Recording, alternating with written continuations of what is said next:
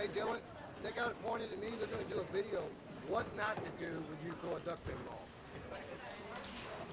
Watch this guy. Don't emulate. Watch your face time they practice. Yeah.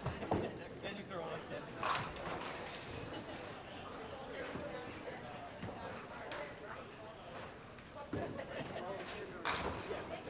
Dylan?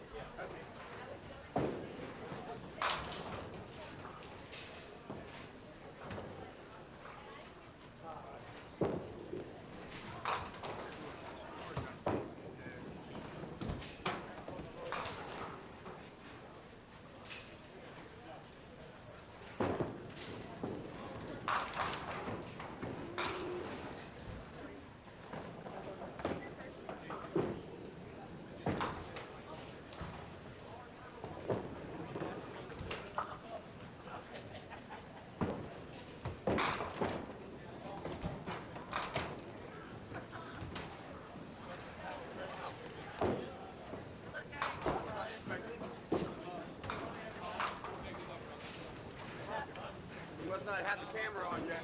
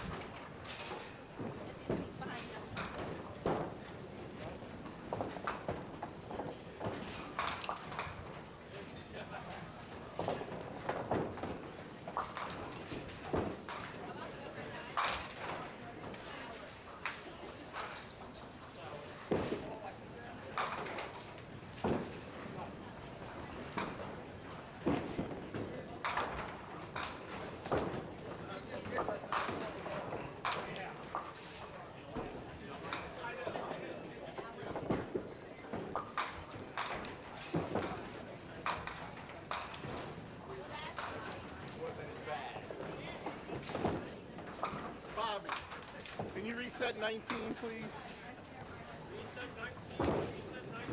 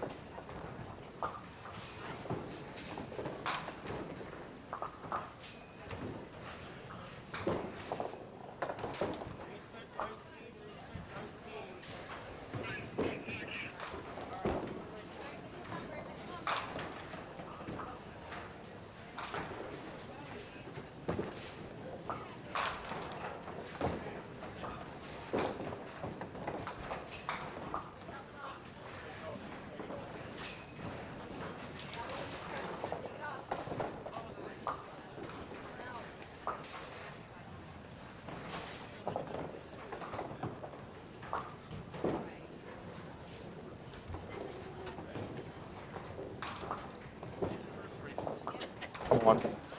There we are. We did a. What? No, it's already on.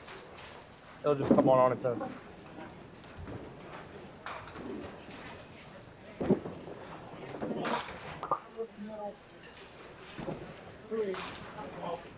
The other thing we got to check here. Mark Hammond got a marker, so we'll actually test it, see if David does have the replay working. Our new picture-in-picture replay. That's beautiful. Because old replay broke. Oh no, and that's what we came up with. Leave it to you to break it. I didn't have anything to do with it. David went to use it one day and it didn't work. It happens. Good old technology. Surprised David hasn't figured it out. He usually will be behind the scenes. Well, it's one of those things that he probably could have had fixed by now. Had Duck Fence Trevor not significantly scaled back operations lately. Understand.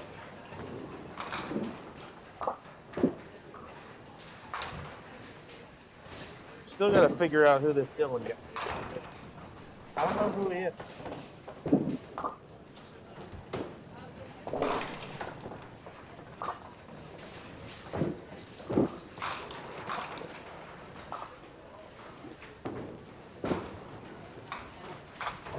Of course, I have the insanely hard challenge today of doing David's job, which involves running the scoreboard and making sure it's correct. Because there's very attentive people at home that will let me know the second I make a mistake. Which, by the way, I thank them for. That's not a diss. I want to look polished. Nothing wrong with that. I look like this is not my first time doing this. I will say, Dr. Trevor has gotten to the point now that I have a No Bad Sunday shirt that is a TV-only No Bad Sunday shirt. I don't wear it to work. I don't wear it to bowl. It is only just fresh. Fresh, nice bright ink, only Sundays. I believe that is a 6 for Keith. He pulled that twice. So did you roll balls at this event? I did not roll balls in this event. I was going to say last year you made I actually did more than that for once. I actually made it to the bracket and had to bowl this guy named David Hughes in the first round. that guy. Tough. That was a beautiful final match. I recall. We'll say right away that David could be a guy to watch today because David's last 2 finishes at Suitland Bowl, first and second. He was throwing pretty good next to me yesterday. He said he only had 1 double. Of course, it was enough to put him over the top for the cut. I mean, you don't got to get a lot of strikes here and a lot of doubles. They definitely help, but you got to make your breaks. That's very true. Got to make your breaks. Got to make your breaks. Got to make your breaks. That's what I was talking to everybody about before bowling today. It was very dry this weekend, and the middle of the lane was Hooking a lot. moving like 10 boards, and then you shoot a corner and it might move 3 boards. So I don't know the last time the lanes were dressed, but with all the traffic normally going down the middle in Duckman is going to dry out first. So that's where the most friction is going to be, and that's where the most track is on the boards. So there's always going to be more friction in the middle. In fact, at this bowling center, you can kind of see it at home. If you're on your phone, zoom in on the back half of the lane, you can see there's almost a slightly lighter color strip going down the middle of the lane, and that's just from more traffic going down the lane finish. So that area of the lane is always going to be a little higher friction. But as the local bowler today, Wayne, what's the scouting report on the keys to success for scoring well at Suitland Bowl? You know, I bowled with Morgan Harvey yesterday, and she was getting the ball out further. She didn't have to contend with the ball grabbing as much. She throws the backup ball as well, but if you throw a backup, you tend to deal with the ball moving, like I said, multiple boards. But if you get it out further, you don't have to deal with that. So she threw the most strikes from the pair yesterday out of all of us. So that's important, but you got Jonathan Green in the field, lays the ball smooth. Bernie in the field that lays the ball smooth.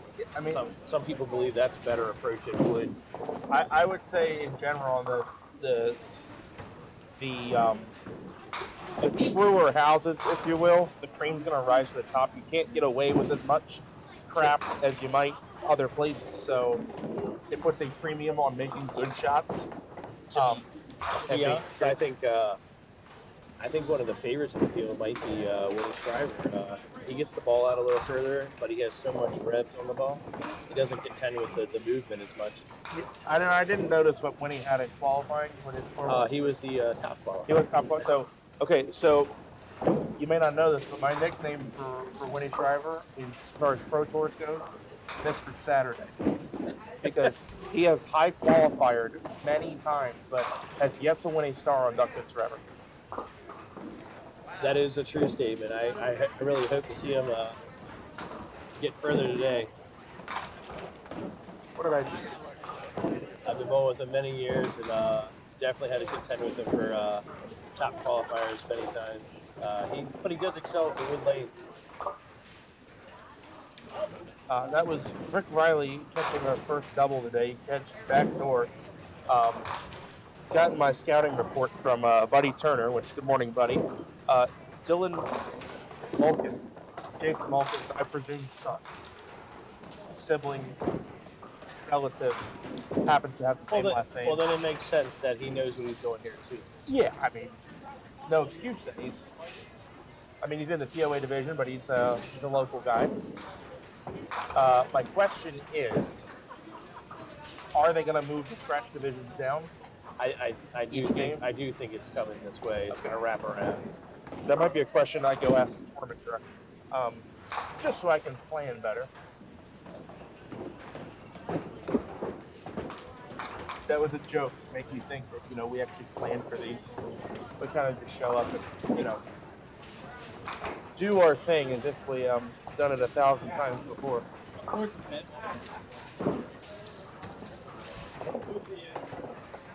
So the local bowler Dylan 8-pin lead and a hit over Frank Schriebman. Bit of a barn burner to start on the third match. Jordan Hodges in the lead, four pins plus that, which is 5. I'll let you know as Jordan rips the middle for 5. If any bowler on lanes 15 and 16, which is the featured pair, if they convert the 2, 3, 4, 6, 7, 10 for a spare, while we are on this pair of lanes, they do receive the Dave Jones signature edition t-shirt, which that famous moment 20 and a half years ago, almost 21 years ago, happened right to the right of our TV lanes, lanes 17 and 18, where the famous Dave Jones shot occurred. That was a fantastic shot. I've seen that video probably 100 times now. My favorite part about discovering the Dave Jones shot and making that a part of modern duck pin culture is that when that video was first posted, I knew there were 2 bowlers in the match.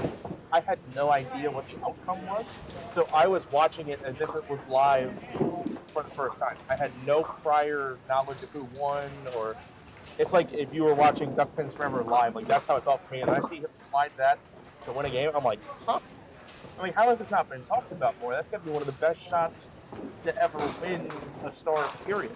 It was an amazing shot. And then, of course, Feb match just happened. And then Klingelhofer, I think, 7, 8, topped 10, it, right? Not televised, but he converted the 7, 8, 10 and counted it to win by 1. Yeah, that was amazing to watch. And I mean, if you're on the other team, it's like, okay, Mark, you like, whatever. What are you gonna say? You weren't supposed to win that game. You see you can see that at home, but I can see it from my perspective. That ball was really running on brick. If you lay it down in the middle. Why you got Crocs on? Also, you wanna tell me who this Dylan Malkin guy is? Yeah, I did actually. Yeah. Did you assist in the birth? No. No. Okay. Okay. That's my cousin. That's your cousin. Yeah. Got it. Okay. All right. We got the details now. Yeah. I did have this this random saleswoman show up recently at Mount Airy Lanes. I think her name is Cindy. Yeah. Yeah, and her business card, I believe, says "Boss Lady." I'm sure you made those for her. Yeah, she came in and did her song and dance and sales pitch and all that. She's like, "Can you leave this for the real staff?" And I said, "Yeah, someone that'll actually give me money." Right with a hammer there. And I said, "Hey, are you related to Jason?" He said, "Yeah." I was like, "Oh, I know Jason."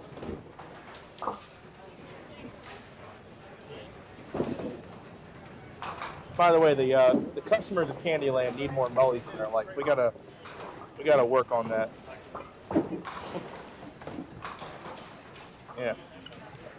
Not a sponsor, but a sponsor. Brought to you by Brought to you by Wayne's left hand. We encourage you always to duck pins forever and drink responsibly. That's correct. Make sure you have one hand on the wheel and one hand on your phone. You're watching Duck Pins Forever. Keith with the hammer to money box. Just as I said, that match wasn't going very well. They wake it up for us. Jordan slides by a single pin there.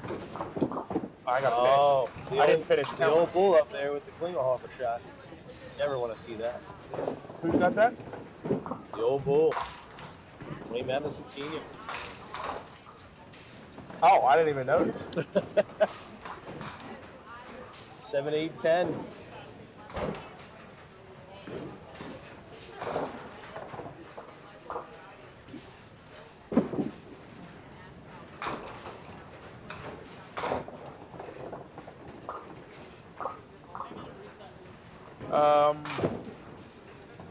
It's definitely Keith Watson. That's definitely Keith Watson. I only know that because I read the back Oh, door. back it up, baby. I think that's our second back door of the show already.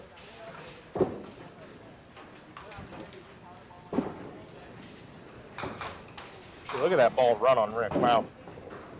So I think his secret, and it might be an adjustment he doesn't like to make, is that he needs to start farther right so the ball hits more oil in the front. I mean, watching from where I'm sitting at home, folks, I'm pretty much directly behind the middle of lane 16. That ball is running about 8 boards or so, which, 10-pin bowlers here, 8 boards a total hook, and they laugh. That's like nothing. But to us, that is a lot. Yeah, most of you 10-pin bowlers live on the edge out there and bring it in. And they can, when they can get, induction, we can get good hitting power if you're covering that many boards. But if you're not used to that and you're not ready for that, it can be a tough thing to deal with. You can't really flatten it out, but you have to play the lanes. And sometimes people in duck pen, I think, throw the ball straight. We get comments about that online a lot. They've tried to take one of the variables out. That the straighter the ball is, the less the lane is a variable. No, you're absolutely right. We're just not used to seeing it. And if you bowl in synthetic, you don't see it. And then you get the wood, and you're like, whoa. I will say, though, this is probably, even still from when it was resurfaced a couple years ago, this is probably still the best wooden surface, just the surface itself, that we bowl on. Yeah, I think the comparison this morning was it's very comparable to Lucky Strike, yes. It's dry, but it you just gotta play it. Hello. We're gonna replay that one. That is a 4-pin pluck. You can see it behind Keith's Almost head. the back row. Plucks the 4-pin and takes the 8, 9, 10 out with it. All right, what a frame we got here. Look at this. You don't see this shot Keith every Watson. day. Yeah, but this goes. This is 3, 5, 7, 10. I think the trick to shooting the 3, 5, 7, 10 is The baby split. is pretending like the 7 flip. Yeah, you shoot it. You shoot it. Oh well, we're gonna have a rain delay. Oh. But you shoot this shot like the 7 pin's not even there. Instead of trying to do some tricks to make the 7 go, I feel like you just shoot it normally. Oh, and he backs it up into it. We'll watch that one Not again. the traditional way. Oh, Morgan over there using every sideboard possible to make that.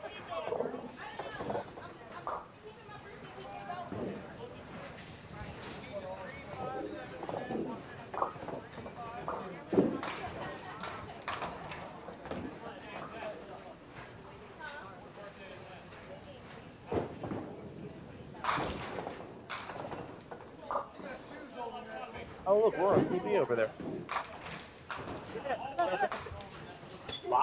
Live on live. That's when when you're waiting on a respot. That's when you run in front of the camera, wave high, and you're like looking over. Look, I made it on Sunday. All right, let me keep caught up on chat. Rich Hipkins, good morning. Tim Beers checking in from. Oh, look out! Look out! Almost. Tim Beers checking in from Howard County. Good morning, Tim. All right. Well, after all that, Keith will go 9 on 9 out. Got a 10-pin lead over Jordan. Back up top here, it's Rick Riley, Matt Kist, and Rick has a 20-pin lead on Matt, but he is down a hit. Matt going for the double leads, 1-2-7. I will say, in my 2 cents, 15 and 16 is one of the hotter pairs in here. I agree. In general, I think my opinion, the middle of the house, the middle chunk. Yeah, the 8 lanes in the middle. Yeah. You can get there on qualifying day. You better bring it. Those are the best lanes. And normally some people will say, "Oh, upper end at whatever house or lower end at another house." Let me tell you about the guy sitting next to me in the booth today. Wayne Matheson is a middle of the house kind of guy. Wayne Matheson loves right in front of the snack bar at Southwest.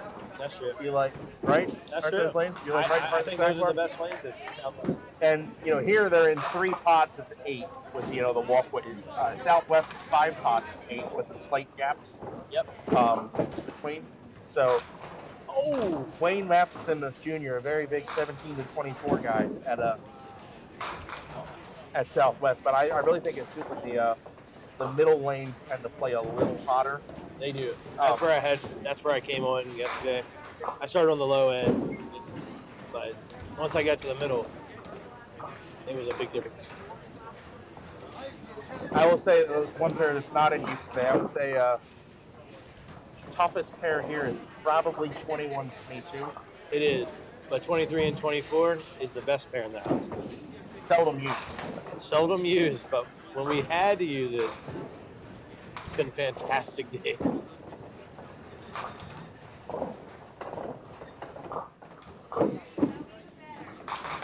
I think that's a rare thing to hear at a house.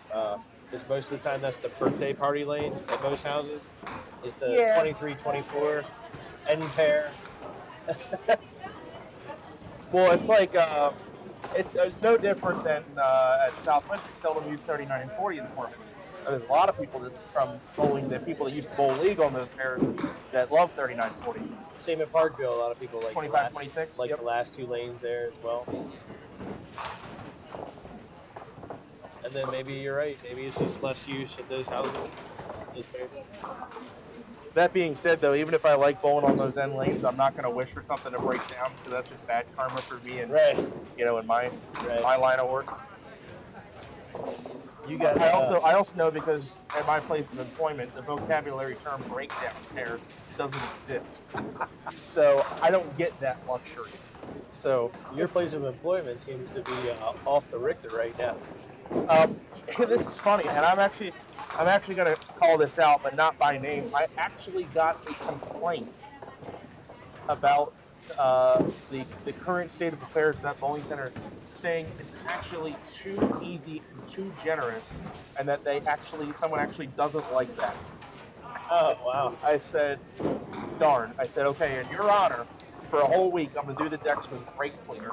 And I'll ask my league bowlers what they think, and I'll get back to you. Yeah. You can't help it if someone's keeping up with it, right? I mean, the house is falling great. But the thing is, here's the, I say that, right? Like, and I promise I'm not trying to sound biased on this, but if you just go straight apples to apples, scoring pace at Suitland Bowl, scoring pace at Mount Airy Lanes. Yes, Mount Airy Lanes does score higher. But people that bowled in Mount Airy Lanes in July aren't competing against the people bowling at Suitland Bowl in March. That's very true. Everyone is on the same conditions, so it is up to the bowlers. If you don't bowl well there, if you don't bowl well in Mount Airy, it's all on you. Well, no, but it's all relative. Like, you come here and you shoot 138 in July's Pop Whitten. That wasn't a great score. 138 a game here was like the cut. Right. No, that's very true.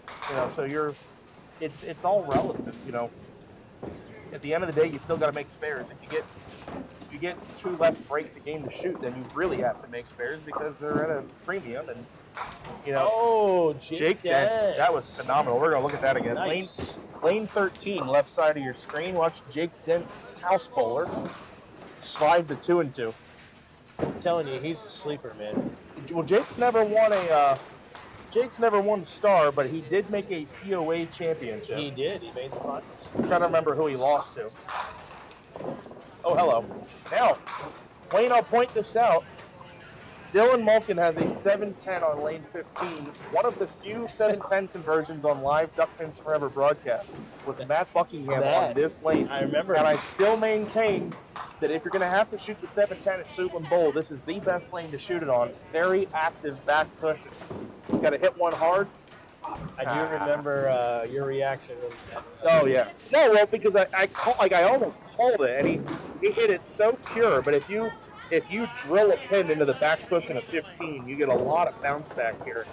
It's one of the cushions they rebuilt, and it's got a lot of pop to it. Unfortunately, we're not going to find out. He made it easy for you. Yeah, he slides by twice, which you could do on any lane. Oh, we got 1-5 rip for Brandon there. Almost converts.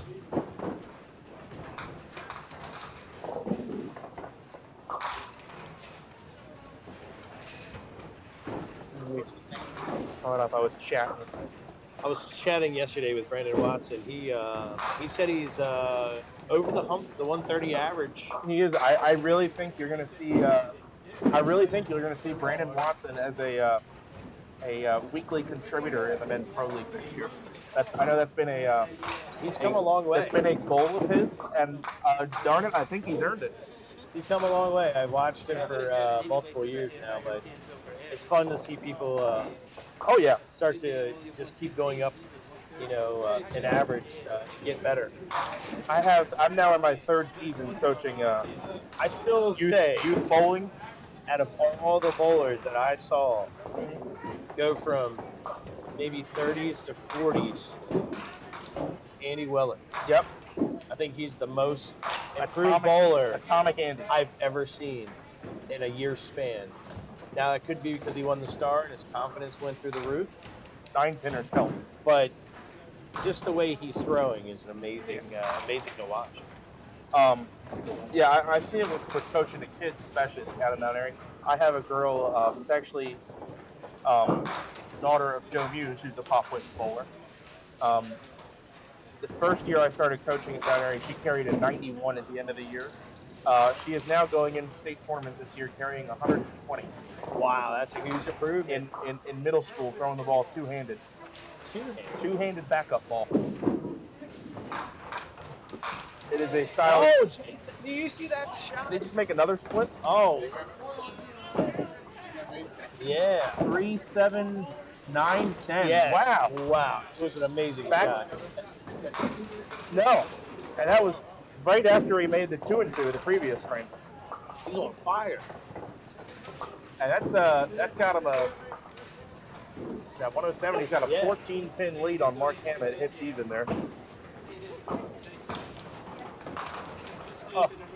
Bowlers in the leadoff match trading 9 boxes. That'll be a 10th frame finish to watch. Right, we're getting a little close here at the end. Oh, Brant with a hammer. Pocket 9-10 for Frank. I still maintain this is a good lane to shoot the 9-10 on. Drill that 9-10 straight back. Get it to pop out. Dylan through the middle. Wayne Evans, senior, is feeling the wrath of Morgan. I told you yesterday she was getting it down the lane, and here she is again, double.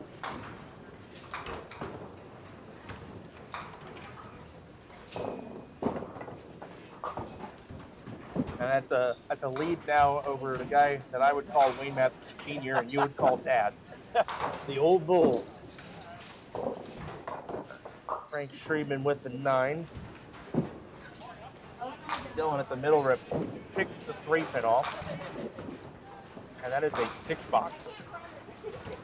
And that hurts because that makes it loses 3 pins in wood. It's now a 9-pin match. So that's a full mark separation. Jordan needs to fill the box here. He's got a tough shot. Yeah, 13-pin deficit. 13-pin deficit and a hit. You kind of have to fill the box here. He's been putting a good ball. He was putting a good ball yesterday too. Keith could drop it in there again and pretty much end this game. Oh, and he pushes through. He's got 7 though.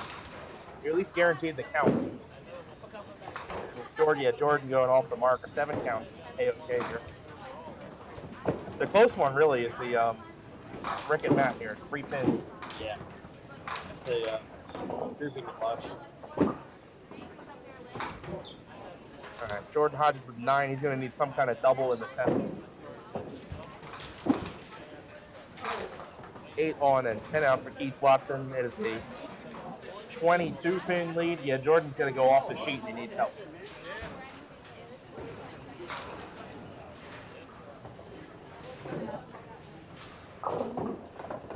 Let's see what Jake's got in store for us here. Oh, More conventional. yeah, he leaves himself an easy shot this time.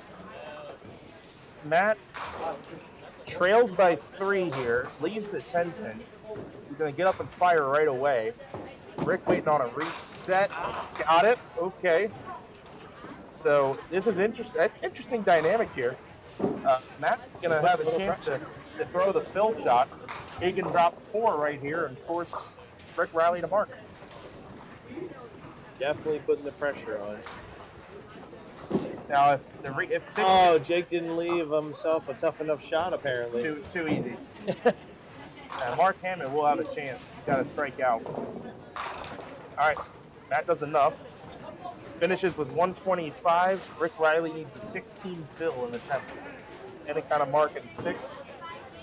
If they tie, Pop Whitten procedure is that it's not a half a win. It is a 2-frame roll-off at the end of this game once everyone on the pair is done. It And is. that's if there is a tie. Yeah, that's nerve-wracking. There are no ties. I had one time I went 3-2 at Parkville. Did not make it out of my division, and I did not lose a game outright. 2 games I lost were both roll-offs. Oh, That was pretty harsh. Is Scratch moving down after this? Okay.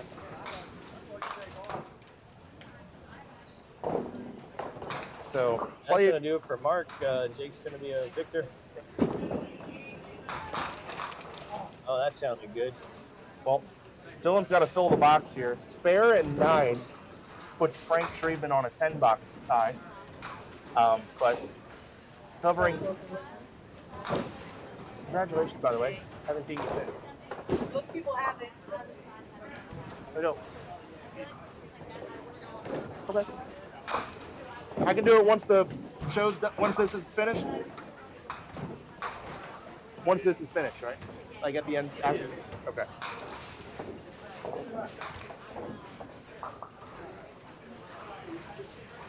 Let's see if Morgan can put the triple here on the end. Get her pinfall up. That's what we call running up the score. That's fine to do on Sunday. All right, Dylan made the spare. Got to fill the frame here. How much? Oh, no. That was what 5. Dylan with spare 5. Morgan with a triple. How about that? I told you, man. She's getting that ball out down the lane. She's not contending with the boards. Rick Riley has to mark here, and he leaves the 1-2-8. I hate this shot And I feel for like multiple reasons. multiple reasons. I think it's worse with the break on his ball and how much the ball is breaking right now. This is going to be a testing shot. And Morgan give us a 4-bagger. The first one of the day. Got to go, Rick. Oh, and it doesn't. 6 on our trip. And Matt Kiss, the mark in the 10th, is going to win game 1. Rick feels, I'll use a Wayne term, scoop it up. Going to scoop 10. Morgan outside. I gotta get clued into that Bowie lingo. Gotta scoop 10. You don't hold your wood and scoop 10. We'll scoop it up. Great game for Morgan, 154. Frank Schriebman just needs a 7 box to win the game after that. Schriebman, have I been butchering it for how long now? Oh my goodness. You guys have been on TV enough. Set him straight. Correct me. I can spell it fine. David can't spell. I just can't say it. Crap. Well, Frank. I got Frank right? I said that. It's not Frank. We're just going to go with Frank from now on. Hey, good news though. Frank S. did leave a 7-count split and missed it on the second ball, which is enough to win the game. Look at this. He's going to win by 1. How about that? Oh, my. Wow. 7 dash to win the game by a stick. You got to do what you got to do. That's a guy that knows what he needs. Way to know what you needed, Frank. There you go, Frank. Way to mush that first ball in there for 7 and get it done. All right, Jordan does not get the first strike to go. So that's it. And actually, Keith marked, so it was already over. Yeah. I think overall it's a good first pins over average match. Some no big scores, but some close games, and we like close games. Keith Watson finishing out with a respectable 123. And unfortunately, it's going to be slow out the blocks for Jordan Hodges in this first one. He will take 10, shoot 96. That is the end of game 1. Wayne, I'm going to take a walk down the scratch lanes to see if I see any big scores. Yeah, go ahead.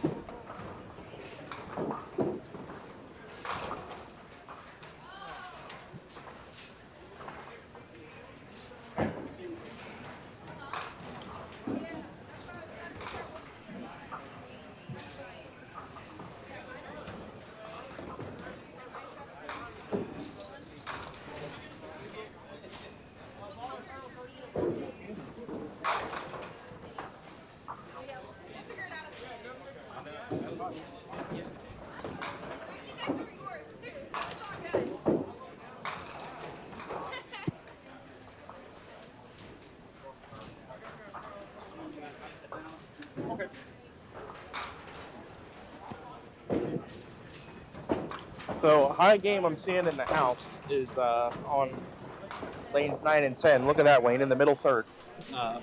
Mike Schaefer with 177 punching out in the 10th. Also had Matt Buckingham with 176 down on 3 and 4. Tell you what, he's a sleeper as well.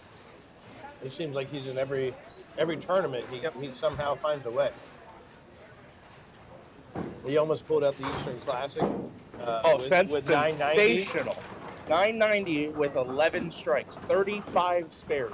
It was he was right next to me. It was crazy to see him come back from 810 to 990. But well, 990 period is just a big block, but 990 on I'm sorry, but on those conditions, 990 with that few strikes is phenomenal.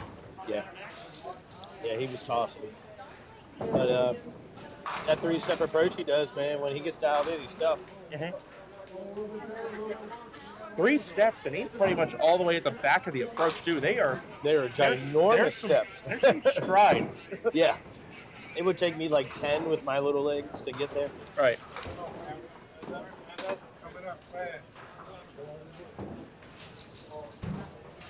right. So the next 2 games, we're just gonna have one pair of lanes on camera. So this round, we're just gonna have 15, 16. Next round, game 3, will be scratch on 13 and 14, and then games 4 and 5 will have 2 scratch pairs. All right, I believe.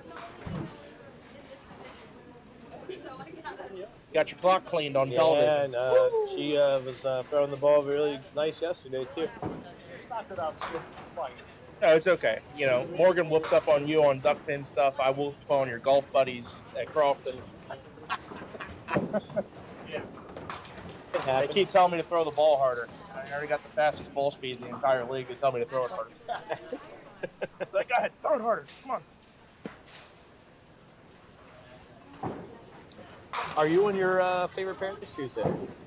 No, but I was recently, and it lived up to the name. Oh. Did you have 800? No. No. I was bowling next to it this week, 23-24. which is fine as long as I'm to the right. 1920, I actually right next door. Can't stand it. Lane 20 hooks uphill. Oh, that's not good. It's got a weird topography spot where it's just the ball hangs. Like it doesn't jump back from where it normally jumps back. But 23-24, I popped 7-12 with 260 the last game. That's a great set. Yeah, it won me some money. Get the big guns out of the way early. That is the one thing in the 10-pin league. You get in there and you throw one big game and you pop a 7 something. In a league that big, brackets are $5 a piece. You get in a lot of brackets. Walk out with some decent money. Oh yeah. I think I put in $36 for the night and walked out like $230. That's a good night. I mean, you could do that on Monday triples too. You just got to shoot 200 or 500, but I'm not that good. And it's funny. I normally never got in the high game for the 10-pin league, and they yell at me all the time, like, "Why don't you get in the high game?" I said, "Because I can throw the crap out of 250, 260, but I don't throw 270s, 280s a lot. Normally, if guy shoots 289 or 299 or whatever that wins the game, it's good for them. So that's why I don't get in, because I would go at night and I'd shoot 740, and my high game would be like 259. And I wouldn't cash in the high game. I was just like, whatever. That's just a bad beat. But then I realized, it's only a couple weeks in the season left. It's only $2 a game to get in, and it's a giant men's league, so it pays out $72 per game. And that's what?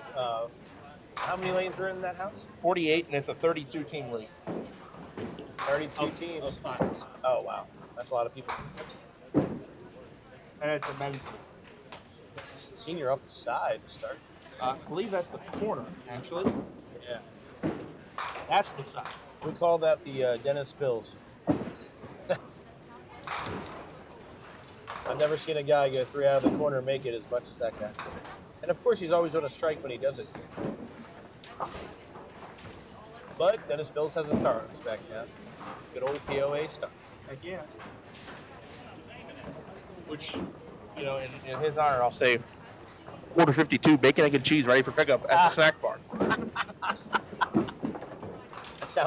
He really got me the one time when he said, "Ding, fries are done." Oh. Why ain't you bowling this thing? Come on. It's amazing That how, or he said like chicken nuggies or something. it's amazing how he, when he first got back, he was drilling it in the ground, and then he went back to his tradition of getting it down the lane. Now he's throwing a great ball. I'll tell you what, Jake. Oh, Jake Jake. Jake started. I'm excited for this match. Jake, Dad, Brandon Watson. Wow. It's gonna be a go. I'm telling you, man, the house bowler here, Jake Ted, is throwing. He's representing. He's doing something. He knows what he's doing out there.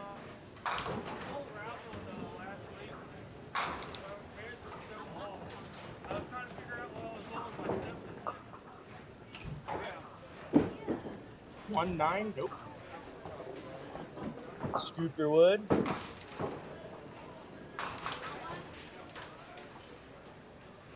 I forgot to change the title on the screen. My bad.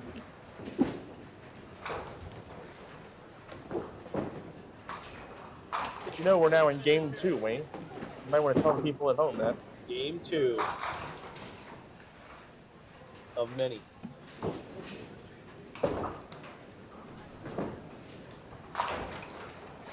Morgan Harvey, Mark Hammett, our third match.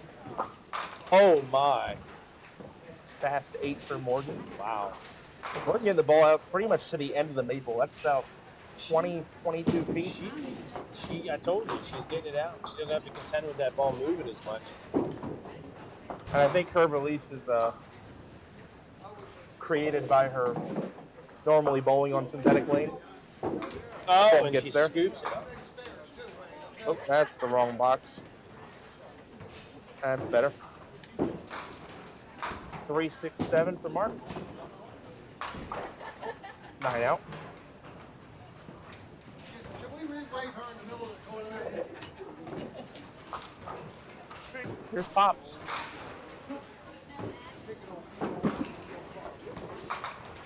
Oh my. That middle one goes out, 3-pin. Leaves the 5-6. Oh, that looked good. Oh, wow. 9-10. It looked good, then he let go of it. Yeah. Looked real good.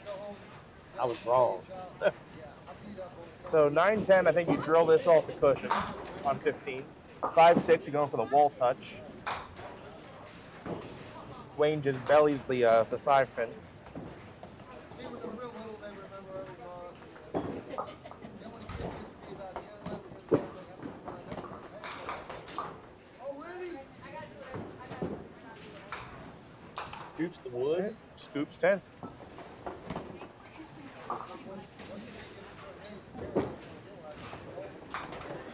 Nate scoops 10. Yeah. Dueling tens. I think this middle max is the one now. Yeah.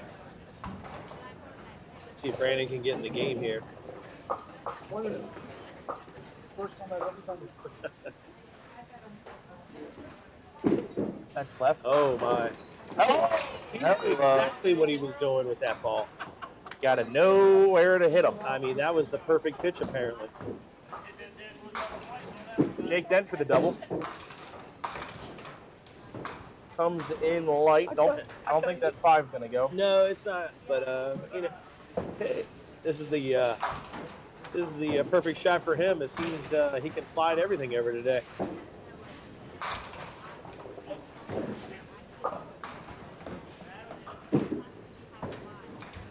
Oh, he does it! Wow. And he does it.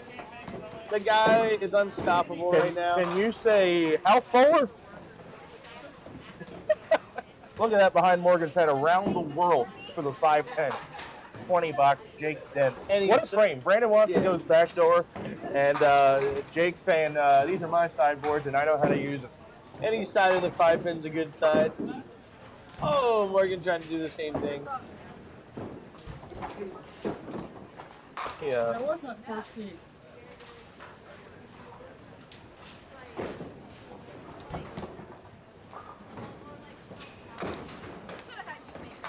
Hey, I got you, Dad. I'm on the phone. I'm gonna tell him how you roll.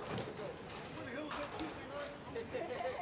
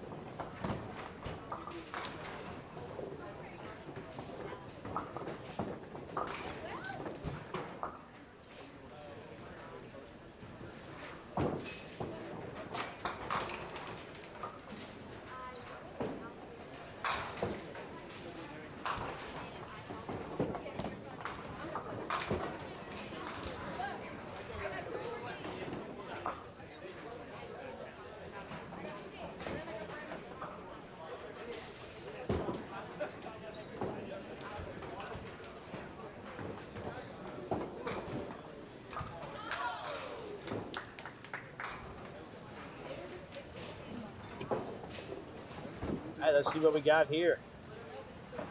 Let me get caught up on the scoreboard real quick. Back up to the top. I got chat. There we go. Morgan Harvey, 10-pin lead over Mark Hammett. Jake Dent, 12 even hits over Brandon Watson. And Wayne Sr. up 5 pins on Nate last name. I don't know. All right, he runs this down. I put him in a good position. 3 off the corner. Couldn't tell if that was 2 or 3. It's the 1-3-6-9 for Wayne Sr. Can make this both sides, but you want to go right-hand side. And that's why.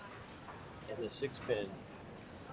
And normally, if you go on the left side, the hard pin there is actually the 9, but he hit it so thin that he put the 3 back into the 9 and missed the 6. Oh, the spare. Scoops to wood. Still in an okay position. Wayne Sr. up 5 down a hit. Here comes the featured match. Brandon double up. No bad Sundays, Walter. Oh, he tries the same attack to the right side. Try the other pocket. Left pocket would seem to hit a little better. All right, spare fill for Jake Dent, who's just making all sorts of stuff today. Oh, why not? Oh, why not? I Really. mean, this is the perfect shot for him. He's probably going to scoop it up. Why not? Like, it would just make sense. He's made, at least of what we've seen, he's made 3 splits. Oh, easy. He's made the 2, 3, 4, 6, the 3, 7, 9, 10, the 5, 10 around the world, and now he's got the 2, 2, 6, 7. Let's see what he can do with this. No way. Oh. If he would have made that, that's 4 split conversions in 13 frames. He almost does it. I mean, again, you got a tough. It takes 7 on, 7 out. Drop some wood there. He actually falls behind on that frame, and he's up now just 8 pins. But that's one of those things. You're going to leave a decent amount of splits here. If you're making splits at that rate, it's going to be very hard for someone to keep up with you. I think I'm okay so far. I'm going to have to be just on 13-14 for game 2. I might PTZ a little bit. Pan, tilt, and zoom. That was funny. I'm trying to sound polished. I'm going like Wayne. Hey, don't do that. Don't do that. I would have fallen with Jake. Yep, game 4, David's going to play ball can't hook. It's in the air. Let's give it the old friendship push out there. We'll see you in the final. Yeah, we'll see you in the final. Stop whining. That's Mr. Suitland to you. 6, 7. Is that a spare for Morgan? No. 10? Yes. I knew it was one of those because all the pins are on.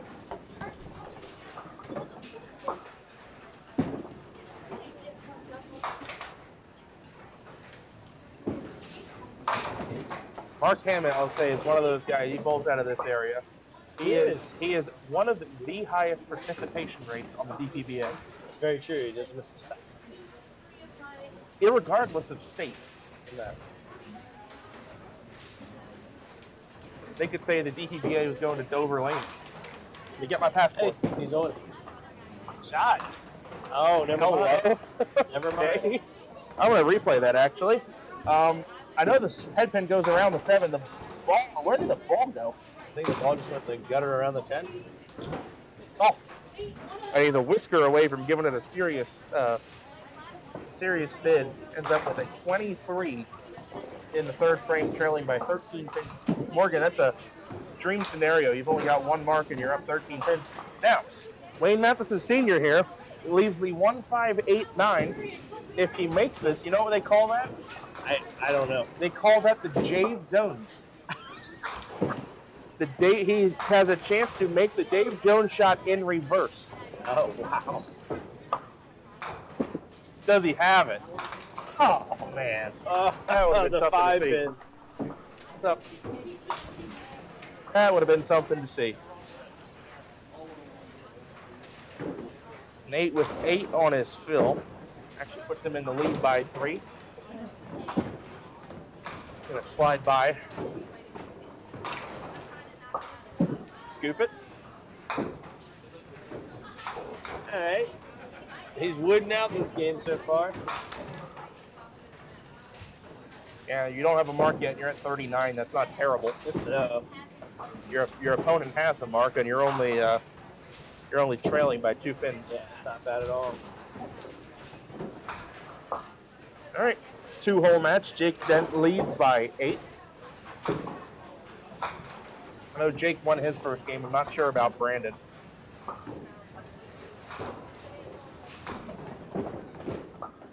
It's a good ball. Solid 5.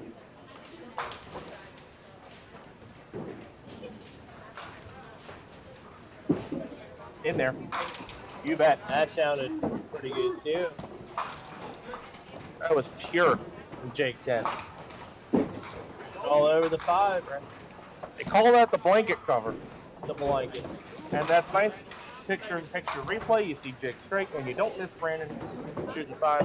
Brandon, did you win the first game? So Jake and Brandon both 1-0. Confirmation.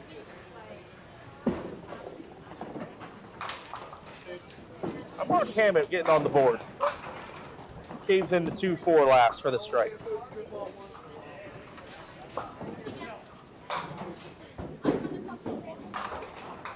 Oh my.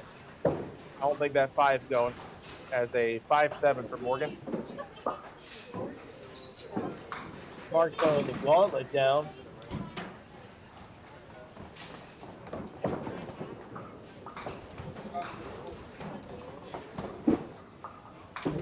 Oh, hello. Morgan almost gets it around the world. She'll go open in the fourth frame. She'll still be in the lead by double digits. 9 box. Up 12 pins down a count. So on paper, the closest game right now is actually the one hole. Wayne Sr. versus Nate. That is correct. Not a lot of fireworks up there yet.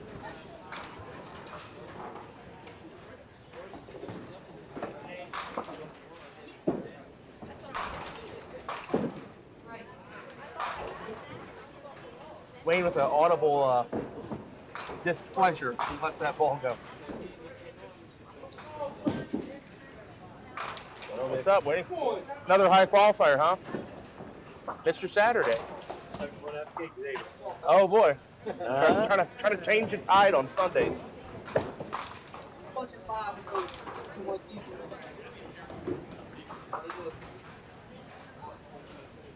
Nobody cares, work harder. All right. Well, hopefully you don't do that today, and hopefully you're sitting where Wayne is in a couple hours. Yeah. 9 for. Right. All right.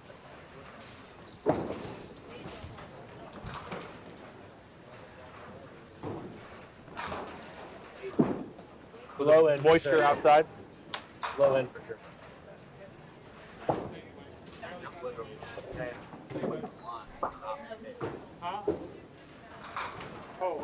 I always say when we have J.R. Everett on Duck Pins Forever that the line opened at plus 35,000 for a J.R. Everett clip foul. And that's that. By the way, the only way that hits is if he sticks and falls on his face.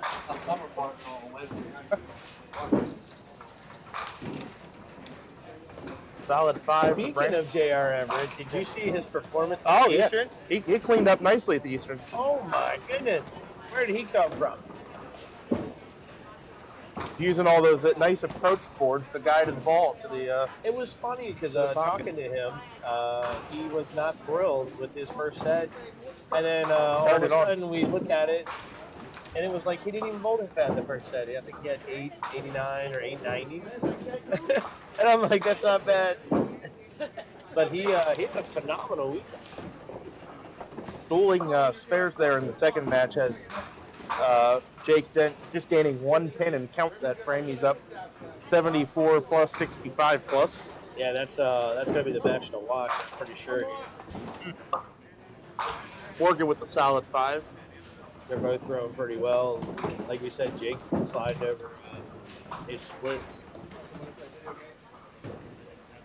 And there she is. She's all over it. Morgan with the spare. By the way, yesterday was Morgan's birthday. It was. Happy birthday, Morgan. Happy birthday.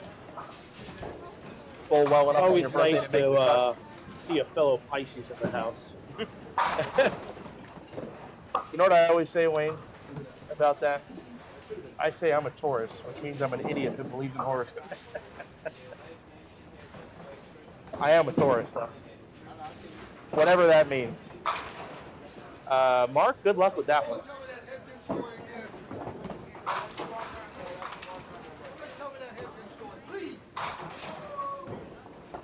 Well, we'll see what he can do with it.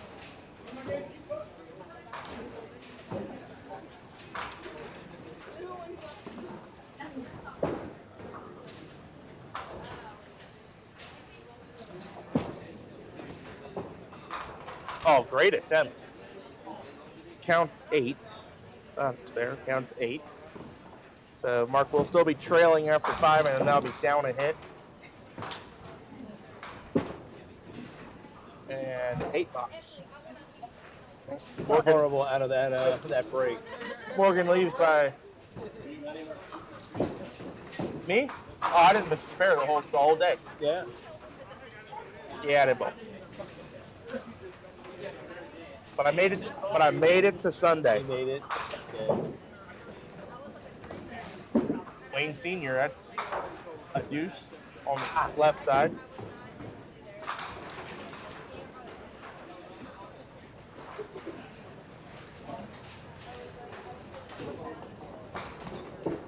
many we got tuning in with us this morning?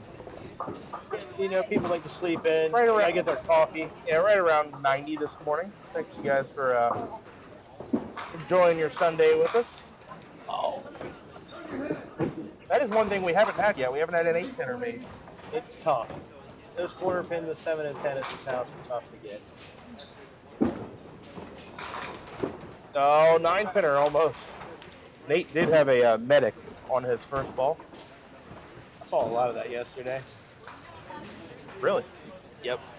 Especially like in the first game. The hook ball A lot of rollers. people weren't used to the wood. And as soon as they let it rip, it was like 6-pin in the face or 4-pin in the face.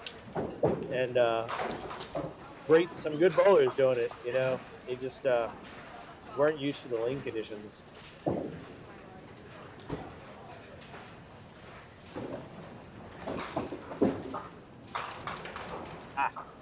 Brandon misses the right just a tad.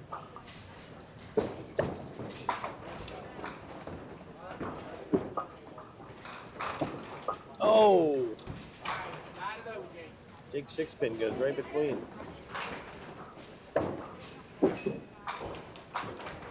Brandon a little thin Let's see if Jake can on that spare. just touch the side here. Brett Gregory checking in from Orlando, Florida. Used to bowl at the Suitland Ah, a long time ago, so he said. Now, when you say a long time ago, was it D's Lanes back then, or was it still Suitland Bowl owned by the Deach family? Which we do have a member of the Deach family in we do. attendance. Jesse came down from the north, along with Mom and Hill. They made the journey together. Yep. Wasn't that something? They came down together for They came down for Dundalk. Yeah. And they both they made it in the final. Yeah, both they of them. both found each other facing off Okay, against each other. They took all of our money and they carpooled home. Yeah, they said thank you guys, appreciate it. Now they're getting greedy. Now they've come back for more.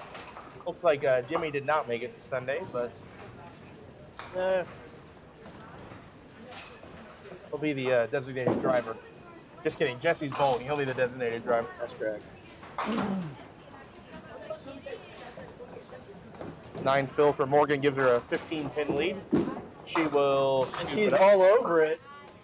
I just don't know why she ain't gonna somebody's ticket. That's all I'm saying. Mark doesn't know what to do right now. Got someone checking in from Orlando, Florida. Or expanding our horizons. Oh, there we go. Between 98 and 01. So that was still Deach family, right? Yeah. Different paint color back then, but as you can tell, not much has changed here at Suitland except a coat of paint and some fresh lighting. Yeah, we had the old Redskin colors in here then. Yeah, fresh baked cookies. You know. They're still around. Yeah. What was the review on them? People were ordering by the dozen yesterday. I know you had them this morning. Okay, what was They're you got to get the cookies when you come to Suitland. Got it. made to order cookies at Suitland Bowl.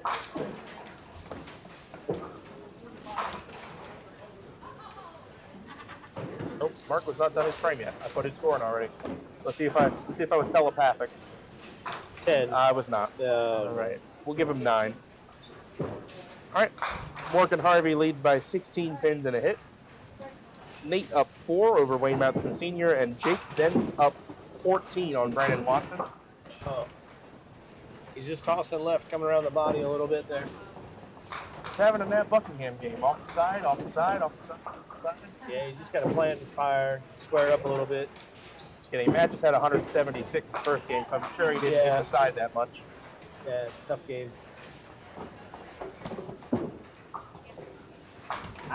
Open frame.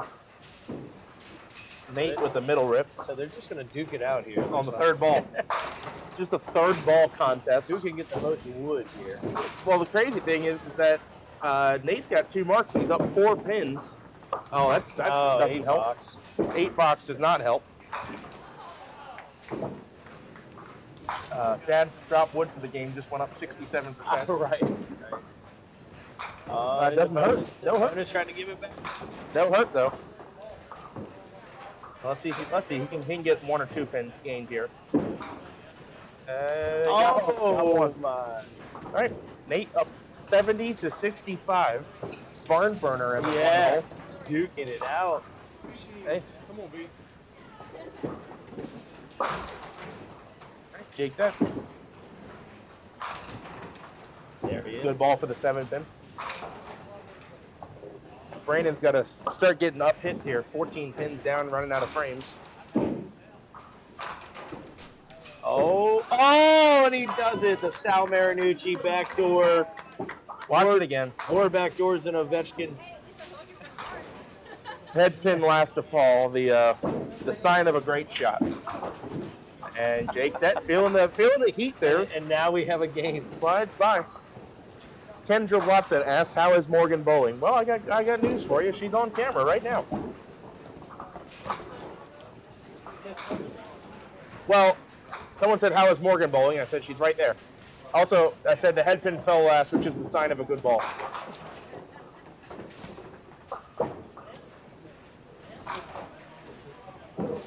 Right. Really? Well, the ball can't hook when it's in the air.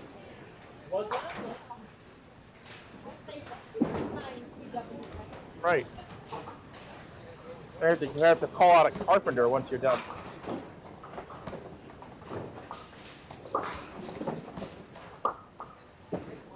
Whoa, Morgan. Oh my! Slid past that one twice, 7-on-7 out. She's still in very good shape. Mark with a 10 box will be down 20 pins. So Mark, to tighten this game up, is going to need to fill the frame here. Oh, and he But you does. will. He does. We'll take another look at it. Nice 1-2 hit.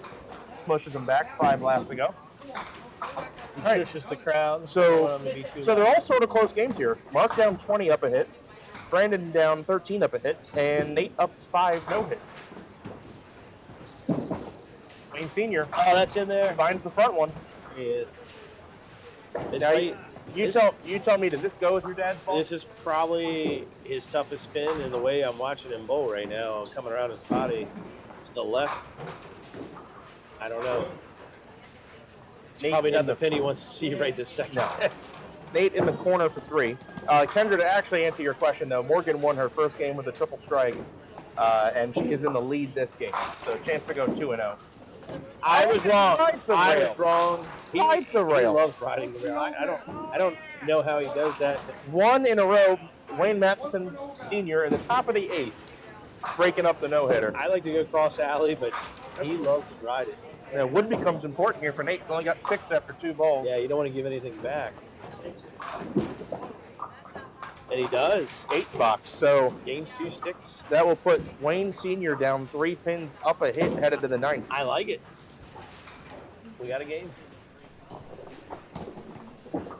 8th frame, Jake Dent got to play a little defense here. Up 13 and down a hit. Oh, no. Good ball. That's light. It didn't quite. It looked like it was going to get in there. It didn't Oh. quite get there. You know what, though? This is Jake Dent, folks. Yeah, this is I've seen him This is- slide everything already. spare extraordinaire So we'll see if he Jake can Dent slide another 5 pin around. of Suitland, Maryland. So you think left side of the 5 here, right? That's how I would. He plays right side. Never mind. I was wrong. And he's left 7-10. Brandon Watson, this could be a big This- double here. Yeah, this would be huge. It's the big ball. He's Oh, and it's 99% backdoor double. takes full advantage. That ball, you can't see it behind Brandon's head, but that was a pure hit. He said, yeah, I'm taking advantage of that. Pure hit, and with that, he is going to take the lead. It's now down, down 2 pins, up 2 counts. That's huge. Big ball in the match there for Let's Go Brandon Watson. Yeah. Oh, Morgan. Solid 5. Beautiful pitch.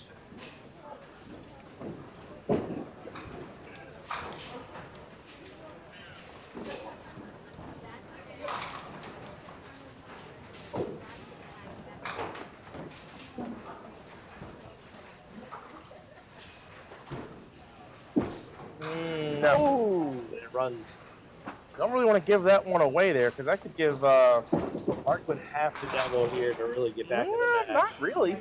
A spare and he's down 10 pins up a hit. I know, but the double would be. Oh, double is big. Yeah, that makes it almost even. Yeah, a spare here would be down 9 pins up a hit. See if he can fill the box here. Maybe a double. Little light. Little light.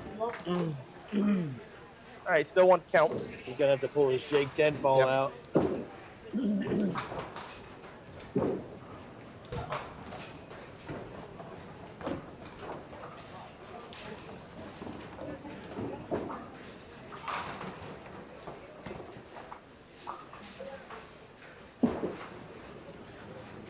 All right, 9 count. Yeah. With a 10 box, can pull it back to a 10-pin match. And he will. He scoops 10. All right, 97-87. 10-pinner. He's got room to get that back. And this is the this could be the momentum swinger. This is a huge ball here for senior. Yep. Anything more than a 3 count, he's in the lead.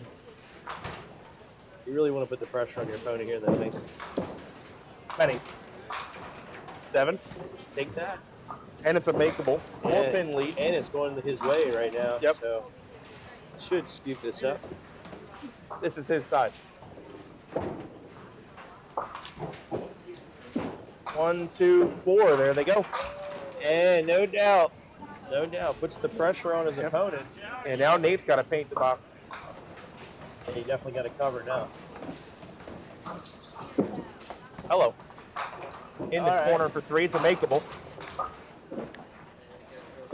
It's little Dennis Bills action. I also call this the youth league shot. See what you can make, right? The NDYA spare. He's got it. And there it is. Dennis knows what he's doing. See, he's got even That's other people doing it. That's also the funny looks if you make it in the pro league shot.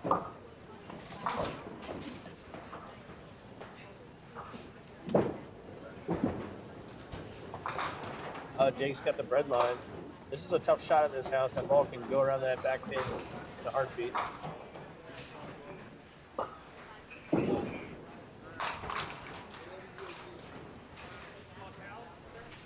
Excuse me, I get a ball return. Not for him. Got it. No. Jake, that's good defensive bowling there. He runs. He's back up against the wall with Brandon at a double fill coming up. He puts a little pressure on him on this first ball, you know, and Brandon I think pulls up a little bit on it and rips a deuce or something. You know, you never know. Sherman number 16 doing him a favor there. I think it's nice that he gets to finish his whole box and then puts a spare up, and Brandon's got something to stare at now. Yeah. He's waiting for the ball to come back. For sure. You don't want your opponent dancing on your brain a little bit with your first ball. Right. I think even if Brandon doesn't mark here, as long as he can get some kind of 7, 8, 9 count. That'd be perfect. That's what you're hoping for. Yep. Anything 7, 8, 9, 10. Because even with an open, if he gets 7, 8, 9 count, he's still going to be up full mark. Yeah. How many? Hey. That's interesting. This is a really tough shot, too. 9 pins, sleeper back there. So right now he's up 8 pins in the 9th frame. It'd be 117 right now in the 9th, or in the 8th. Excuse me, in the 8th. Oh, What an attempt! wow. 9 counts good though. So with 9 a on the strike for sure. with a 10 box here, Brandon will be up 12 pins down a hit. So he's got a 1 mark separation, or a little over a 1 mark It's nice to separation. be over that 10, Yeah. plus 10. Especially going to the last box. Yep. He drops the stick there, so he's up 11. So if Jake Dent were to go strike spare, that would be 149. Brandon would need 19. Game's down to single digits once Jake puts his count in there. Oh, and I'm telling you, Dennis Bills the shot of the day right now. Yeah, let's see if we get 2 in a row. See what you can make. Yeah. We're 1 for 1 in this frame on that shot. See if Morgan can bury it in there. Oh, beautiful pitch. 5 pin. Oh, No. just a wiggle. Not enough juice.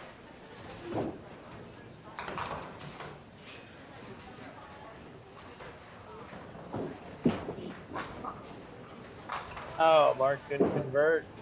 Morgan could really tighten the screws down here. Morgan spares here. It's all but over. Oh, and she leaves the door open. Now Mark's got to hold pins. Gotta hold the sticks now. Got to hold at least 4 here. All 5?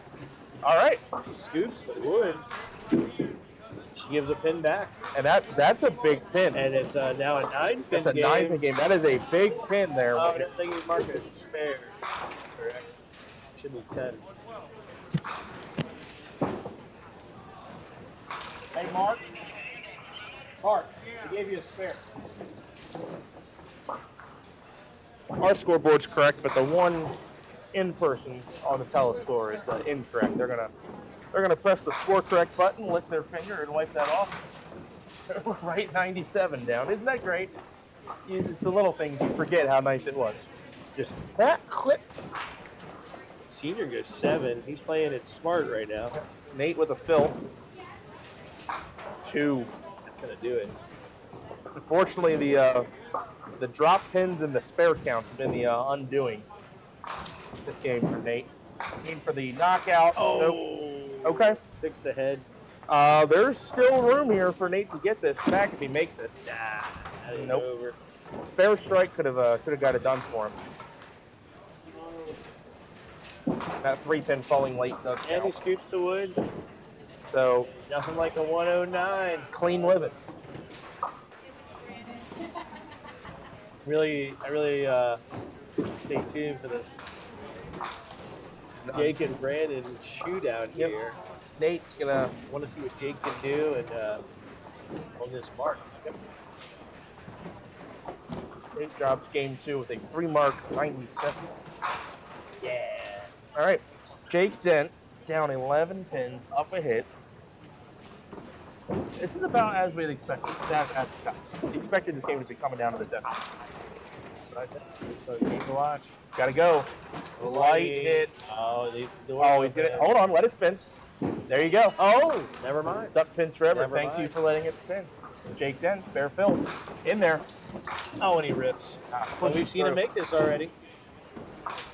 So already, irregardless of what Brandon does here, Jake has to make this. Brandon says yeah. I'm going to take this game from you. So now a 6 fill and Brandon shuts Jake out. Yeah, it's pretty much all over now.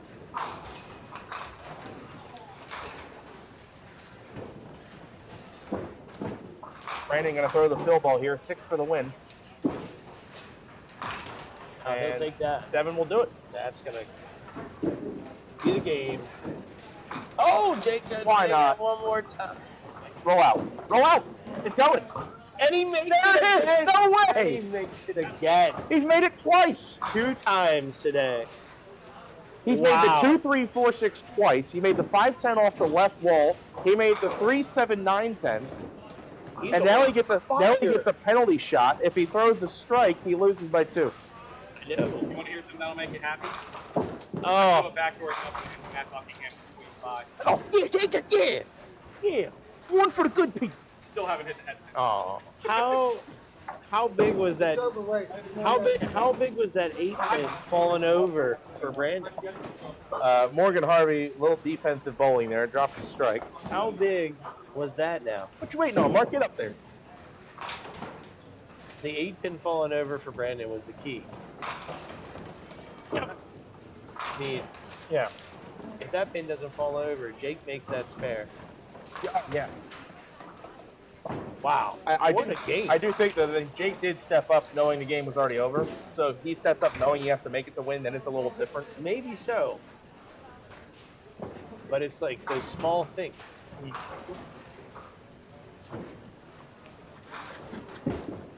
Bumper.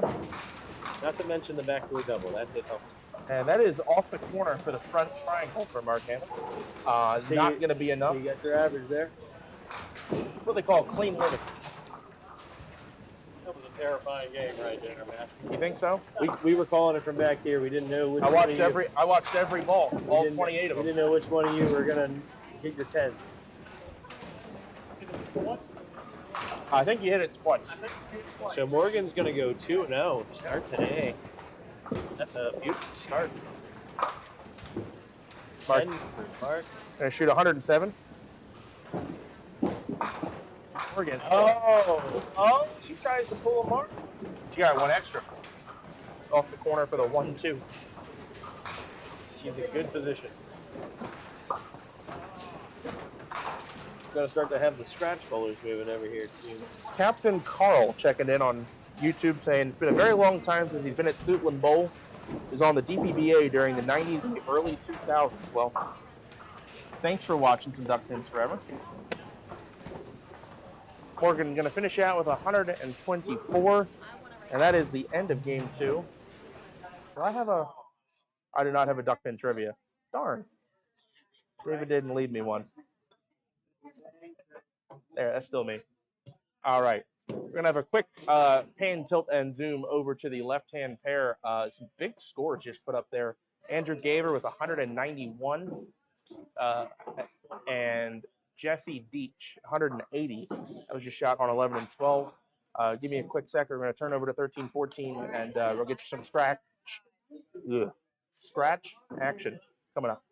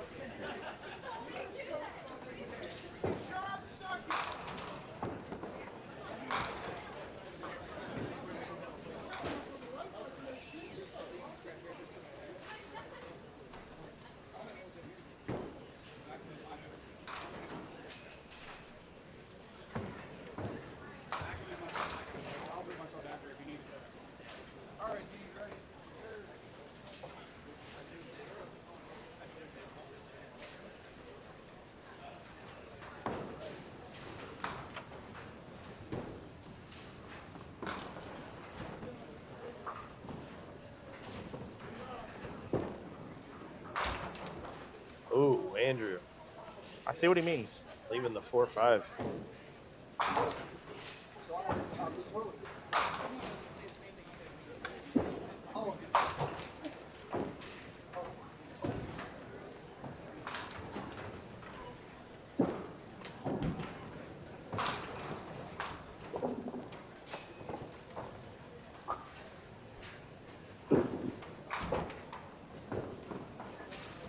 He finished it out with 9 box. Xander up on 14. He was on a great ball yesterday. No problems for Xander.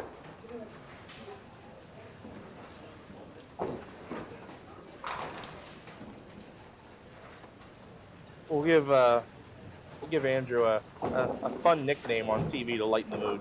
Ah. Oh, brother, he says. Well, if you know anything about Suitland Bowl and the history of Suitland Bowl, this is a familiar last name coming on camera now. Jesse Deach going against Andrew Gaver. And Andrew yesterday, I think he only had the 1 5-bagger thrown in the whole house. Really? 193 game. He just had 191 there. No 200s? No 200. He was throwing a heck of a ball yesterday. Yeah. Hey, the Suitland 5 There makes it an is. appearance. The Suitland 5. The first one of the day, the 2, 4, 6, 7, 9. Hello.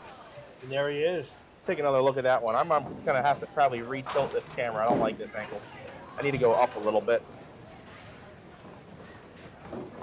Off the wall, 4 laps to go. Spare for Andrew Gaver. He does not have the Suitland 5, and this is a scary third ball. I think you play the right side of the 2-pin here, Wayne. What do you say?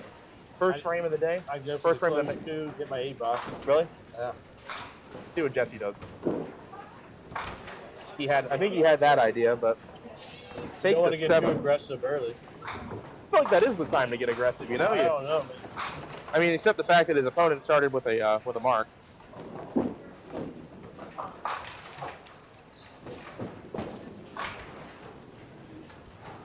Mike Shaver. Leaving the 10-pin open.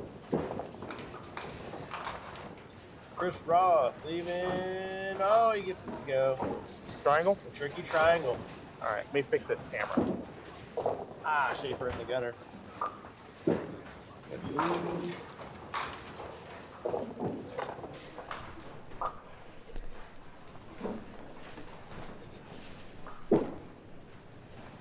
Roth all over the tricky triangle. He was having a fantastic ball yesterday. Does that look better, Wayne? Yeah, that's good.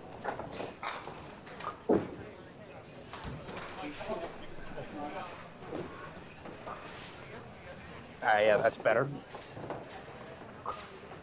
All right, that is Chris Roth, right? Chris Roth with his spares. Schaefer with 10. Yeah. All righty.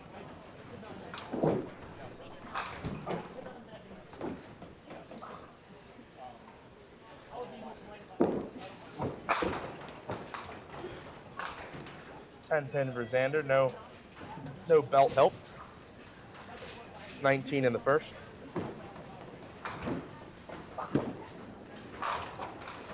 Oh, 8-pin. The 10. And I can never remember if it was 13, 14, or 15 and 16 that at one point held the world record single game. At one point, Dale Long with 269. I tell you what, the middle, it has to be in the middle of the house because they just. I know it was so. It was these two pairs. One pair had the high game, and then one used to have the women's 3-game set world record until it became Teresa 609. 10 there for Andy Bucks.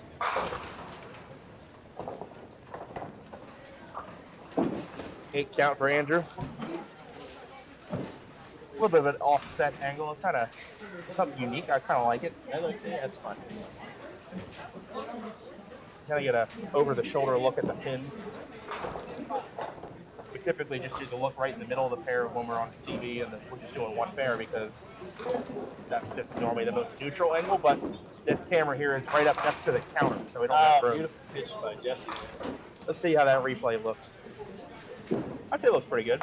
I think the perfect angle of Jesse Deach bowling. There we go. Get the ball, get the pins. 6-pin goes. Andrew picks his 2-pin.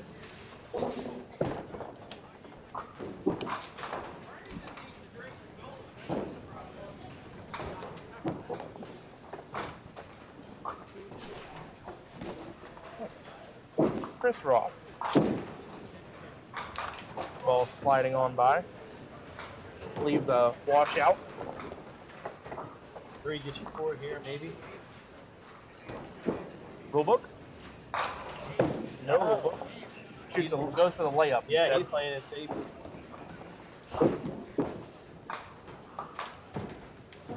Well, Oh, 3 in my. fact does not hit you 4. Yeah. Although Chris was a little too full on the headpin to consider making that shot. And Michael converts. We have a game now in the box.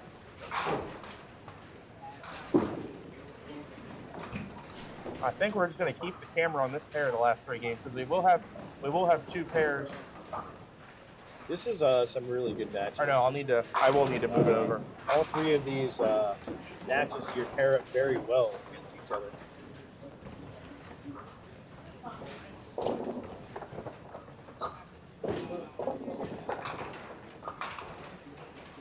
So we are now on to scratch bowling for the rest of the day. Andrew, Oh. wow. Solid 7. Yes, it doesn't get On a more solid. crush.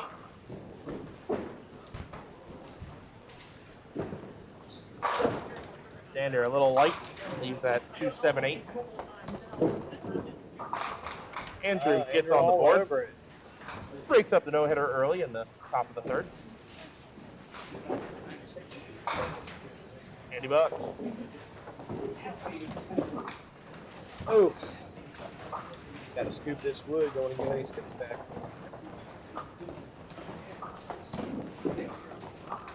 Oh, he gets 3 ooh. back. 7 on, 7 out. You only gain 4 pins over your boxes. Plenty of boxes up there. I really think all 3 of these matches are going to be barn burners. The good kind. The Not a good, 3rd ball contest. the good kind. Correct. 3rd ball matters. I mean, like, you know, Xander gets a 7 there, and Jesse had a 7 in the 1st range. Those are things you kind of remember later when it's a single-digit game in the 10th. Jesse before the double 6-pin. Yeah. Great pitch. Ken Thomas, what's up, guys? Wouldn't be me if I didn't ask about lane 18. Yeah, I'm going to find out later, actually, so I was told. I'll keep you posted. That is, unfortunately, normally the Dave Jones Championship pair, but will not be in rotation today. The 1955 Sherman Fence Center deciding it's ready for a break. It happens. It happens. Jesse, no. Oh, this is. See, If Andrew can take advantage. Jesse audibly dejected because those are supposed to be guarantees for Jesse Deach to make a 6-pin, and he wasn't even close by his standard. I'm telling you, singles are no gimme in this. Nope. I don't know what it is, but it's fair shooting is no easy contest here. Scoop set.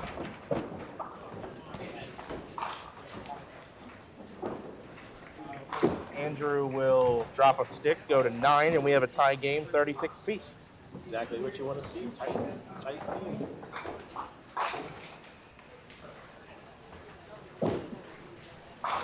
Mark Dumas checking in on Facebook. Let's go, Jesse Deach. Bring the money up north. You guys have your own tournament series now. Keep your own money. I'm really happy to see that. That's really cool. You know, we sent Bernie up there to do some damage, and they lost to Jared Rizzano. Yeah, the hell. Yeah.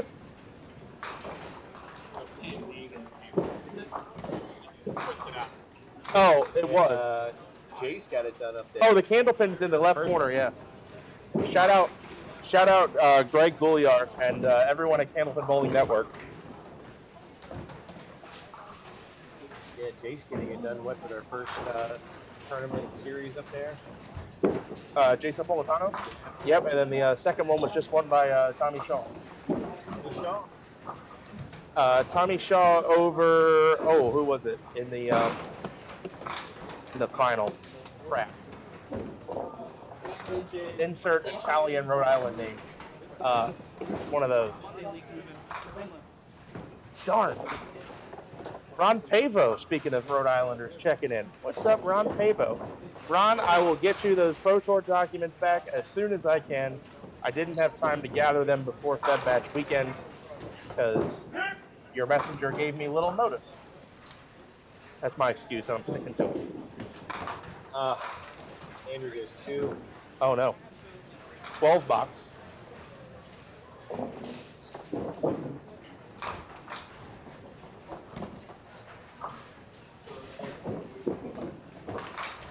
It's Andrew up the middle. We got two. Look at that. We got 2 ties at 36. I'm telling you, these 3 matches are gonna be something. You want to tune in for these? I mean, these aren't score fests yet. They're gonna duke it out. Oh, come on, another 2 and 2. Almost. I mean, we've seen 2 of them made on the TV lanes already. Your name ain't Jake Dent. You ain't making it. Yep. Thank you. I knew it was some silly Rhode Island name. Ron Palapita.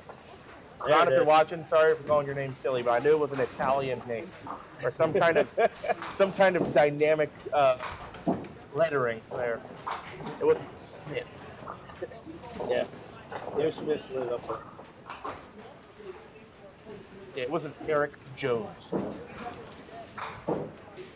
Although Eric Jones is a prominent Candlepin bowling figure in the Massachusetts area. Jesse, I hope you didn't like that ball. God, that was in there pretty good. 5-7. So, I mean, Wayne, you tell me, what's the adjustment to that hit? Like, what? You don't adjust. You just put it back in there. You think so? That's one you just chalk up. You don't try to make an adjustment off that hit? No. Maybe switch to the 1-3? Yeah. All right, I guess it is, yeah. All right, 1-2 No. pocket. No handouts this frame. It just happens. And I will say, like, when I say the scoring pace is relative and it's a little lower, duckpin bowling will always be duckpin bowling, but sometimes stuff like that's going to happen. Shot. Oh, it pushed it a little wide, and that ball's probably the ball that makes the 6-pin the frame before. Oh, Andrew pushing it wide to the 5, but Andrew was supposed to be shooting the left side there.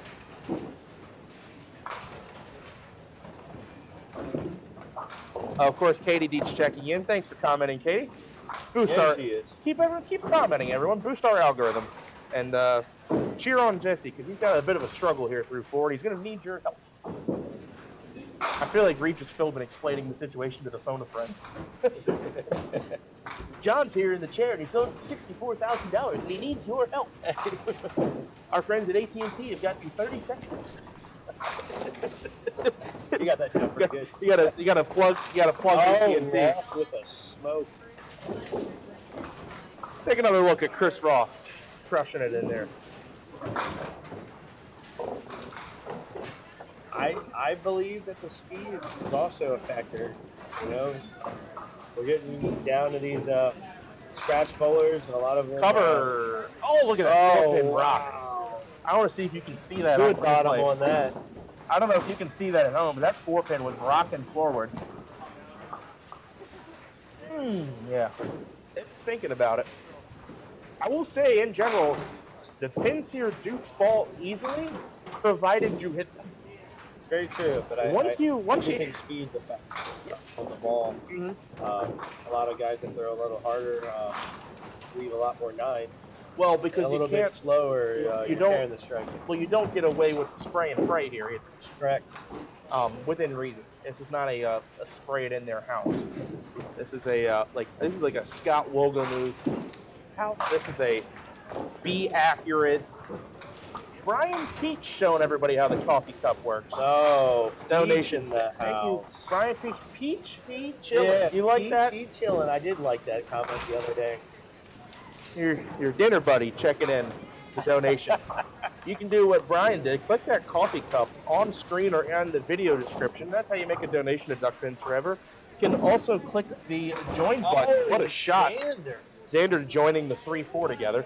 Wow. You can click the join button and become a Duck Pins Forever member. That starts at $5 a month, but you really don't want the $5 one. You want the $10 one. Become a pro member, and that gives you access to the Duck Pins Forever archives. You'll see never before seen or haven't been seen in 30 years or more. footage from the glory days of duck pin bowling Oh, up the middle. at original Studio Master tape quality. I tell you what, man, some of the stuff you guys have on there is amazing to see. And Coming down the pipeline, yes, we have footage. Finally, the one thing duck pin bowling has done wrong over the years is there's not enough footage on the internet of Jeff Piles. The next video coming up the pipeline that David's working on right now is Jeff Piles versus Todd Turcotte. Jesse Deach with the strike while we're away. crusher. Does that replay? Does that work? No, it replays me. It replays you. I didn't know if that worked or not. It's really cool to see some of the videos you guys are coming up with. I've bowled with these guys so many years. And, it's fun to see some of the older guys I joined when I was young in their young days. So it's really cool to see. So David was looking over the tape and he's sending me pictures like all excited, like, oh, we got Piles. First frame, Jeff Piles, backdoor strike. Hey, if they all fall down. We also, a little leak for those that are watching. Oh my! Off the hammer, just leaves the floor. We'll Oh, is he gonna get the big roll? Oh, almost. We have. I'll leak this to the people that are listening now as Mike strikes. Mike with that hammer. We have a bowler in one of these archive videos that makes the Dave Jones for a spare, and David just jokingly floated the question out, like, is that eligible For a t-shirt? for a T-shirt? I think so. Because the bowler that made it still bowls and is living. Like, you know, I think so. I think that's a pretty cool thing. where the rules committee is going to have to meet on that one. Todd Turcotte, we will let you know your fate shortly. Oh, I was gonna say I saw the video recently of Todd. Yeah, It was Todd. fun watching Todd, him. I think, had the first ever ball in hand for a TV 200. It was fun watching him that young. Yeah. And I know Ty Turcotte just had his 21st the other day. Happy birthday, Ty. You see a lot. They look Ty bowled they look really well at the Eastern. as very well. very similar. He get a- had a great showing. He had an 880 block, I want to say. Yeah, he was throwing a nice ball all week.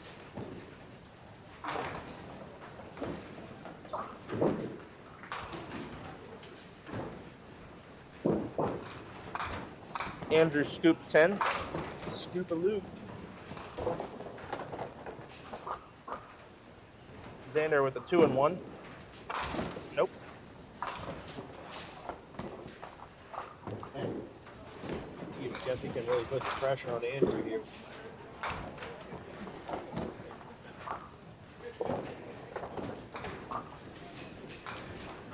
It's tradition now. All right, Jesse Deach working on a strike. This is actually, he's lucky. He's got a tie game through 5. And he's got the chance to go vintage Deach here and put the hammer You down. know what he's thinking. I feel like this ball is going to be in some part of the pocket. And I was right. Behind Jesse's head, he leaves Big a 5 on a big light roll. light Get out of the mix. way. Oh, just short.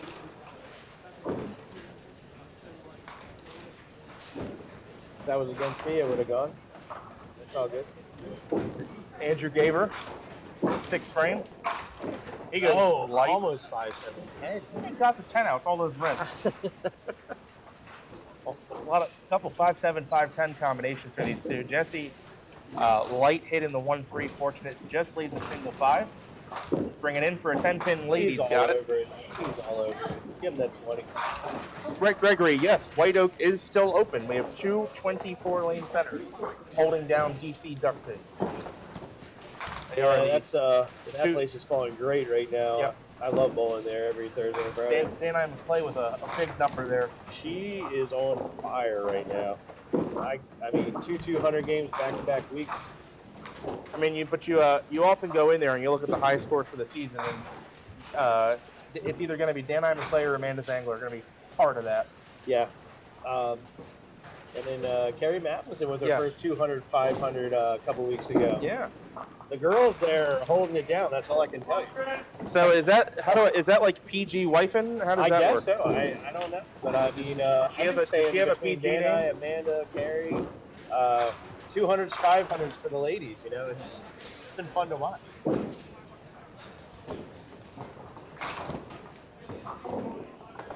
believe we've had one. Yeah, no, two. We've had two women's 200s here at the Mount. We had Cindy McMillan's an All-Mark 205 in the majors. There's no doubt. She's so sneaky. At 12 miles an hour at a time, she will bury you. Yes. We found out the hard way. Me and Colt were in a division against her, and she 5-0 against everybody. Oh yeah, she'll and just cool customer. Doesn't really get emotional. Nope. No crazy ball speed, but she'll just put the ball right in there and she'll make breaks and She just knows what she's doing. she'll just plug away 7, 8, 9, make it. But that one, and then the crazy one was January 2nd to start the year. For those of you that didn't see my freaking out Facebook post, Marlene Barber. You ever heard of Marlene Barber? Not until your post. Marlene Barber has bowled at Mount Airy Lanes for decades. She worked there in the 80s, okay? She has a 94 average. She started her night 1 pin over average through 2 games. She then threw a 5-bagger to start game 3, opened in the 6th, and then threw a double en route to a 202 on a 94 average. That was I've never seen such a thing. That was awesome. 108 pins over average, and the best part was she was in the middle of the house, so everyone was watching at the end. One of the louder applauses I've ever heard for a 200 game, and one of the coolest 200 games I think I've ever seen. It's fun to watch. It's fun to watch that stuff because it just goes to show that anybody can. Anyone at any point. Anyone at any game, and that was a very normal night for her through 2 games. She had like a 100-something and an 80-something, and then all of a sudden, out of nowhere, she put that ball on the front one, and you carry better. It's something you don't forget. Captain Carl, new Duckpins Forever bowling member, the Bowling Enjoyer. Thank you, Captain Carl, for your Duckpins Forever membership. There you go. Glad I plugged it. Good sales pitch. Oh my, Jessica leaves a break you never see. You never see. Jesse does something physically impossible. Not really. This actually goes. 3, 5, 6, 10. You just shoot it like it's 3 pins. It'll go. Oh my. Oh. Andrew said this is where you need. Andrew's had enough of the 5-7, 5-10. This is where you needed to put it. Yeah, he's like, this is how you break a single. 3, 5, 6, 7 for Jesse Deach. Would be cool to see it. Oh, just a little thin. 7 pin just does not cooperate there. The tough pin on that is the 7, but it's hitting that in a way that gets all 3 of the triangle to go, but also sends the pin into the 7. That geometry's tough. Andrew takes full advantage of the head pin. He shoots a layup there. And here we go. This is the last 3. Jesse with wood here will be up 17 down ahead. It's a good position to be in. Got it. You just gotta hope your opponent after the back door doesn't throw a 20 on it. By the way, folks at home, I forgot to do an audio check on the first game. Make sure we sound okay. If we sound crappy, let me know, and then I'll yell at David for being terrible at his job. That sounds fair. Suitland Bowl checking in on the broadcast today. Hey, Suitland Bowl. Shout out Suitland Bowl. How about that? Commenting from behind the machines. Or is it Megan commenting from behind the snack bar?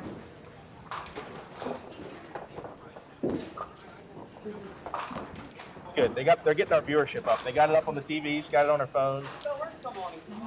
Yeah.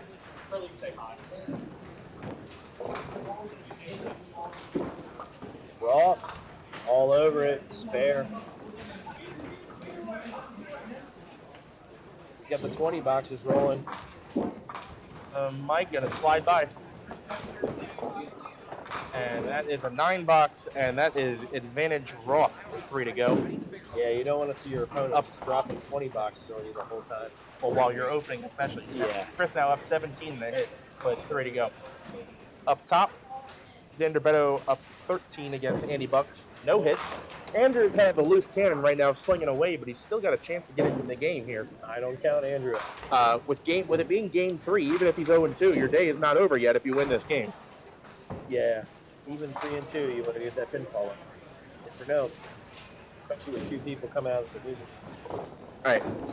Answer that question. Suitland Bowl was commenting Megan from the snack bar. It is not Tommy from behind the machines. Ah, I didn't think it would be because, you know, that's greasy thumbs and stuff. I agree. He's got enough on his plate right now. Yeah.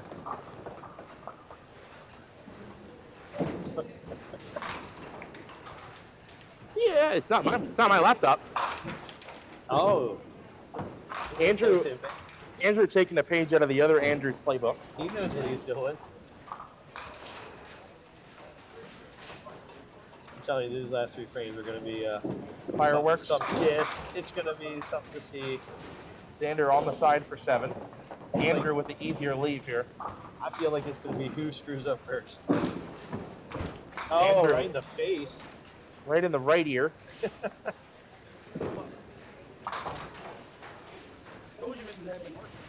Yep. Xander for the cover. Oh, no. Andrew Buckingham will be up a hit.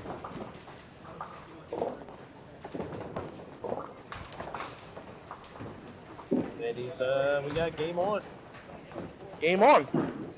It is a 12-pin lead for Xander Beto. Down a hit.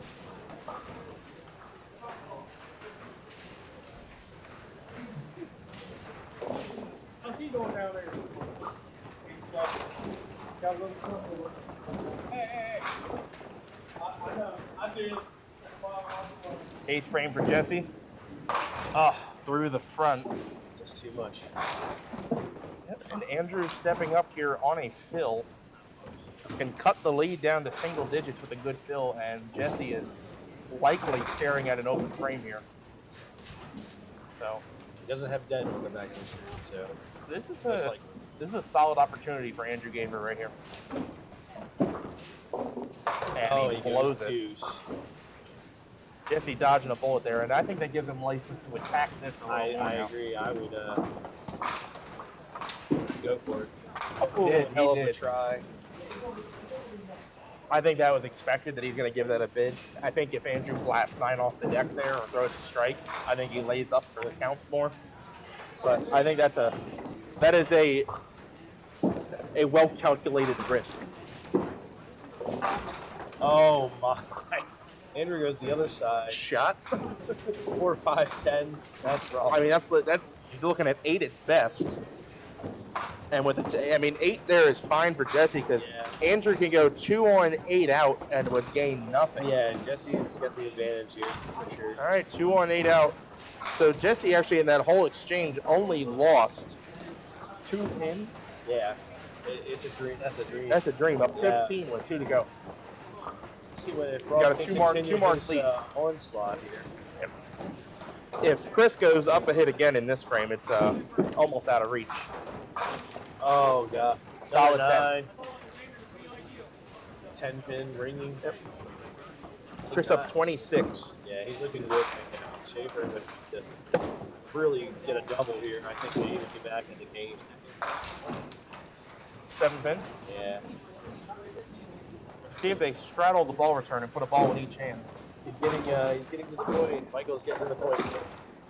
Spares start getting good done. Well, a spare here would help. It would help for sure. Now that you have it open, never count Michael out. He is he loves to throw them doubles 9-10. That's like, do you know Jordan Brightly? Yes. Jordan, anytime Jordan has anything from like 72 to 85 in the 7th frame, he was dangerous the last 3. In the youth league especially, oh my god, all the time. He'd have a game like that and he would just mark out. It's the same thing with And we lose. Anthony Anastasi's. Yep. He's Mr. He loves that 8th, 9th frame, man. It's double. Andy Buck's down 12 up ahead. He is down but not out. Here we go. Oh, nailed 9. That is a ball change, by the way, for Andrew Buckingham. That was a heck of a throw. That was not that blue and black 360. We have a game like I knew it was going to happen. Xander for the cover. He Xander also with a blast. crushes it for the 7th pin. Who could make their 7? They both need them. Andrew going to fire first, more so in the muscle position here. He's all over it. He says yes. Now Xander has to match to keep a 3-pin lead headed to the 10th. This is Xander's good pin. Cross lane. And he Got it. called over it. I wasn't too sure when he first let that go. I He's want got a to little watch. backup. I want to watch that again. He's got more steam than I do, but I might have- he's a backup bowler. I might have just judged it wrong from my angle. No, he had it. Okay. Yeah, he's good. All right, this is a critical frame here for Andrew. Yep. Andrew Andrew's got has to to paint put the box. pressure. Got to paint the box here. Yes, he's in the driver's seat. Ideally, a strike so he has a chance to double. And he leaves Ouch. ready at 7-10. And this is how sometimes it can kick you while you're down. There's no doubt about that. 83 for the ace. Throws a good pitch. I mean, he cut the deuce last frame, throws a decent pitch there, and no help. Oh, Jesse through the middle. Well, let's see if Andrew can slide this. I mean, Andrew doesn't have much of a choice but to get pretty aggressive here. See if he can kick this out It'd be off fun to 14. see. It'd be fun to see.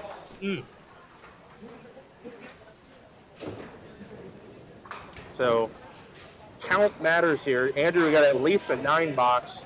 Jesse just has 3 so far. Just got to clear some pins here. Oh, Look out.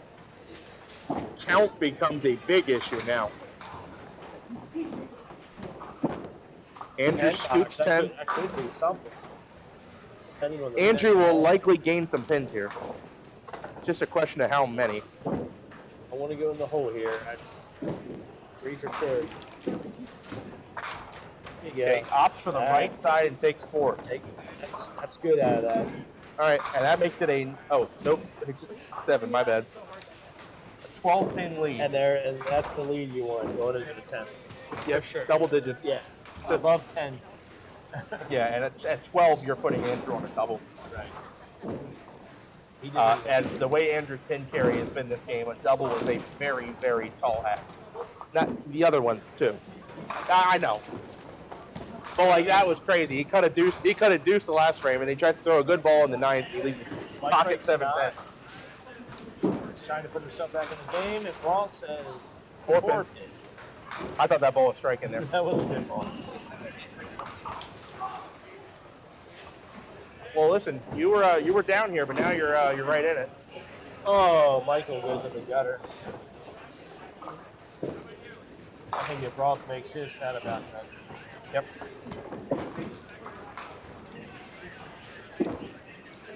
That's going to do it. Yep. Broth with the mark there, and Mike keeping the open. That's going to be it. I think Mike's going to shoot this out of the rack. That's what I would do. The old heads that are watching, yes, you are allowed to do that nowadays. It saves time. I think he got it. Calling it home, folks. All right. Back up top. This is the shootout here. Both bowlers making 7 pins in the 9th frame. Xander Beto leads by 3. This is Andrew firing first. This is who can get her count. Andrew's got to have a large count here at least.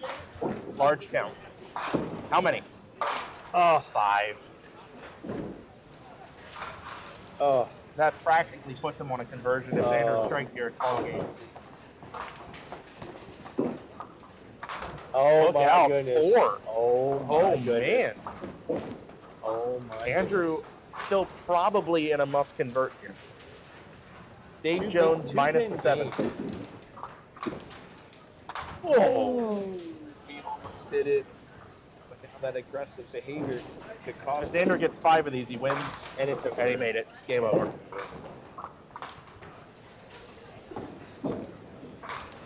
Ah, $6. Unfortunate there, Andrew plowing through. Yeah, that put him in a bad position. And you got to put it on the head. Yep.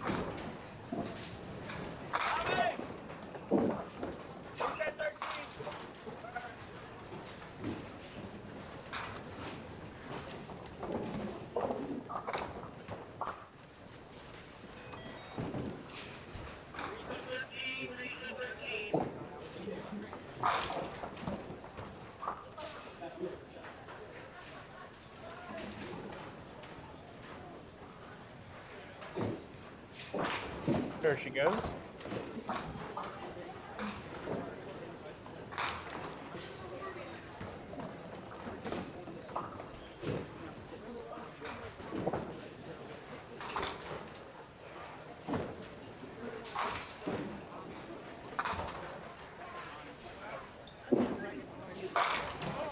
Died. 9 more, and Xander marking out for 131. That'll be enough. Guess he marks here. I think that's kind of good. He's got Andrew on a Yeah. double as we speak. 9 on this ball, or 9 for the box, puts Andrew on a double. Oh, right Oh, over the nice. top of it. Did it actually go over? Yeah, the pin's going right over the top of it. Right Next over to it. top. Right next to Yeah, that's crazy. All right, well, that puts Andrew on a double, so Andrew must strike on this ball to stay alive. And he plows for the middle. That's it. Jesse's a winner. All the Northerners watching. Jesse Deach wins the game. He's going to win ugly. He's going to win really ugly if he misses that, but he makes it. He's got it. Loaded up the pinball. See if Andrew can get a penalty shot. Oh, it goes! And it goes! Huh? And it goes! What? Look at this shot. Corner, out of the pit, across the deck, 6-pin, gutter belt, 10-pin, penalty shot coming up for Andrew Gaber.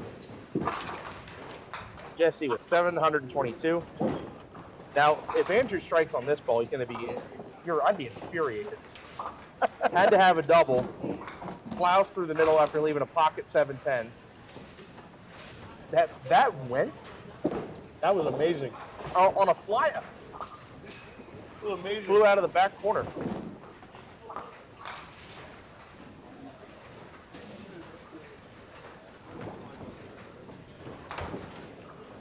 Andrew waiting for traffic to his left. Here comes the penalty shot. The ball that practically means nothing. And thank God it doesn't strike. 7. All right, Jesse Deach wins 122 to 110. Chris Roth just needs to stay upright here. Oh, and Roth gets it to go. All the pins go. Chris is actually going to be in the 160s. Chris has actually put together a fine game here. He's marked 6 out of the last 7 frames. Another split. Let's see if Mike can pull off a split conversion. A little more conventional, 3-6-7. Oh, Why not? Running up the score. Roth now got a chance for the 170s. You won pinfall, for sure. Yeah, pinfall helps, and just in case it's a 3-way tie. Mikey? Oh, just off. All right, Chris Roth for a potential 174. Already, this is the highest game on camera so far. How about it, Chris? Through the middle. Oh, Chris will like that. Finishes with 169. His favorite number. Mike Schaefer stays in the 128 pool.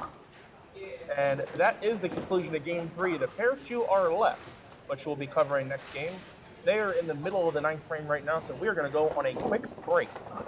Probably about 5-10 minutes. Game 4 action of the Pop Wit coming up after this. Looking for something fun to do? How about bowling? Bowl at Thunderhead Bowl for the best in duck pin and 10-pin bowling at 2 locations, both Westminster and Tawnytown. You can enjoy the league opportunities, which are always available for all ages at Thunderhead Bowl. And both locations are open 7 days a week with a snack bar and restaurant specials to ease the hunger as you have fun. The Pro Shop has a complete line of bowling equipment and accessories designed to improve your game. If you'd like information on open bowling, adult and youth leagues, contact Thunderhead Bowl, the family fun place. Break the cycle of boredom at Highland Bowl. Duckpin bowling at its best. Highland Bowl features disco ducklo bowling, bumper bowling, leagues, and more. Plus, Highland Bowl can host your next birthday party or corporate event for even more fun. While you're there, enjoy delicious food and drinks from our snack bar, or have fun with your friends at the arcade. Highland Bowl in Hartford offers unlimited games up to 2 hours, just $7.99 per person, including shoe rental. For family fun, it's Highland Bowl on the Hartford West Hartford line. Updated hours and more info at cthighlandbowl.com. It's It's exciting, it's entertaining, it's challenging, it's fun. It's Duck Pin Magic. Duck pin bowling is lots of fun for the whole family. There's no need to be an expert. Duck pin bowling is easy to learn, but it's the challenge that'll keep you coming back. Even little hands can control the ball in duck pin bowling. Join a league or we'll help you start one. And with duck pin bowling, there's more bowling for your buck. Discover duck pin bowling and you'll discover duck pin magic at any of these locations.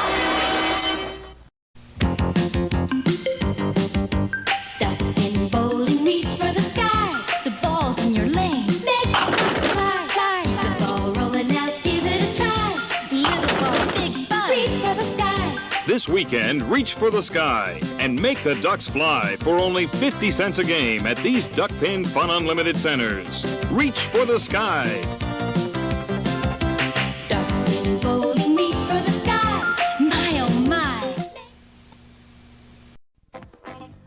Make your own duck pin magic happen this season at Fairlanes. We have the times, the leagues, and the people to give you the best duck pin bowling experience possible. Fall-winter leagues are now forming at all Fairlanes bowling centers. Come in and reserve your spot for the most magical year ever. Get in on the fun, the excitement, and the action of duck pin bowling. There's no trick to it. Just visit any Fairlane center and pick the league that's best for you. You'll enjoy the experience. We guarantee it. It's exciting, it's entertaining, it's challenging, it's fun. It's Duck Pin Magic. Duck pin bowling is lots of fun for the whole family. There's no need to be an expert. Duck pin bowling is easy to learn, but it's the challenge that'll keep you coming back. Even little hands can control the ball in duck pin bowling. Join a league or we'll help you start one. And with duck pin bowling, there's more bowling for your buck. Discover duck pin bowling and you'll discover duck pin magic at any of these locations. Duck pin bowling, reach for the sky. The ball's in your lane. Make the ducks fly, fly. Keep the ball rolling out, give it a try. Little ball, big ball, reach for the sky. 3 balls to play, make the ducks fly. Keep hitting them like that and you'll be eligible for NDBC awards, like these. The Congress recognizes many accomplishments. Sanctioned bowlers at all skill levels earn these awards on a regular basis, and this national trophy travels throughout duckpin territory with the names of the #1 ranked male and female bowler for each year. It's exciting, it's entertaining, it's challenging, it's fun. It's Duck Pin Magic. Duck pin bowling is lots of fun for the whole family. There's no need to be an expert. Duck pin bowling is easy to learn, but it's the challenge that'll keep you coming back. Even little hands can control the ball in duck pin bowling. Join a league or we'll help you start one. And with duck pin bowling, there's more bowling for your buck. Discover duck pin bowling and you'll discover duck pin magic at any of these locations. Spare no fun and throw a strike with your child's next birthday party. Come on down to the Duck Pin Bowling Lanes at 1465 Barnum Avenue in Stratford. Our courteous and attentive staff will take care of the details so you can party with the kids. In the Rock and Glow Room, lights and music will give the birthday boys and girls memories that'll last a lifetime. Adults will enjoy our lounge and break a sweat knocking down some pins. Call to reserve your lane now. Got the winter blues? Tired of sitting around the house watching reruns on the tube? Get in on the action and go duck pin bowling. Grab your family and grab your friends and find out how much fun and excitement you could have duck pin bowling. Be a part of the action and head for your local duck pin bowling establishment. There are plenty of lanes available and you won't know how much fun you're missing until you give it a try. Duck pin bowling, the cure for the winter blues. Roll that ball. Smash those pins. It's so much fun. It's so much fun. Let's do it again. Fairlanes has 516 duck pin lanes for you, your family, and friends. Look us up. Come on into Fairlanes, the fun lanes. Fairlanes! It's your turn now for Fairlanes fun. So bring it on in, bring it on in. Let's show them how it's done. At Fairlanes, Fairlanes, Fairlanes, the fun lane.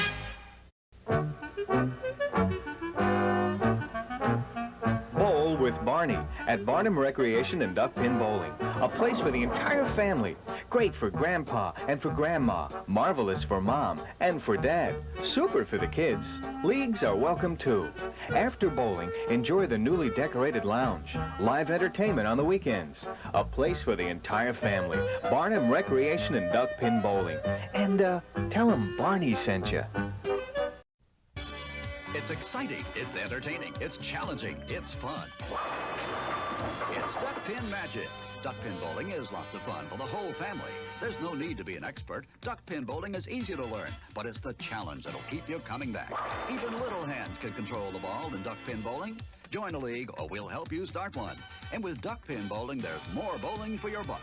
Discover duck pin bowling and you'll discover duck pin magic at any of these locations. Duck pin excitement. Duck pin fun. Duck pin bowling at Johnson's Lanes in the Hamden Plaza. Discover enjoyable low-cost fun for the whole family. Whether you want to join in a league, play for fun, for exercise, or are planning a special birthday bowling party, Johnson's Lanes is your duck pin bowling center. Don't miss.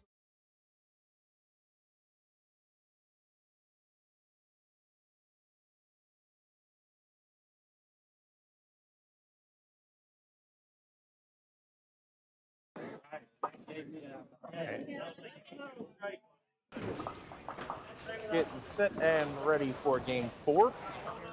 We're going to start doing divisional totals and pin records and pinfalls this game.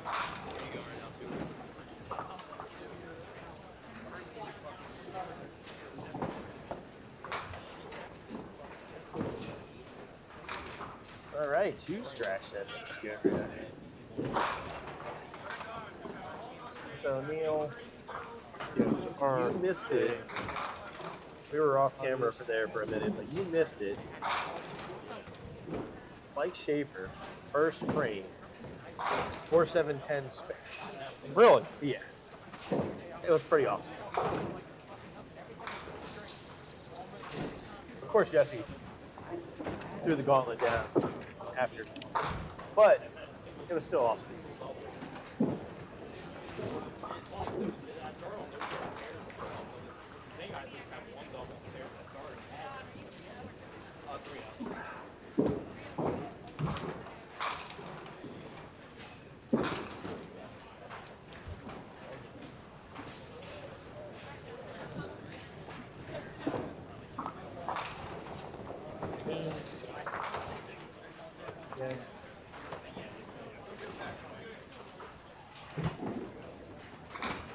So even Ken Thomas wants the cookies.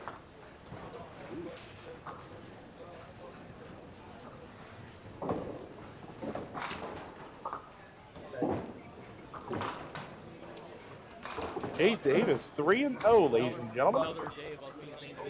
460. Happy birthday to you. Let's go.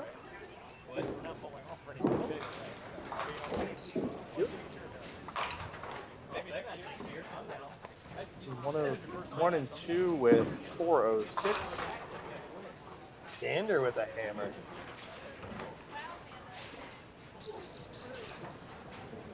All right. I tell you what. I know for the viewers at home, they see this middle match up here with Bernie and John. That's gonna be good. Not that all 3 of these aren't going to be good matchups. There could be some fireworks.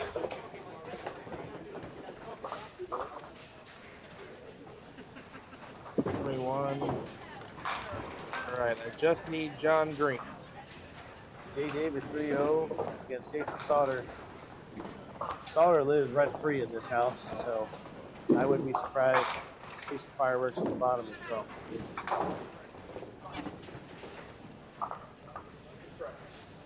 Do you have John's scorecard?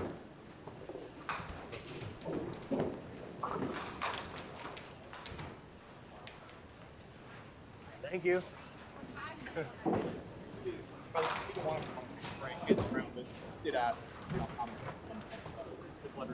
Okay. Well, you're not ready for a break yet. That's right. Yeah, Jason Malkin, he ain't doing anything. He's in my position.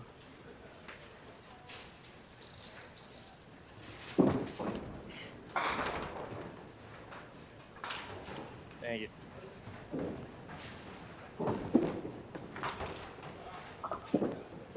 So, 2-horse race right now for the lead of this division between John Green and Jay Davis. Both 3-0 with total pinfalls 3 pins apart. Bernie gets a whip. Their total pinfalls 3 pins apart. They bowl each other in the last game. And You'll now see, folks, that we have the records filled in for games 4 and 5. We're also going to use the set column to show what their score was through games completed.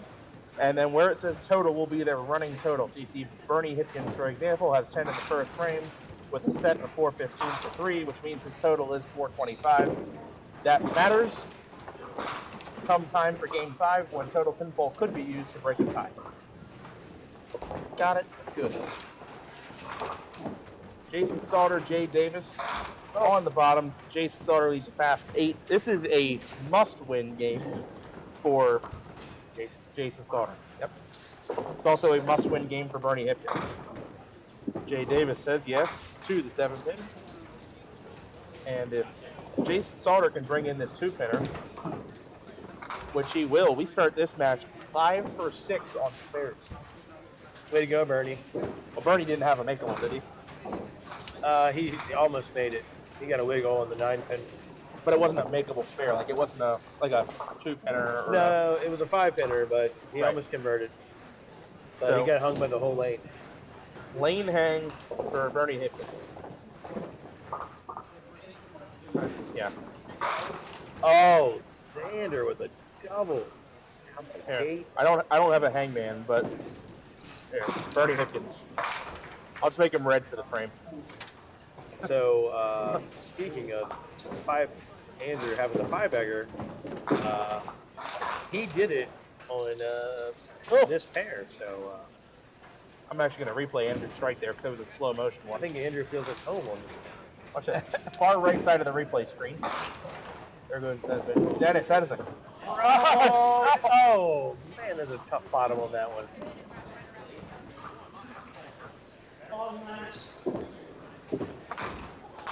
RJ. Nice try in the middle. RJ.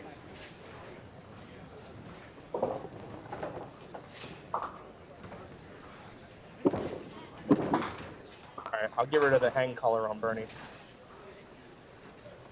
If anybody's wondering about mortgage, he is 3-0. Yep. RJ scoops 10. Dennis scoops a spare. Sound like you know. You got a scoop a little.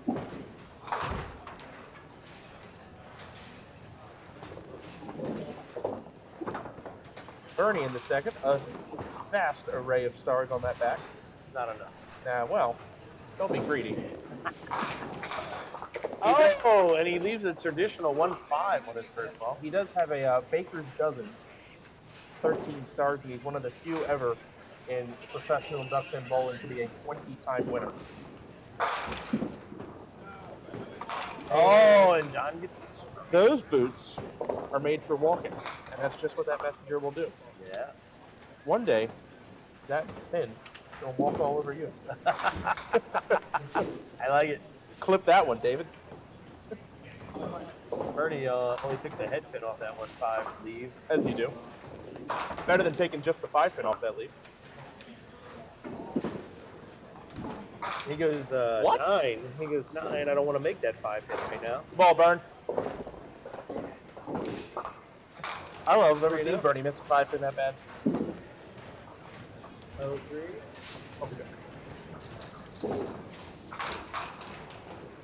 Yeah, they're tough here.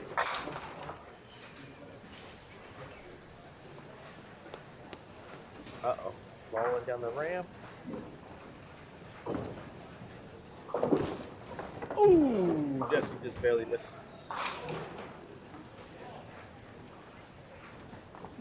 Let's see if Jason Sauter can take advantage.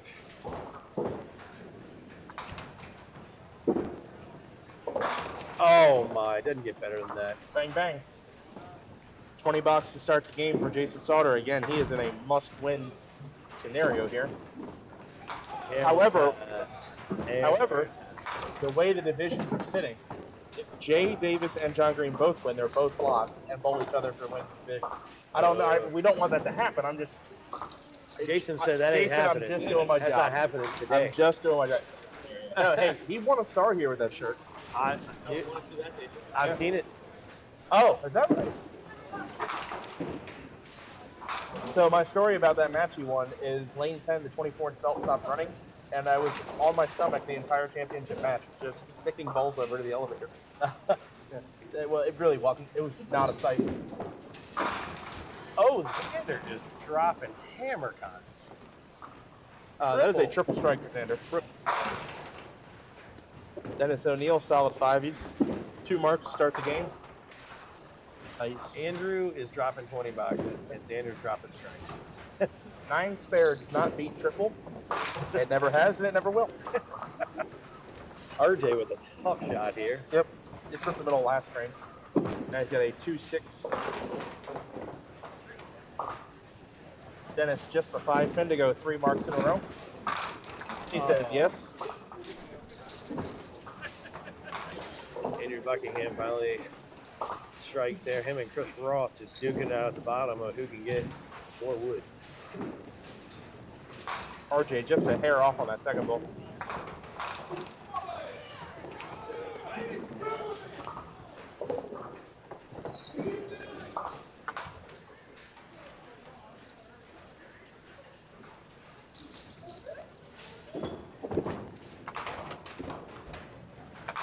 Burn. Oof. Solid 5. Well, hopefully he likes this 5 pin. Yeah, hopefully he doesn't miss this one by a foot. Yeah, like he didn't like it last year. Rarely. I'm not saying I always miss 5 pins by that much, but to see a Bernie miss a 5 pin by a foot, that's pretty rare. Oh, thank you. As Bobby Stockman says, rotation. Rotation. John hit 5 and got 9 on that. And, those are the ones that you got to make, say thank you, and move on. Boston man sits down the change machine, ladies and gentlemen. At first, I thought we were at the casino. Oh! And John's playing bowling like his dad plays cards. Yep. Just nothing but luck. Good frame there, Brian.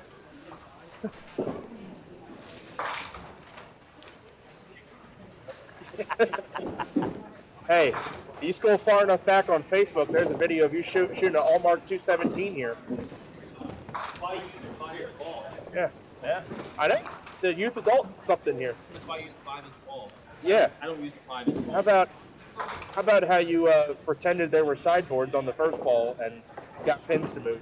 I don't even know how you did that. Yeah, neither were good. Oh! Jason, meanwhile, trying to be accurate. Doesn't get that to go. Doesn't get that to go. That makes sense. Jay Davis. I understand now why he's got 460. He's piping it into the pocket. This kid is coming into his own. He's really been chucking this year. Jay from Ocean City. He's up north now. Well, at one point, he was living in Ocean City. Where's he at now? He's up in Connecticut now. Jay Davis? Since when? A couple months ago. Oh. I missed that. I didn't even realize he did stop showing up to Monday triples. Yes, if you saw... I feel like he doesn't drive from Stratford every day. Well, I mean, eventually. But, yeah. Dennis O'Neill. His state marker Off the lip? on the eastern was Connecticut. Okay. Wonder if that's because that's where he was born. Or he was born in this area. He was here. He's a Baltimore guy. Oh!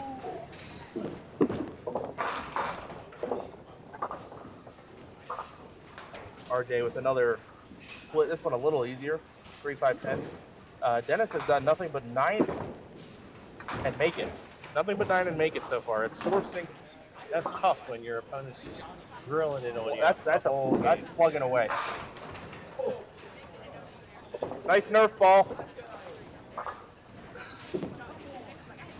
Throwing that Andrew throwing that child weight ball. Yeah, maybe if he graduated to 310, yeah, that would be a different scenario. You know, Barry Smith / Norm Gifford have a really interesting ball they throw that I sold them from Mount Airy Lane. He did just slide them for 10, by the way. They have a Paramount. It is 4 3/4, 310. It's like a brick. So I have one in my bag right now. 3/4. That my wife was throwing 4 3/4, 310. That's like a brick. And yeah. Does it crush pins? Well, yes, but unfortunately, when we were up north for the Eastern Classic, the ball return did. The wheel coming up for the ball return did not like 4 3/4. They say that their ball return can't take 4 3/4 balls. Yes, the ball would fall next to the ball return. Like we had to take it off. It would fall out. Yeah. Wow. So 4 7/8 was as small as you could have. Right. But yeah, I ordered those from Paramount, 4 3/4, 310. Yeah, that's the heaviest 310 they make, but it's very compact, fits in the hand very nicely. Oh, no kidding. John Green, by the way, continuing to get away with murder. Jesus Christ, hit the pin if you're gonna hit it. Like, hit it. It's not make it knock it off the lane. You and Dad need to go to live right after this. Oh.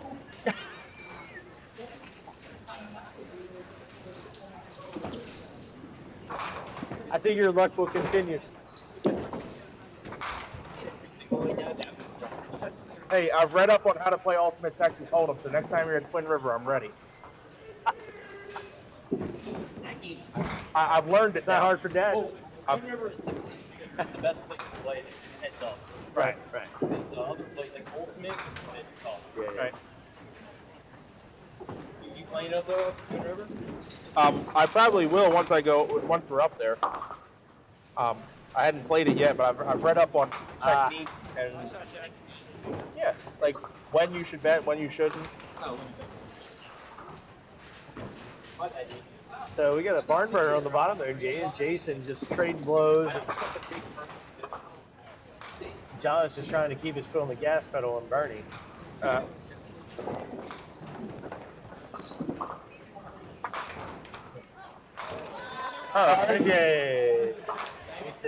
Yeah. John Green just having a tickle fight with the single pitch right now. It is true.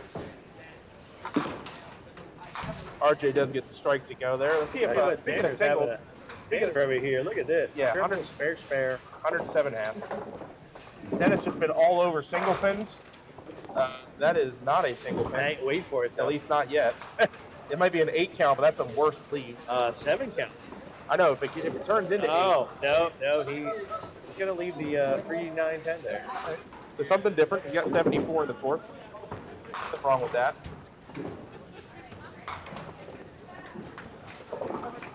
Let's see what John Green can do for his next trick.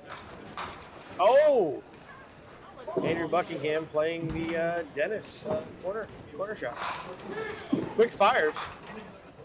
And another 3. And I don't know. I don't know if that worked out. Oh, Dennis, that is a $7. Raw. Spare. All right, John Green, 69 plus in the 4th. Does he pure the pocket? Oh, he does. One good ball a game. No more tickle fights with the single pin. The comments are saying yes. Yeah. The chat board liked that ball a little better. By the way, Bernie pushing 3 for 5. We have not had a t-shirt attempt yet. That is true. We've had a lot Dave Jones. We've had 3 rips and 5 rips. We have not had a 4 rip yet.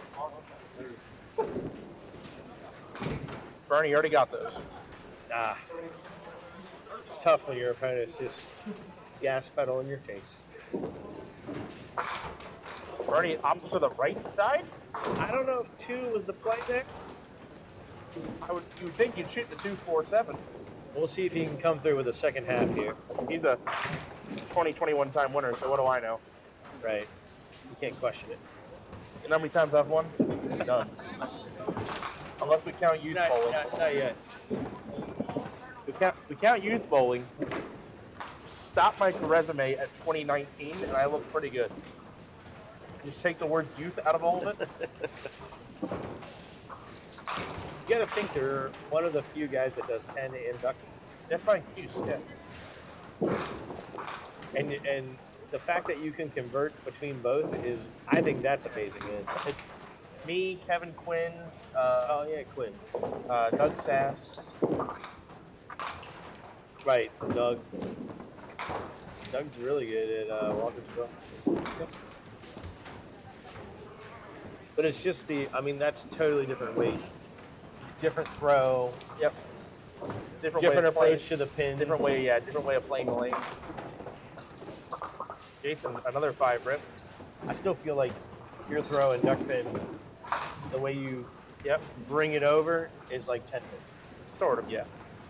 It's like you're coming around with the ball almost. Right. But it works for you. And that's all that matters. Mm-hmm. And how's your team doing in Berkeley? So you guys won the first? We won the first half. Hey? We've been struggling a little bit as of late.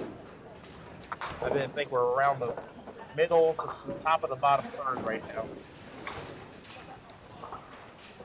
Saw a lot of your guys' highlights there on those YouTube or Facebook posts.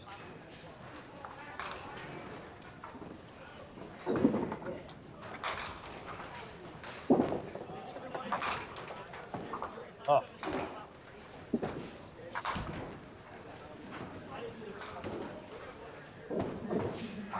Right, RJ down 30. Got a strike working. Another strike here to get him back in the game. And he's a striker. 4-7. Okay. Plays himself. Maybe a 20 box here. Climb back in there.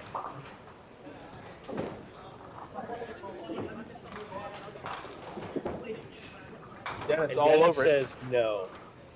Don't even try. Dennis is 5 for 5 in singles this game.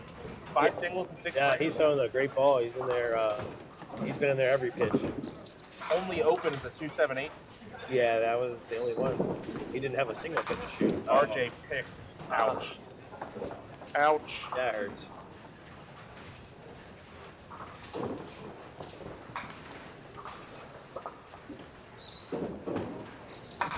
Someone at Parkville is throwing some pink Paramount. They're like 4 7/8, 2-10. What's it, Greg Phillips? They're ultralights. Greg Phillips? You throw ultralights, you can do some weird stuff with the pins. Sure. I once threw a candlepin ball down a lane at Southwest, hit the 1-3 pocket, left the 6-7. Oh, the ball went around the 6 pin. That's why. Yeah, that ball is definitely going to ricochet in the gutter. Did you beat him? No, but do you want to know what pin I hit on this frame? The 3? Yeah. I don't think you were friends to begin with. I will say that I actually find that Okay. Hey, Bernie Burn, sliding pipe. And if Bernie loses this game, that's it. And John's sitting on a spare. He's all over his single. Way to hit one. Right in the face that time. Yeah, yeah. Hey, that pin actually touched the cushion. Yeah, that was believable. I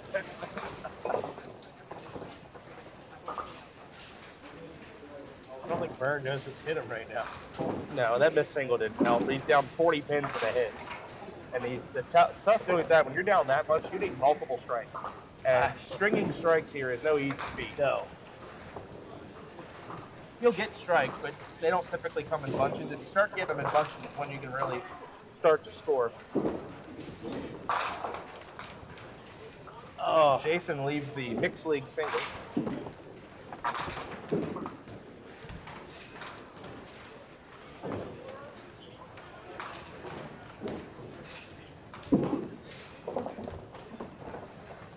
Xander Xander picks this spare up, which is a weird one. He'd It's be a on 200. 200 watch. Yeah, easy.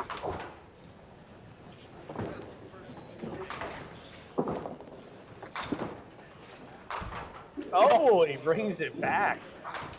There's that cushion you were talking about. Yep, there's that pop. See if I can replay that. It already flew out.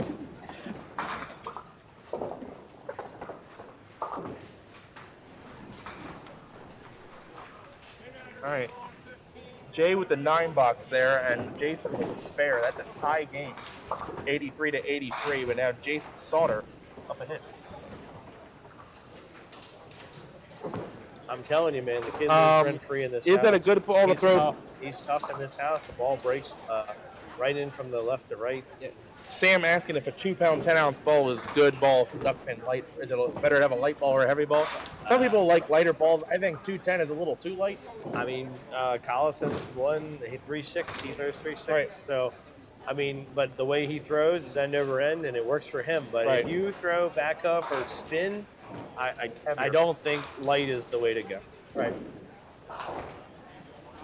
The ball will ricochet around the 7 or 10 pin, and it's not going to work for you. Yep. I'll even have, like, let's say one day I'm throwing a 3-8 my first ball. If I leave like the 1-9, I'm gonna throw a 3-12 at it because I want the push. Oh yeah. RJ with the deuce down. There's even Andrew. There's even certain houses though. Like when I go into them, I know I need to push pins in the back row. Yep. Especially like Lucky Strikes. So 312. I'll use a 312 ball to push pins. Because you don't want to leave back row stuff. Yeah, Lucky, 8, 9, 9, 10. Lucky Strike, you got to crunch everything back as much as you can. You can't rely on hitting light, getting 3-4 walls, and, Yeah. Now, I mean, 312 can wear you down by the end of the day, throwing 6-8 games, trying to get it out in front of you and snap it. But sure. So 310 seems to be my bread and butter, but I would say most guys that throw spin probably throw 310. A lot of them. Yep.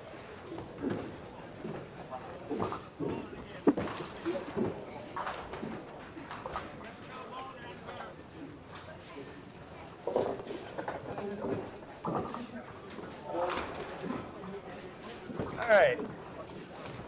Dennis doing some housekeeping. This game on the bottom, Jason and Jay. I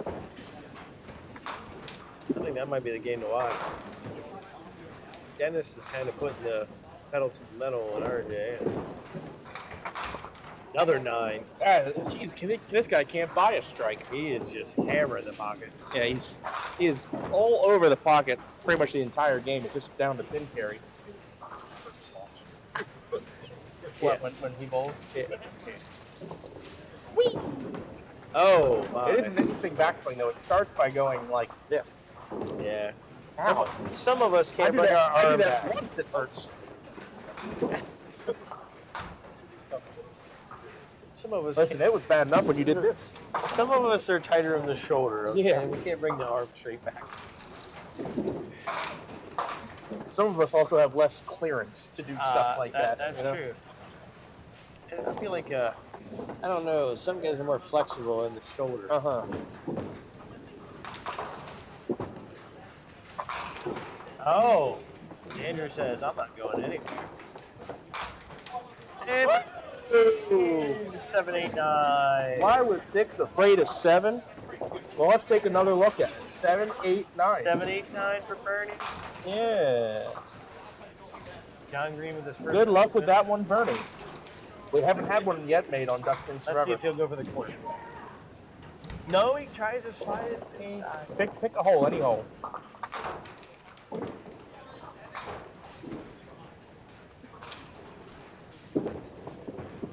John with 10 and Bernie with 7. How often do you see Bernie have 2 7 boxes in the same game? Not very often. This might be Bernie's lowest game on television.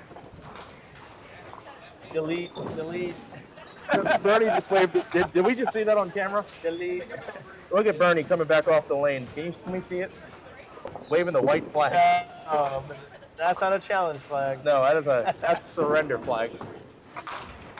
Jason, solid 5. That gives him a 9-pin lead Yeah. in a must-win game. See if Jay Davis can respond. Triangle. 3, 5, 6.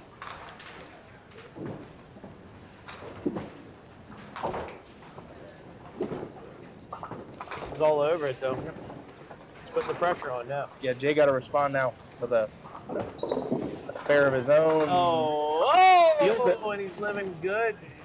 We'll take a look at that behind Jay's head. He hits that pretty light. That's that lefty stuff, man. They Yeah, get away with left-handers everything. cheat. They get away with everything. That's The why wood you- over there is better. That's why you everything's spin better. it. That's why you spin it like a lefty.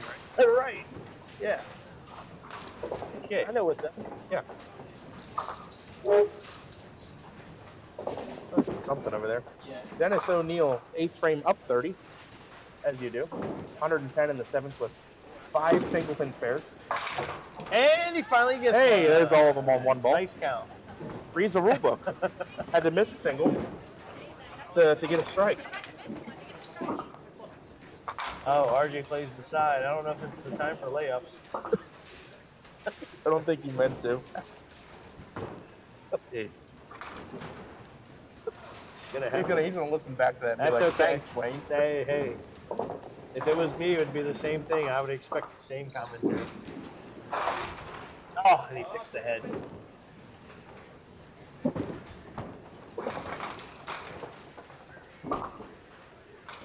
All right. Jesse gonna. Jesse's got his work cut out for him. Mike Schaefer's got him on the ropes right now. Well, if Mike gets a pin here, it's open. Oh no, Mike decides to go outside.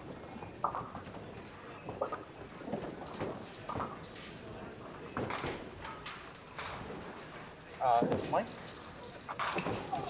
misses on both of these, Jesse can go spare strike to win by 1. I know. That would be awesome. That'd be cool. Neat finish. All right. Only the 9 pin missing. Jesse marks. Yep. If Mike hits 2, the game's over. It's over. It's over. And Jesse knows it's over. That's fair for Bernie. Yeah, Yay, that is Bernie. fair for Bernie. Good luck with this one, John.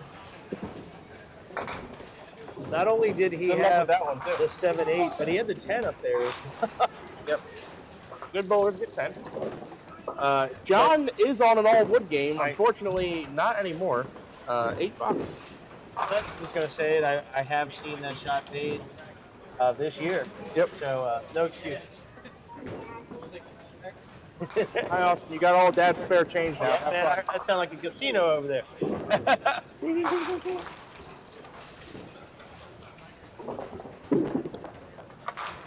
Pins Forever mascot, Austin Manager, as I like to call him, Tiny Mike.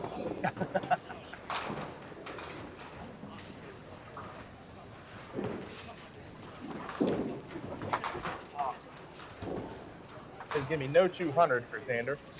Ran out of steam in the last couple frames. But he's been putting up 70s this weekend. That's key. Oh, Andrew off the side, 20 bucks.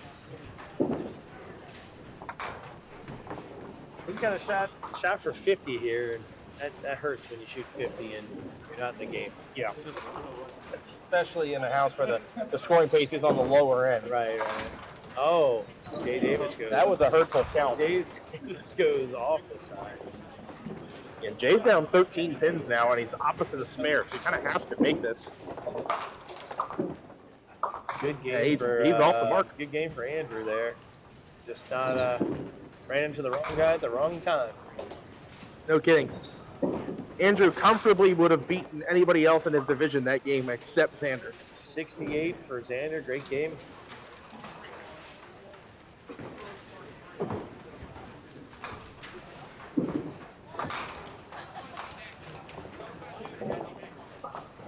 Andrew up the side.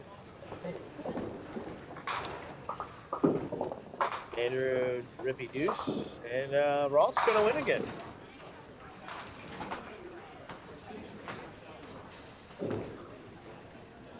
All right, RJ not striking there pretty much locks that game up. Dennis was just too much this game for him.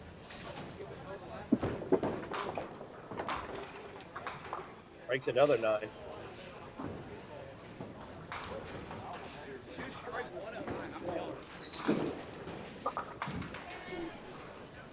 Gets the spare. RJ's.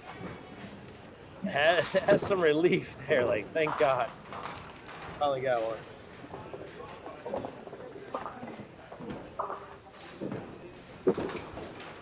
And just another spare. Another single for Dennis. He's at all of his spares have been single pins. Sitting on 40 plus. He's 6 out of 7 on single pins this game. He's broke 7 singles in 8 frames. Or sorry, 7 singles in 9 frames. He has 1 split and a strike.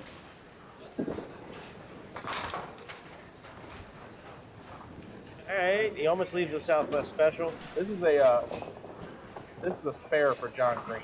Well, he bowls the Southwest enough. He should slot.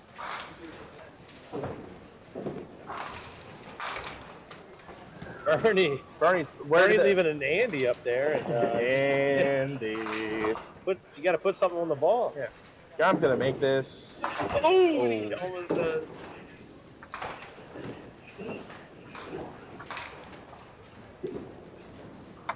And Bernie. Safe at the plate.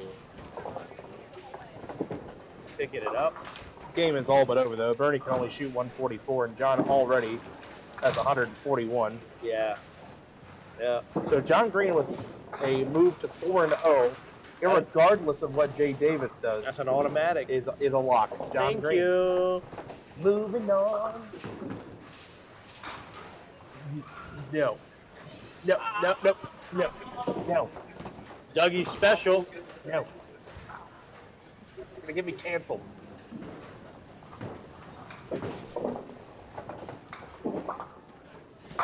Oh, solder. Jason might be trying to call game right there.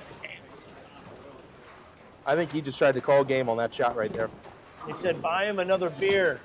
Let's go. Jay pretty much has to strike on this ball. That's going to do it, folks. Well, 156 is his max. Yeah, that's pretty much it. Yeah, that's good.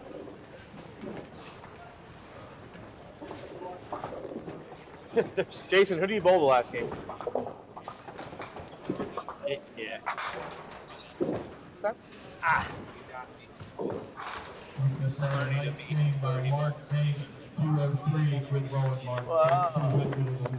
Mark Davis, 203. Qualifying, he had nothing but a double every game, so not surprising. That's pro member Mark Davis, 203. 203 at Suitland. First one of the weekend.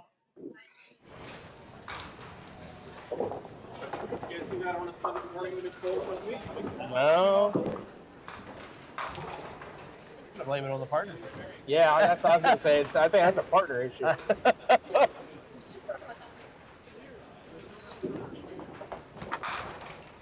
Solid 5 for RJ. 19.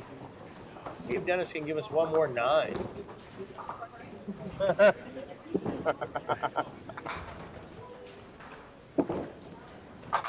Oh! You think Dennis liked that ball? Dennis, Let's watch that again. I think Dennis liked that ball. I think he liked it a lot. I think he's liked every ball this game except that one frame where he left the 3, 9, 10.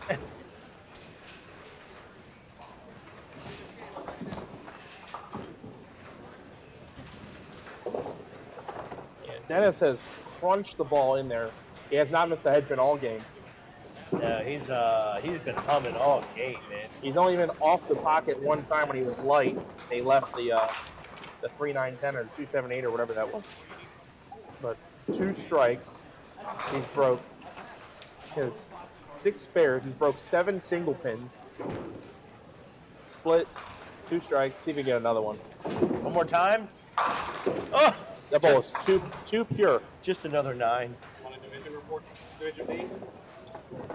Yes. Matt Buckingham is in. Matty Bucks. Division report from Division B. Bum, bum, bum. Matt Buckingham is in. The last 2 remaining in the division to get in are Walt and James Simon. If Walt wins, he is in. Oh, wait. Is that right? No, James. If James wins, he's in. If James loses and Walt wins, Walt's in. Everyone else in that division's out. That's your division report from Division B. David will not have a championship match 3-peat at Suitland Bowl. Sad. Imagine James that. Simon beat you? Imagine that, a double. that. A double to beat David. Wait, a 9/10 double to beat David Hughes? How the tables have turned. That was just payback.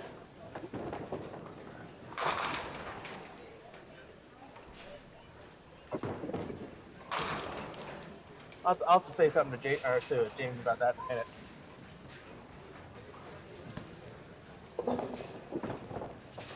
Bernie with the You have to 9 get load. his take on the payback.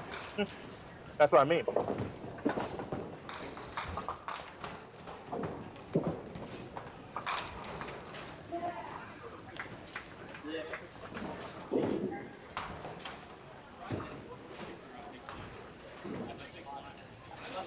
All right. Nice 6 frames, John. It was enough. Yeah, Bernie laid down for you. That was real nice of him. I feel like you're nice again. Yeah. All right, Jay Davis not striking there means he's going to lose this game. If John Green defeats Jay Davis in the 5th game and Jason Salter wins his game, it'll be a tie at 3-2 for the 2nd spot. Jason Salter would have the heads up, and he would advance. So Jason needs a win. He needs a win and a Jay Davis loss. Oh, Nice he makes shot. it.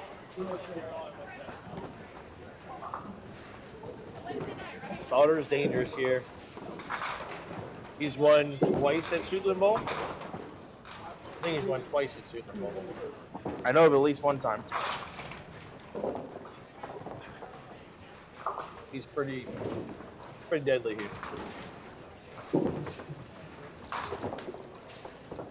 58 for Jason. Thank you.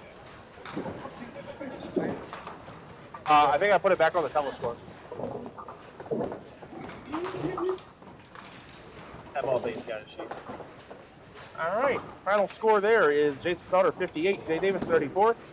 Quick pause while we get ready for game 5, the ultimate game, and quick break. We'll be right back. It's exciting, it's entertaining, it's challenging, it's fun. It's Duck Pin Magic. Duck pin bowling is lots of fun for the whole family. There's no need to be an expert. Duck pin bowling is easy to learn, but it's the challenge that'll keep you coming back. Even little hands can control the ball in duck pin bowling. Join a league or we'll help you start one. And with duck pin bowling, there's more bowling for your buck. Discover duck pin bowling and you'll discover duck pin magic at any of these locations. Hello, we'd like to clear up some misconceptions about duck pin bowling at Fairlanes. This is a duck. This is a duck pin. Note the absence of webbed feet. This is a flock of ducks. This is a flock of duck pins. The object of duck pins is to hurl 3 balls, bang, bang, bang, and knock them all down. Exhilarating. The object of ducks is to be ducks. Now you may proceed to Fairlanes. We're quite sure you'll find duck pinning everything it's quacked up to be. Sorry. Looking for something fun to do? How about bowling? Bowl at Thunderhead Bowl for the best in duck pin and 10-pin bowling at 2 locations, both Westminster and Tawnytown. You can enjoy the league opportunities, which are always available for all ages at Thunderhead Bowl. And both locations are open 7 days a week with a snack bar and restaurant specials to ease the hunger as you have fun. The Pro Shop has a complete line of bowling equipment and accessories designed to improve your game. If you'd like information on open bowling, adult and youth leagues, contact Thunderhead Bowl, the family fun place.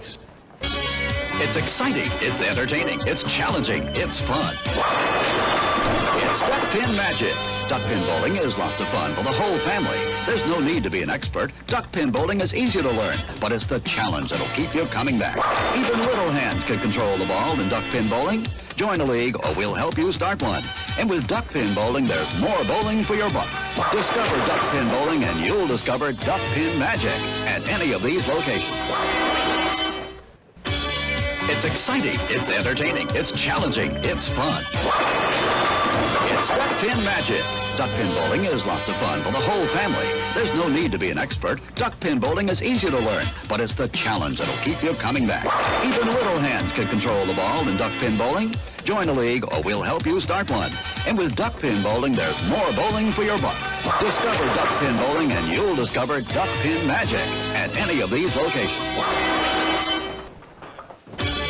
It's exciting, it's entertaining, it's challenging, it's fun. It's Duck Pin Magic. Duck pin bowling is lots of fun for the whole family. There's no need to be an expert. Duck pin bowling is easy to learn, but it's the challenge that'll keep you coming back. Even little hands can control the ball in duck pin bowling. Join a league or we'll help you start one. And with duck pin bowling, there's more bowling for your buck. Discover duck pin bowling and you'll discover duck pin magic at any of these locations. It's exciting, it's entertaining, it's challenging, it's fun. It's Duck Pin Magic. Duck pin bowling is lots of fun for the whole family. There's no need to be an expert. Duck pin bowling is easy to learn, but it's the challenge that'll keep you coming back. Even little hands can control the ball in duck pin bowling. Join a league or we'll help you start one. And with duck pin bowling, there's more bowling for your buck. Discover duck pin bowling and you'll discover duck pin.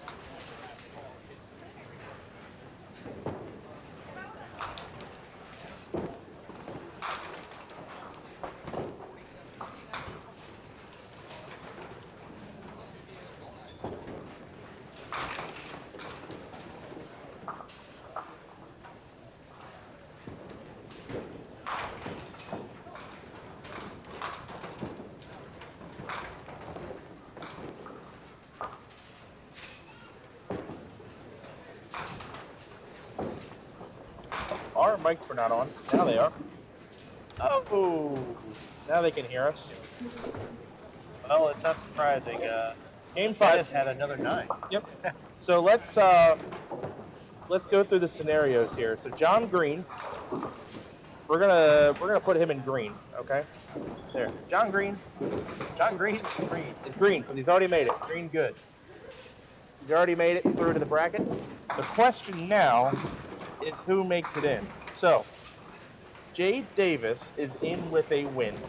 Period. The end. Bernie Hipkins is out. R.J. Hodges is out. Dennis O'Neill can get in with a win, a Jay Davis loss, and a Jason Sauter win and pinfall. All of those things. Sauter has to beat Jay Davis by Jay 30. If Jason... Oh, and RJ. If Jason loses and Dennis wins, it then heads up between Jay and Dennis, and Dennis would lose that. So he actually needs to be a three-way tie and win on pinfall. Jason goes by that 2-feather. So Jay Davis is a win and in. Jason Sauter can get in with a win and a Jay Davis loss. But if it's a win, a Jay Davis loss, and a Dennis O'Neill win, that's a three-way tie. It comes down to pinfall. The current advantage there is Jay Davis by 3 pins over Dennis O'Neill. So Jason Sauter would have to win this with a big game. I think Sauter going against Jay this game's tough because he's 0-4. Yeah. And no one wants to go 0-5. Right. So he's freewheeling. Yeah, he's going to try to turn the bagel into a breadstick, as David says. Nobody wants to go 0-5. So I think he's the most dangerous guy. Yeah. A lot of nice active commenting today between Facebook crowd and the YouTube crowd. Thank you guys. The comments are good for the algorithm, boosts our video out to more people, gets us more ad revenue, and that's what helps keep Duck Pins Forever going. We got about 140 or so people watching this afternoon. Thank you all for waking up, getting out of church, and turning on Duck Pin Bowling. Absolutely. If you went to church. If you didn't went to church, I won't judge you. You know, I did. I'm here. I remember your last comment saying, you know, hey, if you're in the pew, you know, and you got the Duck Pins Forever on, so you're doing your thing, it's all good. John, you counted 6? Yeah. Really? I knocked out the 4 and 4. Oh, got it. Yeah, I call BS. Don't worry, if I put a score in wrong, someone at home will know. The freewheeler. Ball, Bernie. All good. Well, frame.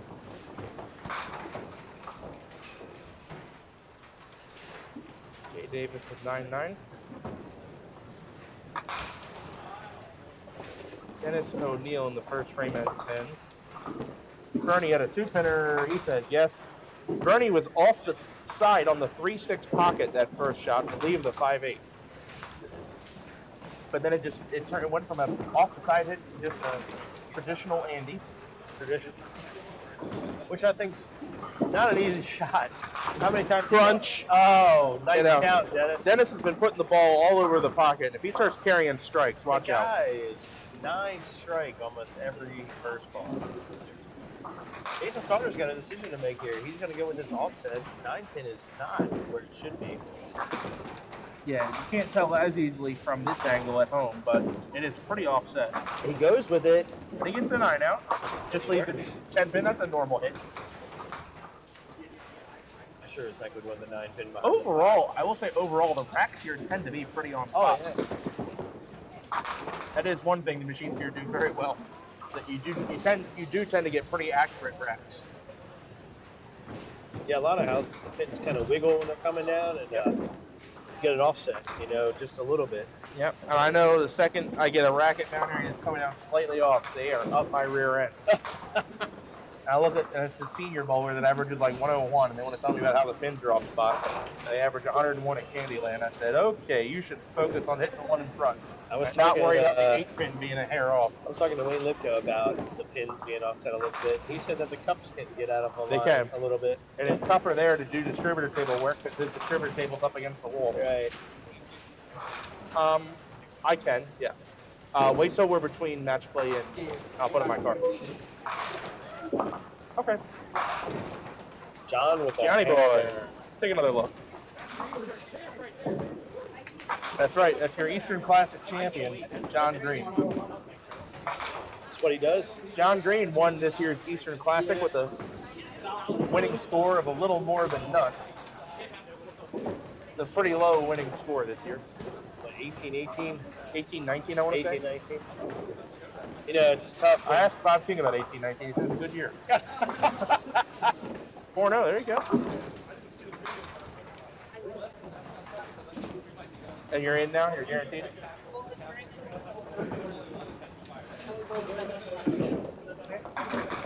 So then you should be good anyway.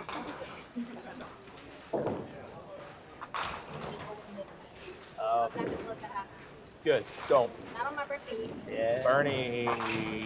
Got a break. Yeah, 18-19. It's tough to swallow sometimes because I've shot over that at the Eastern Classic, and it's the not a winner. It's the third lowest winning score in the plastic pins era of the Eastern Classic. Oh my goodness, Dennis double. Bombs away. Look at this hit. Right over Bernie's head. Watch this thing annihilate the pocket. Bang! Oh my. That one pin got hit so hard it disappeared and then flew back down. Bernie, people are taking it out on Bernie this weekend. No kidding. Bernie. And then Bernie doesn't get that to go. Yeah, Bernie slices the 2-pinner.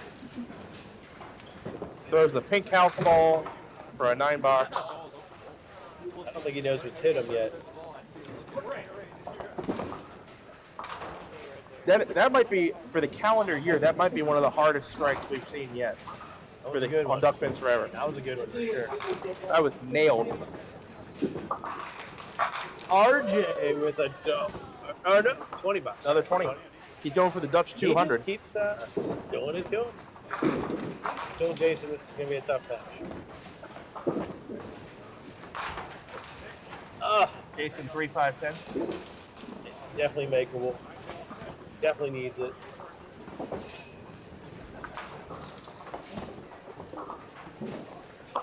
Want to keep putting marks up because you're not only playing RJ here, but you're also playing Jay. So you're kind of, this is like a twofer. Oh no! You want to get 30 pins up on Jay just for pinfall. Oh, I missed Jay's third frame. My bad. And you're still trying to get the win too.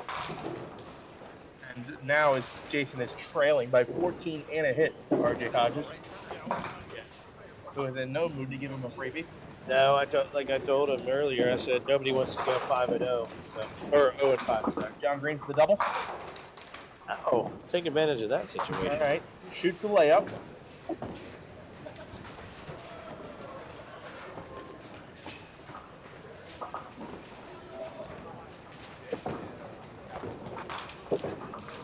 John Green trying to go a perfect 5-0. He's averaging about 153 and a half.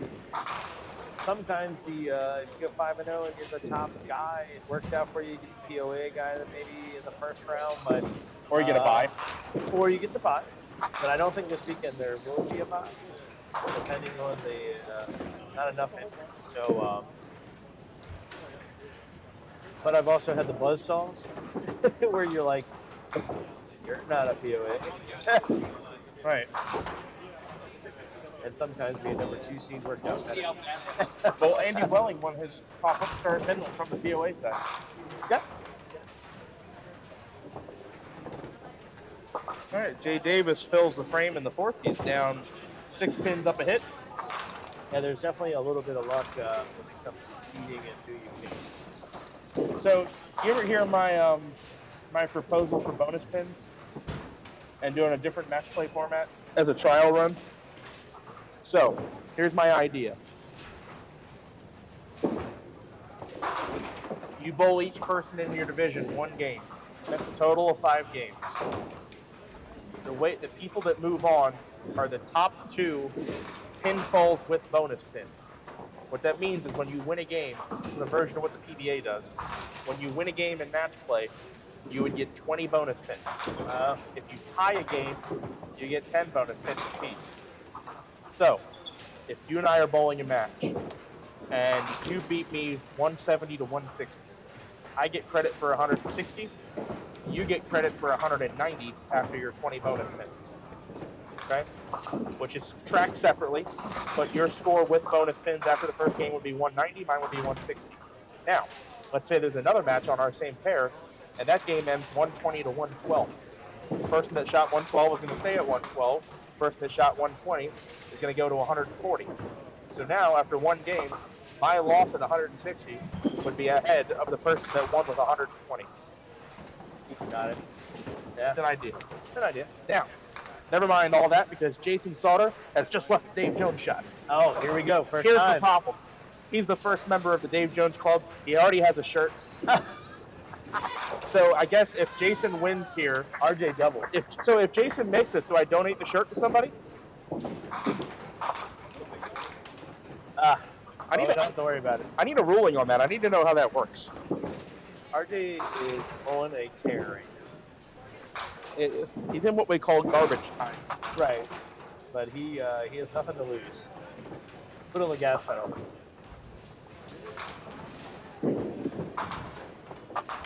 Oh, John Green was a deuce. Let me go ask David that, just because I'm curious. Oh, he's on the lanes. Never mind.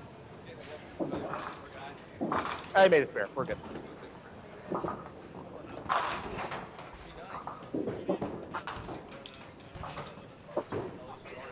Hey, I have a rules question for you. What do you got? Yeah, stay here. I got a rules question.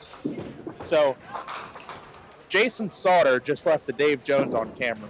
Okay. He's already a member of the Dave Jones Signature Edition There you go, Club. He did not convert. But Looking what good. would we do if he did? You can get another shirt. Or can he like donate it to somebody? Dave Jones fans. He can get a shirt of his Okay. Okay, that's a good ruling, and I approve of that ruling.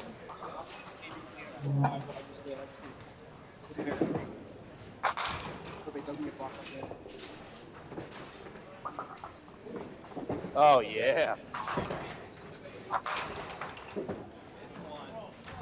You win, So, you're in. if you win, you're in. If you lose, I think You have the heads up on Dennis, but you do not have the heads up on Jason. If Jason and Dennis win and you lose, it comes down to pinfall. yes. Which after 4 games is advantage you by 3 pins. So if you lose, you have to also outscore Dennis by, or he has to outscore you by 4 or more. Which is he's throwing 9s and strikes constantly. Yeah. But as it's looking right now, if you were to lose, Dennis wins and Jason loses, you're in. All right. Now back to the ruling. Okay. Oh, what was the ruling? The ruling is that Jason Sauter would get a free SpareBreak.com T-shirt of his choice. Oh, I think that's a good ruling. That is not the signature edition shirt. That's a good ruling.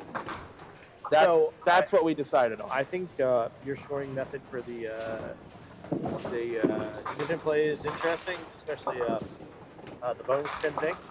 You know what I'd like to see? I'd like to see the A guy go to one side of the bracket and the B guy from the division go to the other side of the bracket. So you don't bowl them the first round. But that puts all the top seeds on the same side of the bracket. No, just 1, 2, or just you swap it up. You could place the ones. I know what you mean. Yeah. You could place the ones like in a NCAA bracket, ones, but the 2s would all swap up, so you wouldn't bowl the same person. Right. In your division, unless you saw them in the final, then you might bowl them again. Oh, But RJ. at least I wouldn't have to see you until the final. Right. RJ just pumped the brakes with that shot. Because how many times you come out of the division with your 1, 2, and then you bowl them first round? Yeah, but you have no control over that. You know It what I seems mean? like it happens so much, though. It'd be kind of cool just to mix it up. I Mix it wouldn't up know. as The only time I possible. made the bracket was here. Then I find out I got to bowl David Hughes. I'm like, oh my god. It's a little bit more work. Of course, getting the bracket designed after match play, but it'd be kind of cool to mix it up. Right. A and B, C, D divisions, putting the first seeds all over the place, and the 2s from those divisions mix them up. RJ Hodges puts up a century, 106 half. Yeah, he's definitely tossing this game. And there goes the all-wood game. 115 in the 60. As roadblocks would say. Oof. He's up 41 on Jason. Jay just playing the layup. 7 off the side. And that puts Jay up 10 pins. He's got John on the ropes. See if John can fill the box. Has not marked since the strike in the 3rd. Oh, there it is. And as I speak, he says, no, thank you. Not going anywhere.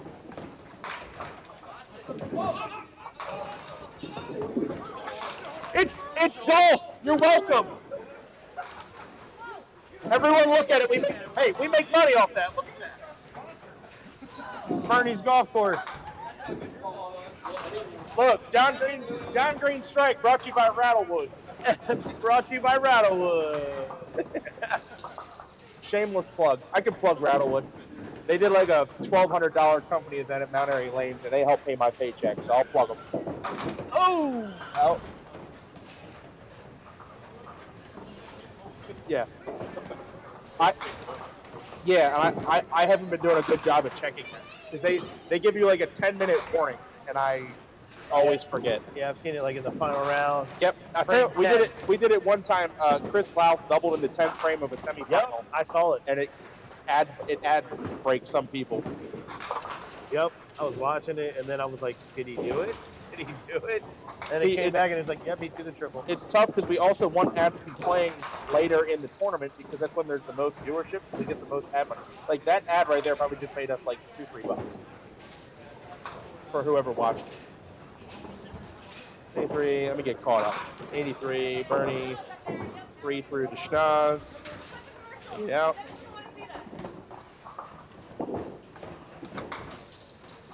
Dennis, is this a Greek church? It is. Oh! That's a heck of an attempt.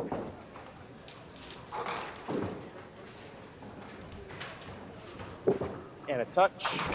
Scoop some 10 out of that. He's up 10 pins on the Bernard.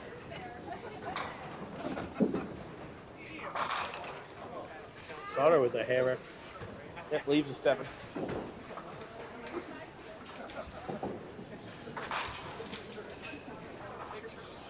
Up. A Greek church shirt. Ah, yeah, he almost got it. So I just had the got it. problem, right? So Jason's already has the Dave Jones shirt, and he left the Dave Jones shot. So if he makes it, what do I Sauter do? with the spare. And I had to ask David. He said he would get any spare break shirt of his choosing That's a good because he move. already has the signature edition shirt. 'Cause he was the first one to do it.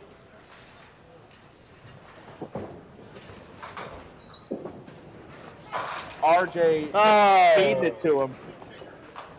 Joe Flacco, fourth quarter, down by 30. That's RJ Hodges right now. Absolutely elite when he's No eliminated. problems now. Thank you. We got a wide angle lens. It's a lot of. Oh, there's Jay Davis with the strike.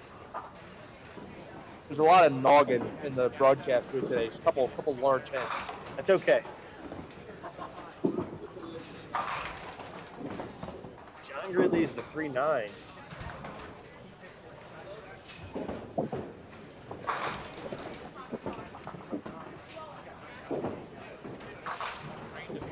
So how many people that are tuning in right now are going to think John Green's name is Green because his last name is Green?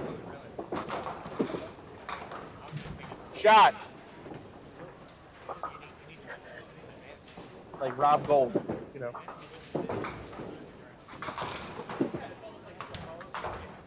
9 for John. You know, we don't have too many color names. We don't have like a Christian Periwinkle. That's true.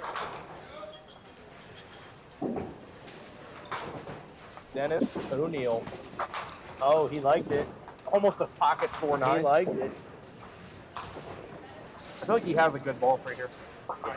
He's got enough speed on it where it doesn't break.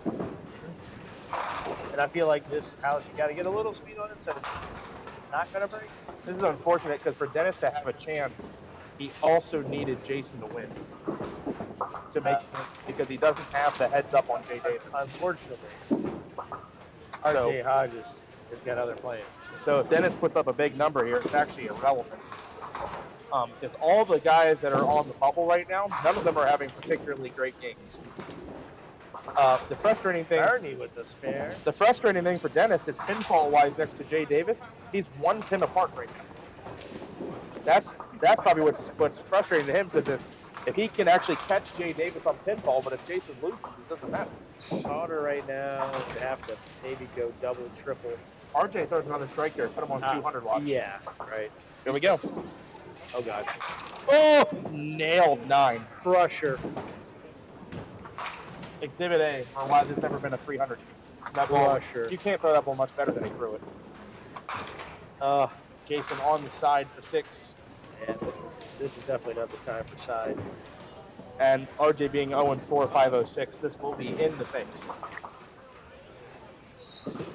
Oh, no. No, it's not. Liar. It's normally, not. You It's know, not. but you know, Wayne. It is. You know, normally that is in the face. Like I told Jason before the game All right. started, I said he's going the most dangerous bowler at 0-4 because nobody wants to go 0-4, hard thrower. Nobody wants to go. And RJ goes 9-10. you don't want to do it. Jason just pull off a miracle comeback. He's down 44 pins up ahead. He can max at 170. RJ 210s is 164. 64 is looking good. Jay Davis up 3 and a hit. Who's it in there for 8? This is a lefty shot, though. This isn't, yeah. Lefty. Oh. James Simon getting one out to the final. Oh, Johnny, my. We'll replay that one, and it is brought to you by, come on, Rattlewood's on the board. Safe Light Repair, Safe Light Replace. Look, John, let's go watch it, John.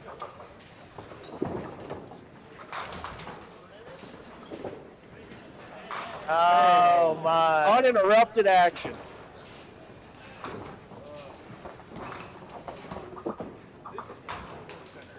I didn't even give him a strike yet. There it is. Oh, Bernie.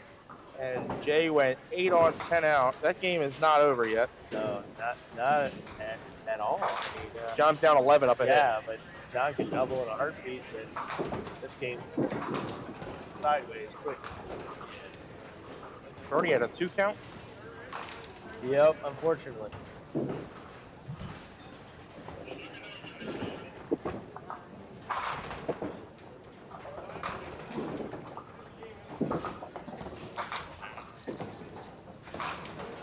Bernie, a disappointing 7 box. Third one we've seen. Yeah, Bernie's had a couple. He's had 3 7 boxes on top. 21-time champion Bernie Hipkins has 3 7 boxes on television today. 3. Count them. Dennis finds the front one. 8 on and 10 out for 113. He's up 19 pins on Bernard. I think this middle game is the one to watch. No. Jason gets a single out of that. Unfortunately, I think a not having a strike there was not good. Yeah, I think RJ's He has looking really nice. 159 max. RJ's going to probably read the rule book here. You bet. Don't worry, I just He's gonna shoot the 7 and make this. Jason says yes to the 4 pin. Jason says yes, but spares aren't gonna have them. 9 spare ain't gonna cut it right now. No. Neither will whatever the heck I just put in. Let's learn how to type. Oh, gee, almost. All right, there we go. 9 spare. Roberts unsuccessful on the 6, 7, 10. He will scoop 10. Scoop a loop. 154. He'll just need 6 pins in the 10th. Turn that bagel into a breadstick. 1 breadstick for RJ. That's what you shoot for. And by the way, this does get him over 130 average for the day, which is respectable. Could get as high as 690 for 5. John Green down. Oh, I had it wrong. Oh! Only 8 on a ball like that? Wow. I had it wrong. It's actually 110 to 100. Jay's light. So John Green's got a makeable. Yeah, John Green puts a 20 If he spares here, it's a tie game in the 8th. Yeah, this could get real interesting. Which at this point, it's looking like it's not going to matter because Jason's not going to win. And then Dennis doesn't have a chance. Oh, my. Yeah, but for seeding purposes. Seeding is the only. Well, no, because it's 1 and 2 is going to be locked up anyway. No, I mean for the overall. Oh, for this game, yeah. You're right. You're right. Well, now it's advantage John Green. He'll be up. No, it would be tied. Tied up ahead. Tie ball game. This is what you want to see. This is for the division. Yeah, for the division. Barn burner. Bernard from the left side. Hey, come on, Bern. Can he do the Dave Jones for a T-shirt of his choosing? Oh. Did you see that one coming? So we've determined if you already have the signature edition shirt, if you make another one on TV, you get a spare break shirt of your choosing. He needs we get bulk order. We got to save David on shipping money. Yeah. They got a sale on pianos. Got to save on shipping. Yeah. Yeah. Well, David said if I order shirts a la carte, I got to cut your monthly lunch budget. I said, not doing it. Yeah, no. You need your I don't need Doge messing up duck pins forever you too. need your lunch. But you have the best lunch. You're right. The federal government's already wreaked enough havoc on duck pins forever. We don't need them cutting our costs I'm too. just saying, at your current place of employment. Oh no. Best God, lunch yeah. ever. It is until I hit the bathroom.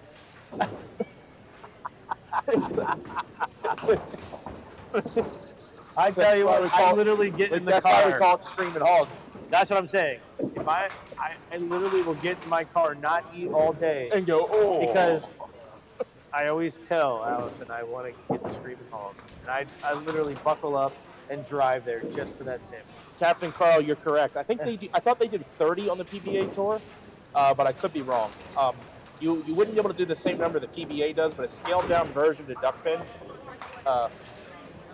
makes sense to me.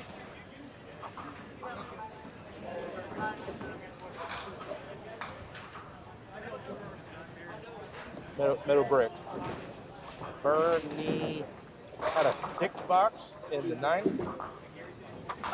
Sauter goes deuce, 40. That's going to be the end of the day for Jason Sauter. Time for Jason to grab a cold brew.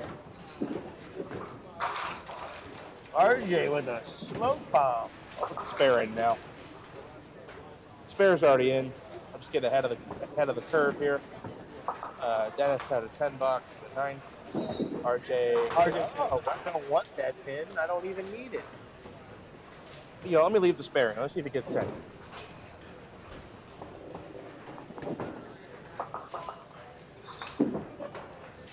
Yeah.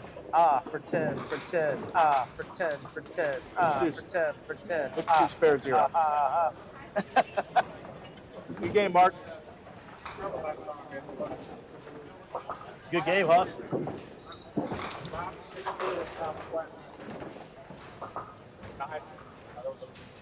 There are 4 people first game.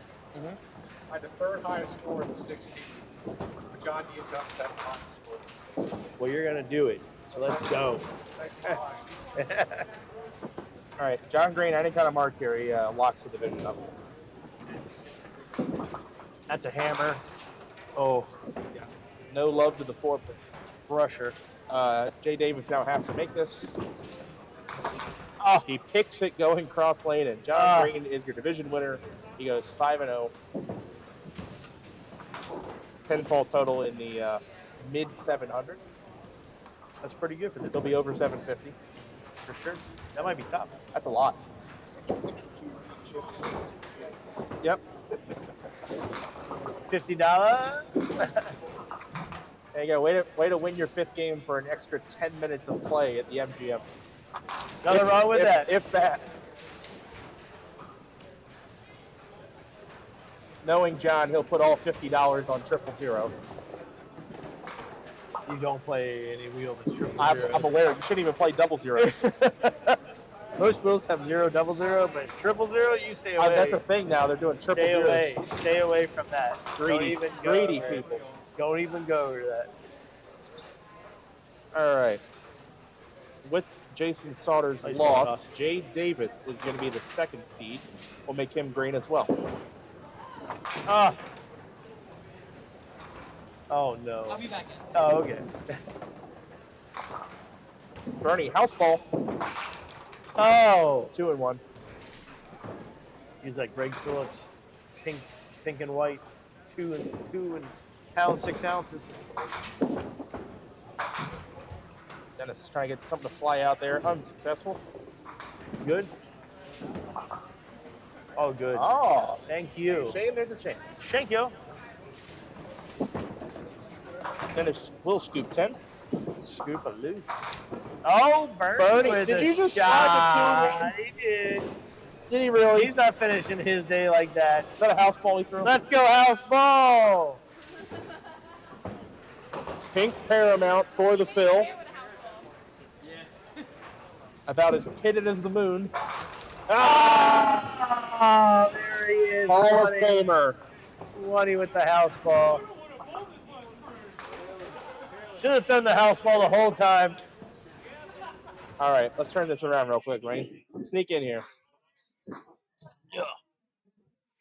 that is it for us for match play, but we are not done yet. This is where we go get our lunch break, figure out who's making it and who isn't, and we will have a final bracket for you. We've got 10 bowlers coming out of scratch, and I think 6 out of POA. Correct. So we'll have a final 16, no buys, and that is 4 matches to go to determine who wins the star at Suitland Bowl. Watch these old videos. We'll be back. David didn't make it. It's exciting, it's entertaining, it's challenging, it's fun. It's Duck Pin Magic. Duck pin bowling is lots of fun for the whole family. There's no need to be an expert. Duck pin bowling is easy to learn, but it's the challenge that'll keep you coming back. Even little hands can control the ball in duck pin bowling. Join a league or we'll help you start one. And with duck pin bowling, there's more bowling for your buck. Discover duck pin bowling and you'll discover duck pin magic at any of these locations. Spare no fun and throw a strike with your child's next birthday party. Come on down to the Duck Pin Bowling Lanes at 1465 Barnum Avenue in Stratford. Our courteous and attentive staff will take care of the details so you can party with the kids. In the Rock and Glow Room, lights and music will give the birthday boys and girls memories that'll last a lifetime. Adults will enjoy our lounge and break a sweat knocking down some pins. Call to reserve your lane now. Duck pin excitement. Duck pin fun. Duck pin bowling at Johnson's Lanes in the Hamden Plaza. Discover enjoyable low-cost fun for the whole family. Whether you want to join in a league, play for fun, for exercise, or are planning a special birthday bowling party, Johnson's Lanes is your duck pin bowling center. Don't miss the fun. Fall and winter leagues now forming for teams or individuals. To join in, call us now. For the young and young at heart, it's Johnson's Duck Pin Lanes in the Hamden Plaza. It's exciting, it's entertaining, it's challenging, it's fun. It's Duck Pin Magic. Duck pin bowling is lots of fun for the whole family. There's no need to be an expert. Duck pin bowling is easy to learn, but it's the challenge that'll keep you coming back. Even little hands can control the ball in duck pin bowling. Join a league or we'll help you start one. And with duck pin bowling, there's more bowling for your buck. Discover duck pin bowling and you'll discover duck pin magic at any of these locations.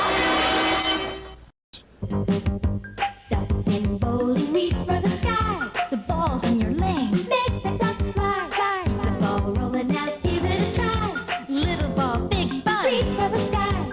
3 balls to play, make the ducks fly. Keep hitting them like that and you'll be eligible for NDBC awards, like these. The Congress recognizes many accomplishments. Sanctioned bowlers at all skill levels earn these awards on a regular basis, and this national trophy travels throughout duck pin territory with the names of the #1 ranked male and female bowler for each year.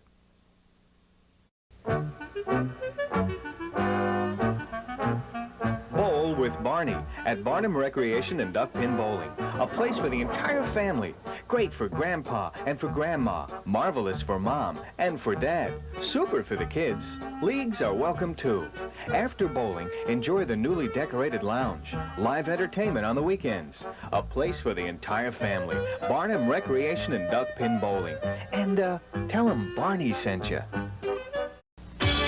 It's exciting, it's entertaining, it's challenging, it's fun. It's Duck Pin Magic. Duck pin bowling is lots of fun for the whole family. There's no need to be an expert. Duck pin bowling is easy to learn, but it's the challenge that'll keep you coming back. Even little hands can control the ball in duck pin bowling. Join a league or we'll help you start one. And with duck pin bowling, there's more bowling for your buck. Discover duck pin bowling and you'll discover duck pin magic at any of these locations. Hello, we'd like to clear up some misconceptions about duck pin bowling at Fairlanes. This is a duck. This is a duck pin. Note the absence of webbed feet. This is a flock of ducks. This is a flock of duck pins. The object of duck pins is to hurl 3 balls, bang, bang, bang, and knock them all down. Exhilarating. The object of ducks is to be ducks. Now you may proceed to Fairlanes. We're quite sure you'll find duck pinning everything it's quacked up to be. Sorry. Duck pin bowling, reach for the sky. The ball's in your lane. Make the ducks fly, fly. The ball rolling out, give it a try. Little ball, big ball, reach for the sky. This weekend, reach for the sky and make the ducks fly for only 50 cents a game at these Duck Pin Fun Unlimited centers. Reach for the sky.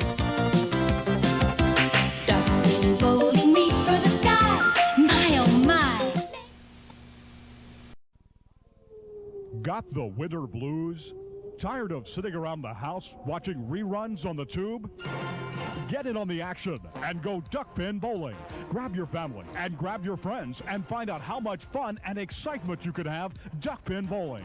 Be a part of the action and head for your local duckpin bowling establishment. There are plenty of lanes available and you won't know how much fun you're missing until you give it a try. Duckpin bowling, the cure for the winter blues. It's exciting, it's entertaining, it's challenging, it's fun. It's Duckpin Magic. Duckpin bowling is lots of fun for the whole family. There's no need to be an expert. Duckpin bowling is easy to learn, but it's the challenge that'll keep you coming back. Even little hands can control the ball in duckpin bowling. Join a league or we'll help you start one. And with duckpin bowling, there's more bowling for your buck. Discover duckpin bowling and you'll discover Duckpin Magic at any of these locations. Looking for something fun to do? How about bowling? Bowl at Thunderhead Bowl for the best in duckpin and 10-pin bowling at 2 locations, both Westminster and Tawnytown. You can enjoy the league opportunities, which are always available for all ages at Thunderhead Bowl. And both locations are open 7 days a week with a snack bar and restaurant specials to ease the hunger as you have fun. The Pro Shop has a complete line of bowling equipment and accessories designed to improve your game. If you'd like information on open bowling, adult and youth leagues, contact Thunderhead Bowl, the family fun place.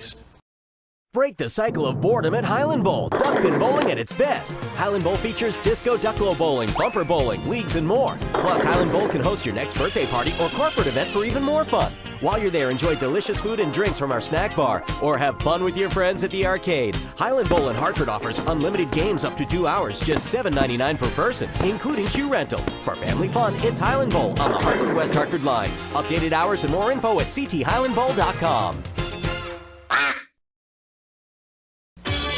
It's exciting, it's entertaining, it's challenging, it's fun. It's Duckpin Magic. Duckpin bowling is lots of fun for the whole family. There's no need to be an expert. Duckpin bowling is easy to learn, but it's the challenge that'll keep you coming back. Even little hands can control the ball in duckpin bowling. Join a league or we'll help you start one. And with duckpin bowling, there's more bowling for your buck. Discover duckpin bowling and you'll discover Duckpin Magic at any of these locations. It's exciting, it's entertaining, it's challenging, it's fun. It's Duckpin Magic. Duckpin bowling is lots of fun for the whole family. There's no need to be an expert. Duckpin bowling is easy to learn, but it's the challenge that'll keep you coming back. Even little hands can control the ball in duckpin bowling. Join a league or we'll help you start one. And with duckpin bowling, there's more bowling for your buck. Discover duckpin bowling and you'll discover Duckpin Magic at any of these locations. It's exciting, it's entertaining, it's challenging, it's fun. It's Duckpin Magic. Duckpin bowling is lots of fun for the whole family. There's no need to be an expert. Duckpin bowling is easy to learn, but it's the challenge that'll keep you coming back. Even little hands can control the ball in duckpin bowling. Join a league or we'll help you start one. And with duckpin bowling, there's more bowling for your buck. Discover duckpin bowling and you'll discover Duckpin Magic at any of these locations. Make your own duckpin magic happen this season at Fairlanes. We have the times, the leagues, and the people to give you the best duckpin bowling experience possible. Fall-winter leagues are now forming at all Fairlanes bowling centers. Come in and reserve your spot for the most magical year ever. Get in on the fun, the excitement, and the action of duckpin bowling. There's no trick to it. Just visit any Fairlane center and pick the league that's best for you. You'll enjoy the experience. We guarantee it. Go, Jack! Roll that ball! Smash those pins! It's so much fun! It's so much fun! Let's do it again! Fairlanes has 516 duckpin lanes for you, your family, and friends. Look us up. Come on into Fairlanes, the fun lanes. Fairlanes! It's your turn now for Fairlanes fun! So bring it on in! Let's show them how it's done! At Fairlanes! Fairlanes! The fun! Spare no fun and throw a strike with your child's next birthday party. Come on down to the Duckpin Bowling Lanes at 1465 Barnum Avenue in Stratford. Our courteous and attentive staff will take care of the details so you can party with the kids. In the Rock and Glow Room, lights and music will give the birthday boys and girls memories that'll last a lifetime. Adults will enjoy our lounge and break a sweat knocking down some pins. Call to reserve your lane now.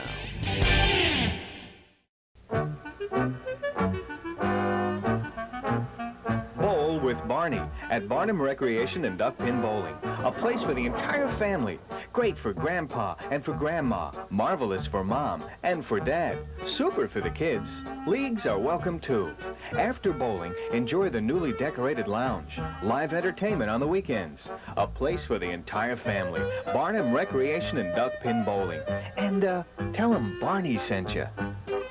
Looking for something fun to do? How about bowling? Bowl at Thunderhead Bowl for the best in duck pin and 10-pin bowling at 2 locations, both Westminster and Tawnytown. You can enjoy the league opportunities, which are always available for all ages at Thunderhead Bowl. And both locations are open 7 days a week with a snack bar and restaurant specials to ease the hunger as you have fun. The Pro Shop has a complete line of bowling equipment and accessories designed to improve your game. If you'd like information on open bowling, adult and youth leagues, contact Thunderhead Bowl, the family fun place. It's exciting, it's entertaining, it's challenging, it's fun. It's Duck Pin Magic. Duck pin bowling is lots of fun for the whole family. There's no need to be an expert. Duck pin bowling is easy to learn, but it's the challenge that'll keep you coming back. Even little hands can control the ball in duck pin bowling. Join a league or we'll help you start one. And with duck pin bowling, there's more bowling for your buck. Discover duck pin bowling and you'll discover Duck Pin Magic at any of these locations. It's exciting, it's entertaining, it's challenging, it's fun. It's Duck Pin Magic. Duck pin bowling is lots of fun for the whole family. There's no need to be an expert. Duck pin bowling is easy to learn, but it's the challenge that'll keep you coming back. Even little hands can control the ball in duck pin bowling. Join a league or we'll help you start one. And with duck pin bowling, there's more bowling for your buck. Discover duck pin bowling and you'll discover Duck Pin Magic at any of these locations. It's exciting, it's entertaining, it's challenging, it's fun. It's Duck Pin Magic. Duck pin bowling is lots of fun for the whole family. There's no need to be an expert. Duck pin bowling is easy to learn, but it's the challenge that'll keep you coming back. Even little hands can control the ball in duck pin bowling. Join a league or we'll help you start one. And with duck pin bowling, there's more bowling for your buck. Discover duck pin bowling and you'll discover Duck Pin Magic at any of these locations. Duck pin bowling, reach for the sky. The ball's in your lane. Make the ducks fly, fly. Keep the ball rolling out, give it a try. Little ball, big bun. Reach for the sky. 3 balls to play. Make the ducks fly. Keep hitting them like that and you'll be eligible for NDBC awards, like these. The Congress recognizes many accomplishments. Sanctioned bowlers at all skill levels earn these awards on a regular basis, and this national trophy travels throughout duckpin territory with the names of the #1 ranked male and female bowler for each year. Hello, we'd like to clear up some misconceptions about duck pin bowling at Fairlanes. This is a duck. This is a duck pin. Note the absence of webbed feet. This is a flock of ducks. This is a flock of duck pins. The object of duck pins is to hurl 3 balls, bang, bang, bang, and knock them all down. Exhilarating. The object of ducks is to, well, to be ducks. Now you may proceed to Fairlanes. We're quite sure you'll find duck pinning everything it's quacked up to be. Sorry. Got the winter blues? Tired of sitting around the house watching reruns on the tube? Get in on the action and go duck pin bowling. Grab your family and grab your friends and find out how much fun and excitement you can have duck pin bowling. Be a part of the action and head for your local duck pin bowling establishment. There are plenty of lanes available and you won't know how much fun you're missing until you give it a try. Duck pin bowling, the cure for the winter blues. Make your own duck pin magic happen this season at Fairlanes. We have the times, the leagues, and the people to give you the best duck pin bowling experience possible. Fall-winter leagues are now forming at all Fairlanes bowling centers. Come in and reserve your spot for the most magical year ever.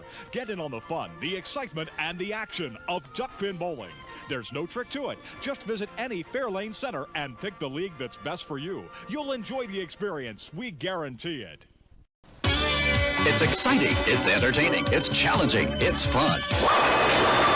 It's Duck Pin Magic. Duck pin bowling is lots of fun for the whole family. There's no need to be an expert. Duck pin bowling is easy to learn, but it's the challenge that'll keep you coming back. Even little hands can control the ball in duck pin bowling. Join a league or we'll help you start one. And with duck pin bowling, there's more bowling for your buck. Discover duck pin bowling and you'll discover duck pin magic at any of these locations. It's exciting, it's entertaining, it's challenging, it's fun. It's Duck Pin Magic.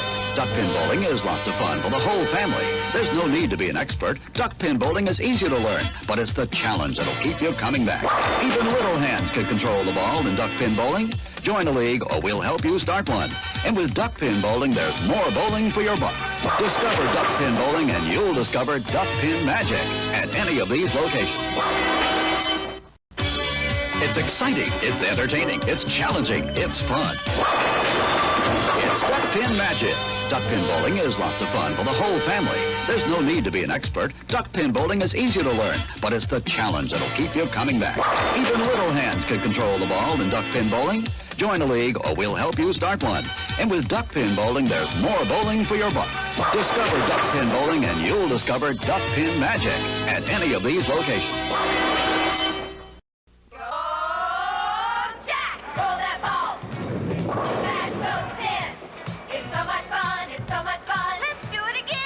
Fairlanes has 516 duck pin lanes for you, your family, and friends. Look us up. Come on into Fairlanes, the fun lanes.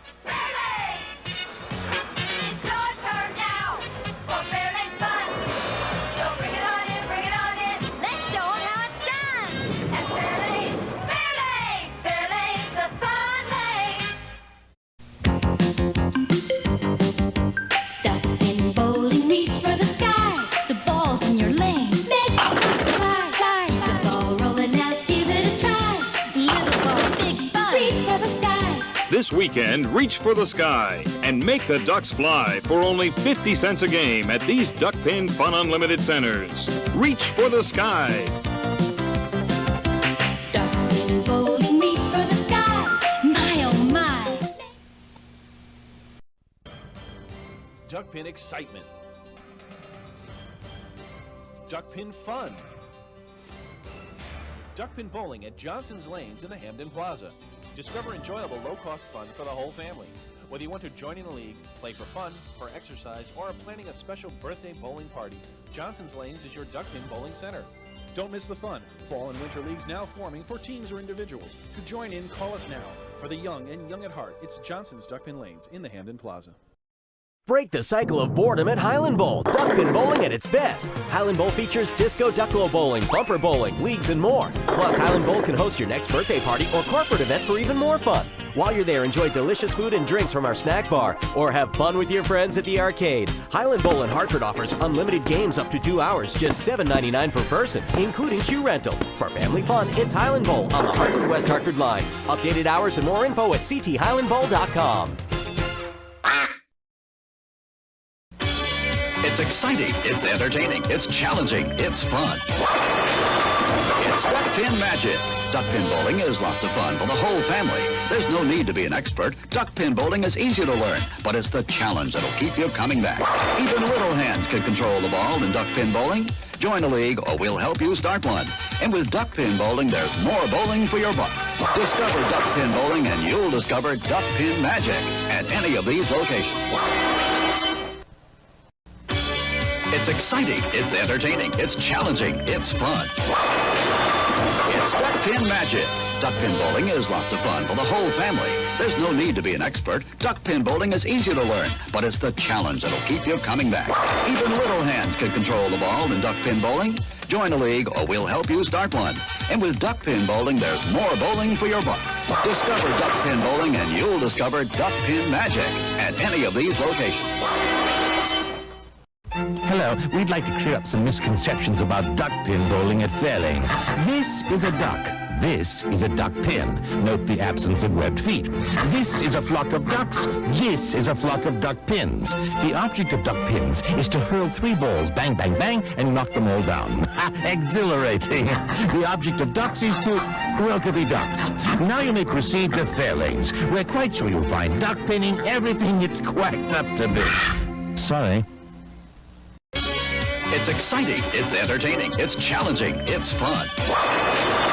It's Duck Pin Magic. Duck pin bowling is lots of fun for the whole family. There's no need to be an expert. Duck pin bowling is easy to learn, but it's the challenge that'll keep you coming back. Even little hands can control the ball in duck pin bowling. Join a league or we'll help you start one. And with duck pin bowling, there's more bowling for your buck. Discover duck pin bowling and you'll discover duck pin magic at any of these locations.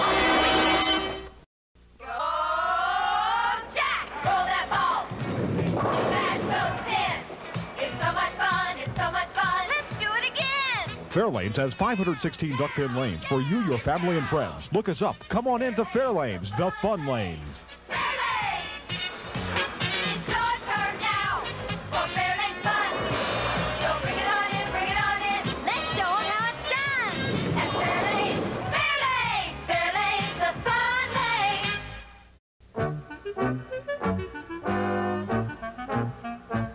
With Barney at Barnum Recreation and Duck Pin Bowling. A place for the entire family.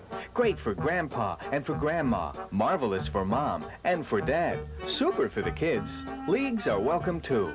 After bowling, enjoy the newly decorated lounge. Live entertainment on the weekends. A place for the entire family. Barnum Recreation and Duck Pin Bowling. And tell them Barney sent you. It's exciting, it's entertaining, it's challenging, it's fun. It's Duck Pin Magic. Duck pin bowling is lots of fun for the whole family. There's no need to be an expert. Duck pin bowling is easy to learn, but it's the challenge that'll keep you coming back. Even little hands can control the ball in duck pin bowling. Join a league or we'll help you start one. And with duck pin bowling, there's more bowling for your buck. Discover duck pin bowling and you'll discover duck pin magic at any of these locations. Duck pin bowling, reach for the sky. The ball's in your lane. Make the ducks fly, fly. Keep the ball rolling out, give it a try. Little ball, big ball, reach for the sky. 3 balls to play, make the ducks fly. Keep hitting them like that and you'll be eligible for NDBC awards, like these. The Congress recognizes many accomplishments. Sanctioned bowlers at all skill levels earn these awards on a regular basis, and this national trophy travels throughout duck pin territory with the names of the #1 ranked male and female bowler for each year. Spare no fun and throw a strike with your child's next birthday party. Come on down to the duck pin bowling lanes at 1465 Barnum Avenue in Stratford. Our courteous and attentive staff will take care of the details so you can party with the kids. In the Rock and Glow Room, lights and music will give the birthday boys and girls memories that'll last a lifetime. Adults will enjoy our lounge and break a sweat knocking down some pins. Call to reserve your lane now. Looking for something fun to do? How about bowling? Bowl at Thunderhead Bowl for the best in duck pin and 10-pin bowling at 2 locations, both Westminster and Tawnytown. You can enjoy the league opportunities, which are always available for all ages at Thunderhead Bowl. And both locations are open 7 days a week with a snack bar and restaurant specials to ease the hunger as you have fun. The Pro Shop has a complete line of bowling equipment and accessories designed to improve your game. If you'd like information on open bowling, adult and youth leagues, contact Thunderhead Bowl, the family fun place. It's exciting, it's entertaining, it's challenging, it's fun. It's Duck Pin Magic.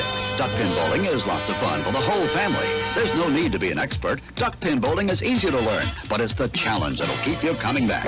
Even little hands can control the ball in duck pin bowling. Join a league or we'll help you start one.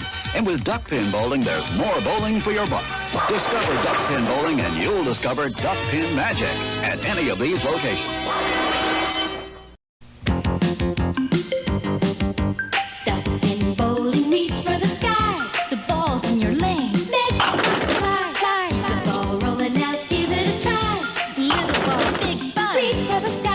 This weekend, reach for the sky and make the ducks fly for only 50 cents a game at these Duck Pin Fun Unlimited centers. Reach for the sky.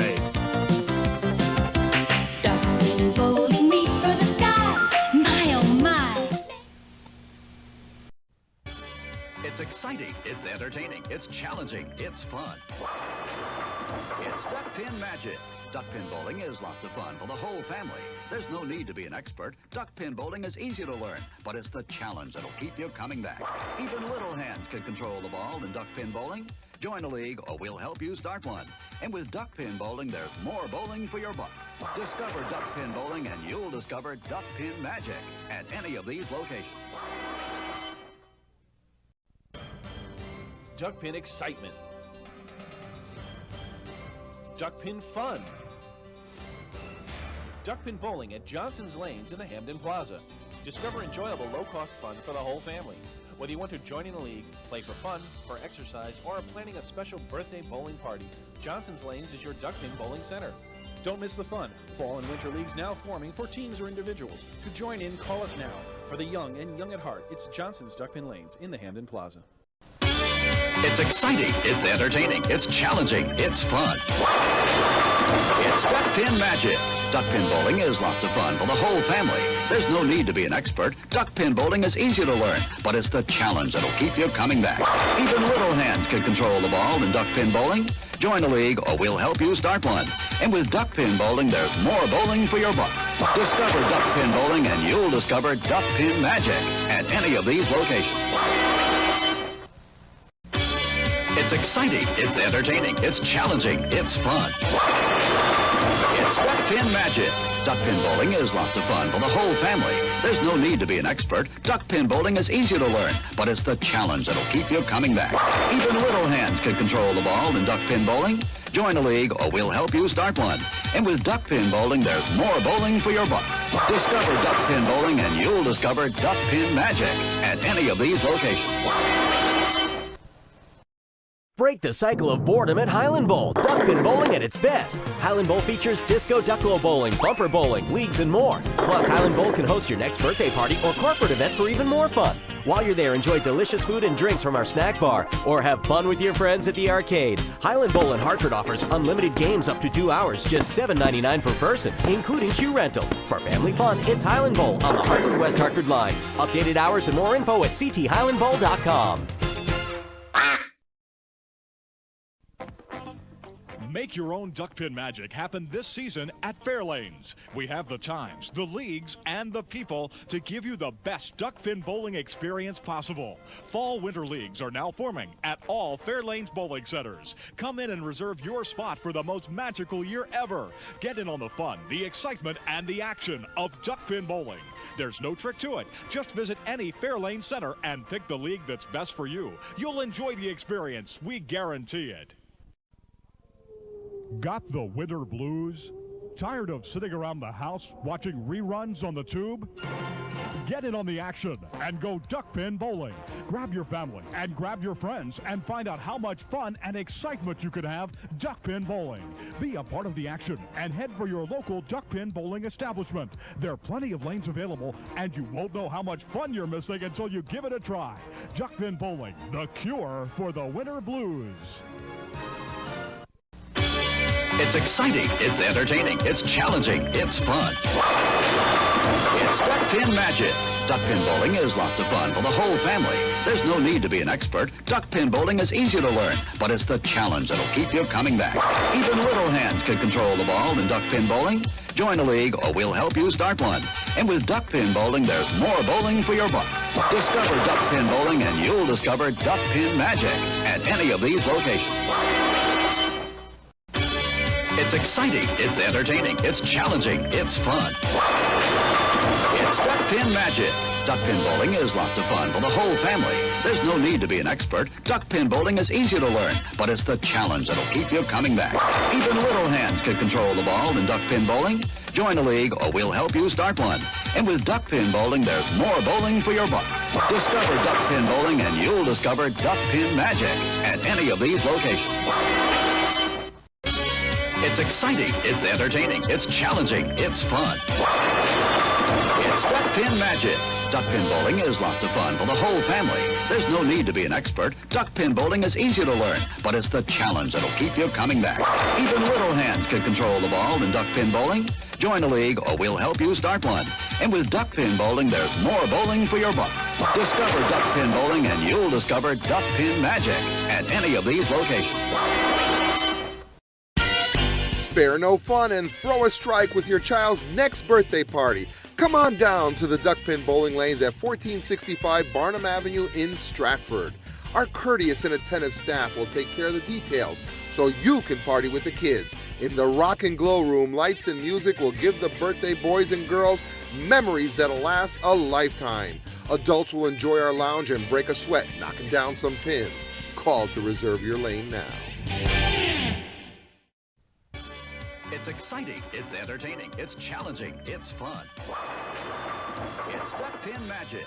Duck pin bowling is lots of fun for the whole family. There's no need to be an expert. Duck pin bowling is easy to learn, but it's the challenge that'll keep you coming back. Even little hands can control the ball in duck pin bowling. Join a league or we'll help you start one. And with duck pin bowling, there's more bowling for your buck. Discover duck pin bowling and you'll discover duck pin magic at any of these locations.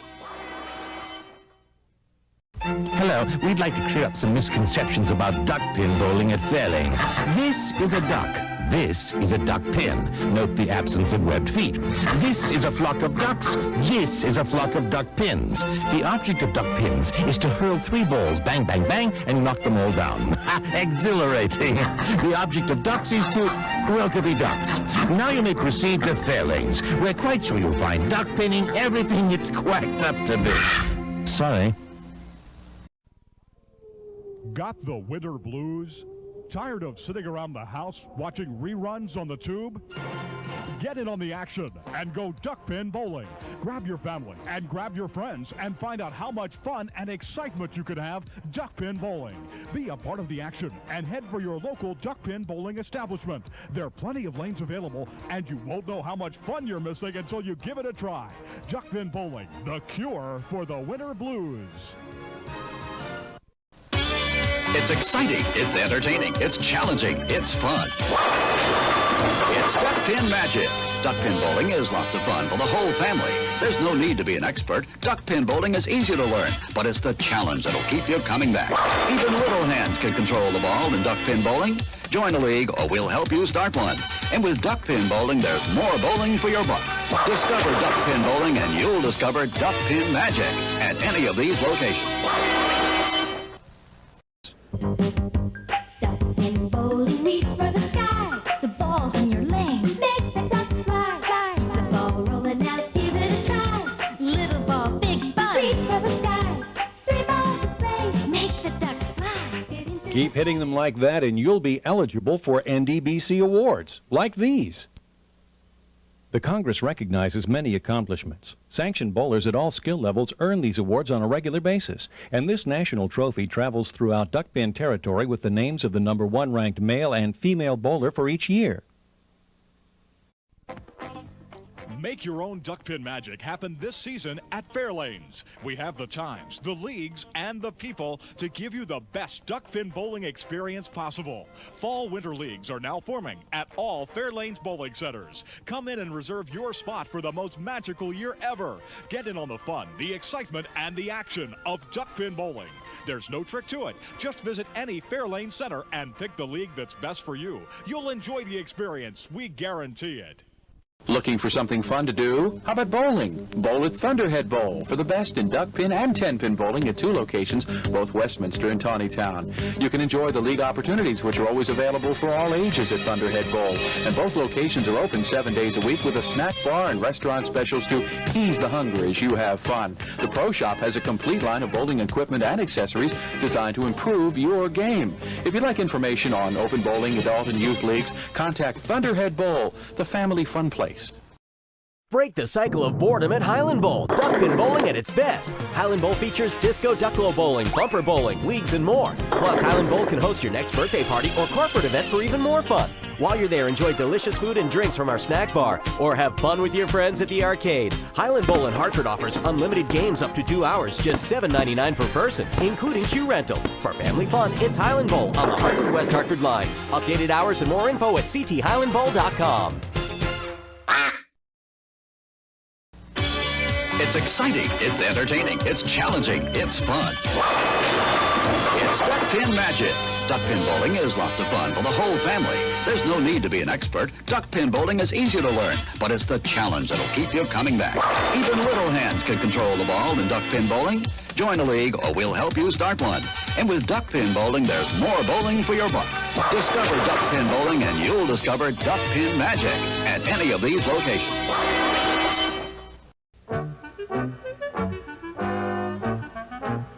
Bowl with Barney at Barnum Recreation and Duck Pin Bowling. A place for the entire family.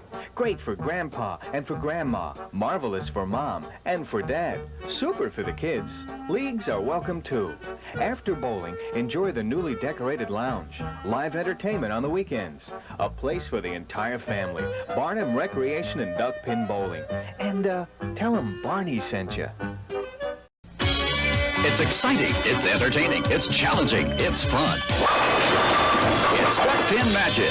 Duck pin bowling is lots of fun for the whole family. There's no need to be an expert. Duck pin bowling is easy to learn, but it's the challenge that'll keep you coming back. Even little hands can control the ball in duck pin bowling. Join a league or we'll help you start one. And with duck pin bowling, there's more bowling for your buck. Discover duck pin bowling and you'll discover duck pin magic at any of these locations.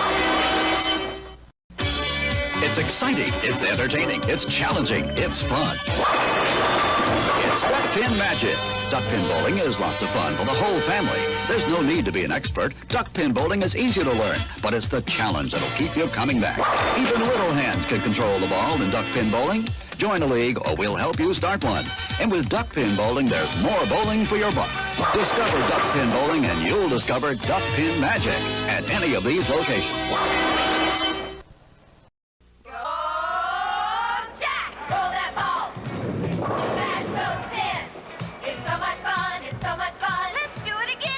Fairlanes has 516 duck pin lanes for you, your family, and friends. Look us up. Come on into Fairlanes, the fun lanes. Fairlanes! It's your turn now for Fairlanes fun. So bring it on in. Let's show them how it's done. At Fairlanes, Fairlanes, the fun lane. It's exciting, it's entertaining, it's challenging, it's fun. It's Duck Pin Magic. Duck pin bowling is lots of fun for the whole family. There's no need to be an expert. Duck pin bowling is easy to learn, but it's the challenge that'll keep you coming back. Even little hands can control the ball in duck pin bowling. Join a league or we'll help you start one. And with duck pin bowling, there's more bowling for your buck. Discover duck pin bowling and you'll discover duck pin magic at any of these locations. Duck pin excitement. Duck pin fun. Duck pin bowling at Johnson's Lanes in the Hamden Plaza. Discover enjoyable low-cost fun for the whole family. Whether you want to join in a league, play for fun, for exercise, or are planning a special birthday bowling party, Johnson's Lanes is your duck pin bowling center. Don't miss the fun. Fall and winter leagues now forming for teams or individuals. To join in, call us now. For the young and young at heart, it's Johnson's Duck Pin Lanes in the Hamden Plaza. It's exciting, it's entertaining, it's challenging, it's fun. It's Duck Pin Magic. Duck pin bowling is lots of fun for the whole family. There's no need to be an expert. Duck pin bowling is easy to learn, but it's the challenge that'll keep you coming back. Even little hands can control the ball in duck pin bowling. Join a league or we'll help you start one. And with duck pin bowling, there's more bowling for your buck. Discover duck pin bowling and you'll discover duck pin magic at any of these locations.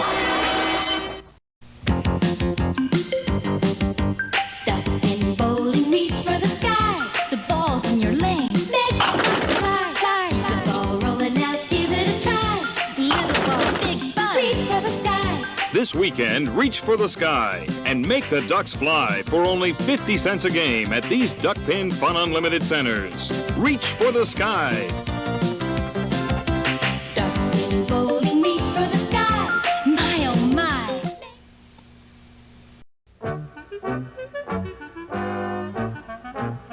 Bowl with Barney at Barnum Recreation and Duck Pin Bowling. A place for the entire family. Great for Grandpa and for Grandma. Marvelous for Mom and for Dad. Super for the kids. Leagues are welcome too. After bowling, enjoy the newly decorated lounge. Live entertainment on the weekends. A place for the entire family. Barnum Recreation and Duck Pin Bowling. And tell them Barney sent you. Make Make your own duck pin magic happen this season at Fairlanes. We have the times, the leagues, and the people to give you the best duck pin bowling experience possible. Fall-winter leagues are now forming at all Fairlanes bowling centers. Come in and reserve your spot for the most magical year ever. Get in on the fun, the excitement, and the action of duck pin bowling. There's no trick to it. Just visit any Fairlane center and pick the league that's best for you. You'll enjoy the experience. We guarantee it. Duck pin excitement. Duck pin fun. Duck pin bowling at Johnson's Lanes in the Hamden Plaza. Discover enjoyable low-cost fun for the whole family. Whether you want to join in a league, play for fun, for exercise, or are planning a special birthday bowling party, Johnson's Lanes is your duck pin bowling center. Don't miss the fun. Fall and winter leagues now forming for teams or individuals. To join in, call us now. For the young and young at heart, it's Johnson's Duck Pin Lanes in the Hamden Plaza. It's exciting, it's entertaining, it's challenging, it's fun.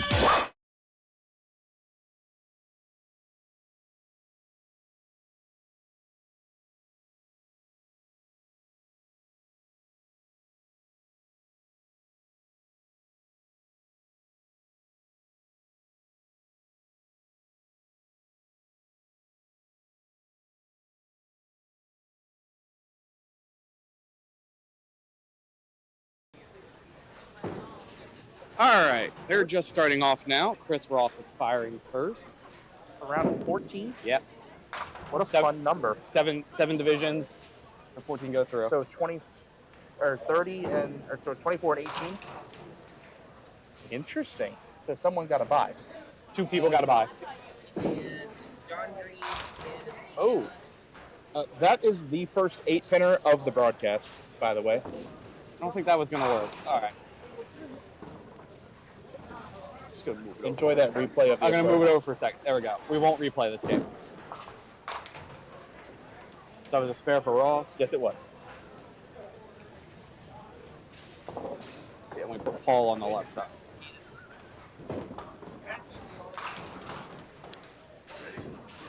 So the match is not on camera.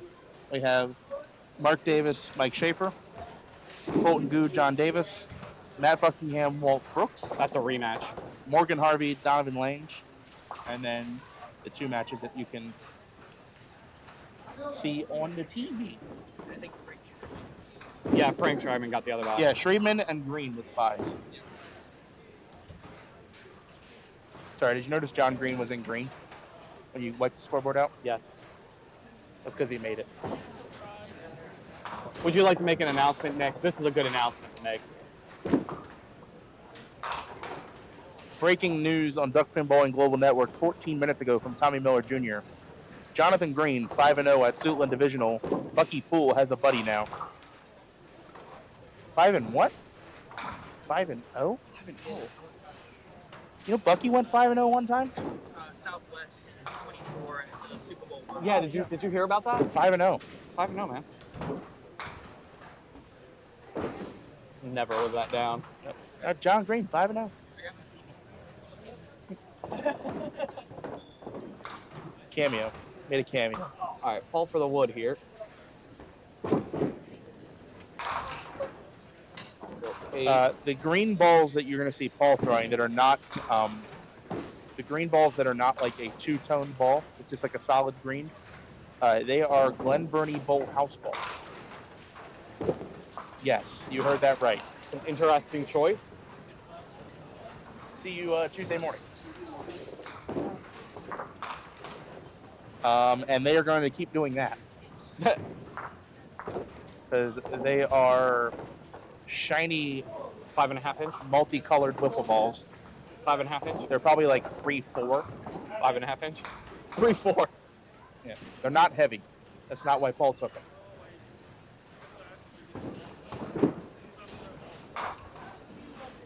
Keith cuts the duck to start the match. Chris Roth gonna push it past the 7.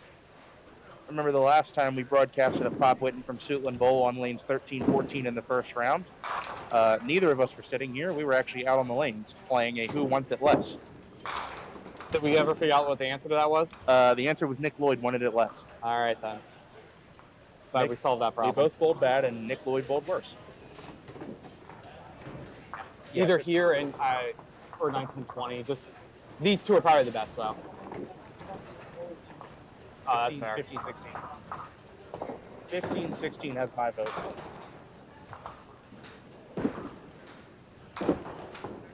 We're 10 for. Ooh, Chris Roth, Chris. nice count. Absolutely demolished that count right there. Oh, you're back, Wayne? All right. You can take Nick's spot because Nick has to go.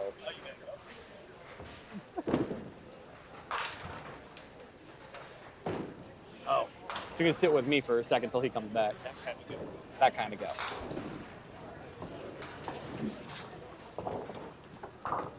Yeah, just Taco Bell. Just Taco Bell things. You know, it's always the grilled cheese burrito that gets them. It's fair. All right, Brandon, unfortunately, facing down Chris, who's throwing a pretty good ball this game. Only mistake missing that single pin in the second.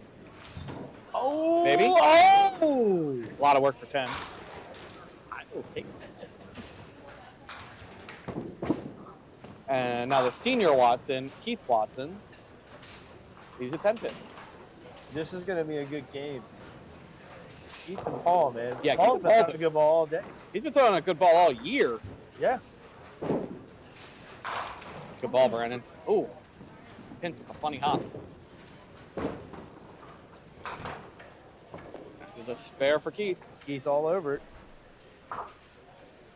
See if Brandon can match. He cannot. Robert, anytime someone walks in front of the camera, it's going to focus on them. So it's only focused on whatever it's looking at.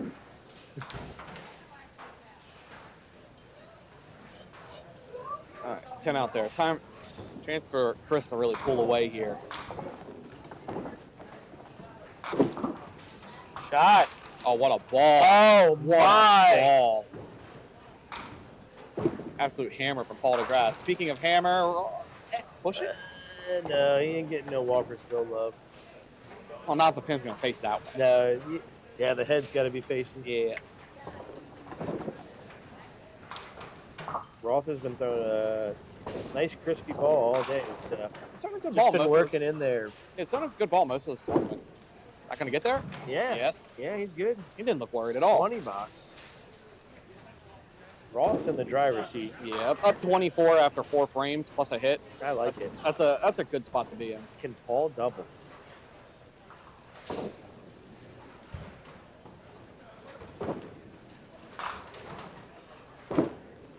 Oh, that looks good. Ah. Well, he's still counting. That's why we throw strikes. Here goes Roth. Oh, my. Oh, smoker. Nice. That was not the pin I thought he left. And by pin, I mean, I didn't think he left any. Yeah, it looked good. All cleaning up here. Get in there. Oh, no. 2 on the strike. Not what you want. That was the right idea. As long as he made contact with that pin, that had a shot. I feel like he just pumped Keith through the roof.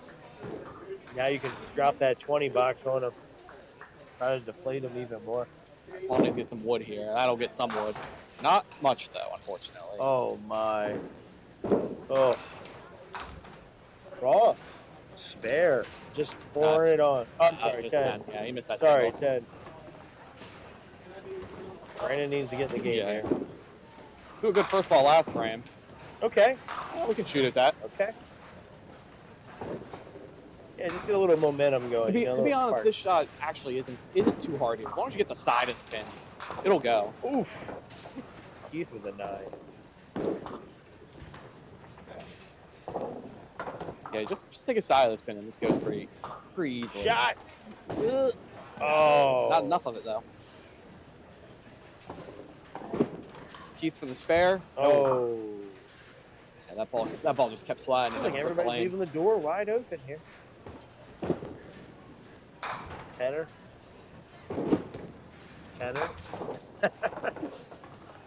Father like son.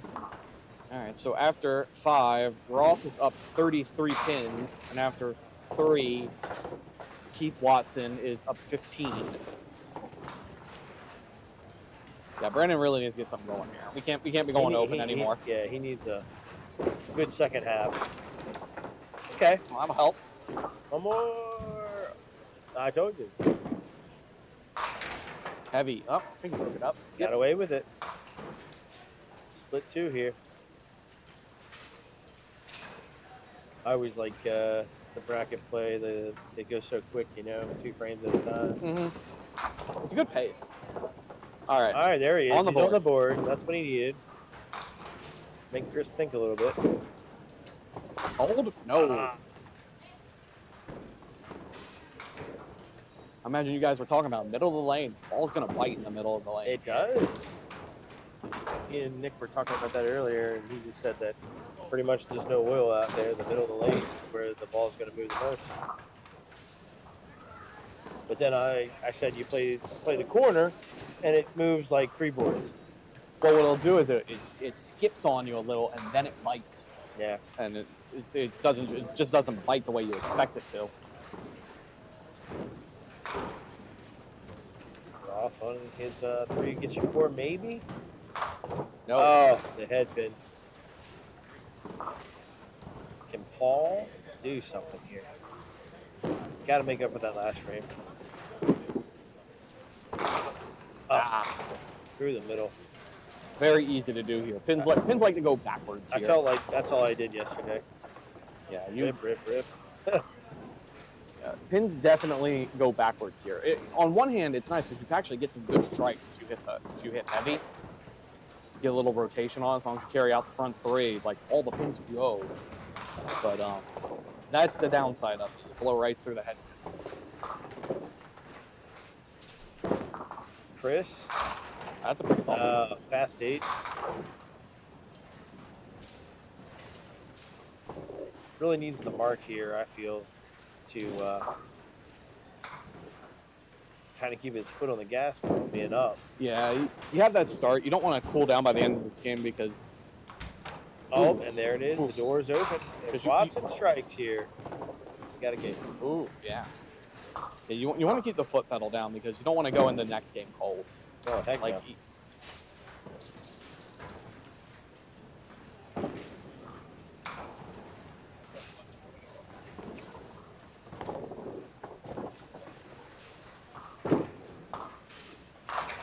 Oh, there's a beautiful ball. I wasn't sure that ball was ever going to bite. Ball slid quite a ways. He's been breaking it in there on that left pocket all day.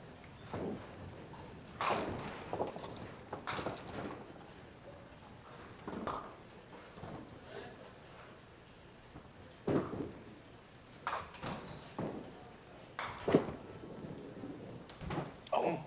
And that's what I was talking about. I could hear that ball bounce its way down the lane. It like, just never sat. It's like you want to put it there because you think it's going to break. And then that's what happens. That one runs a mile. And then that's what happens. And those singles in the corners are so tough. You just sit down more confused than when you got here. Oh, tough I count. went home and thought about what I did. I couldn't figure it out.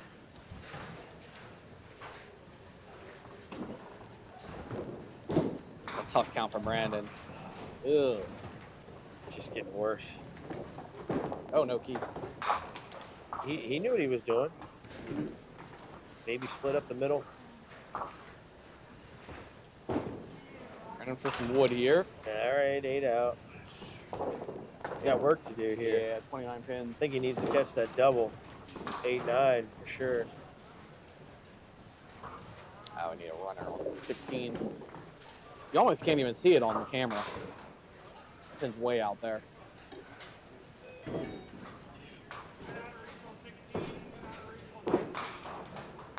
Gonna have to mix this up. And this, I did not like shooting the shot here. That's so hard to hit here. I saw it made once yesterday.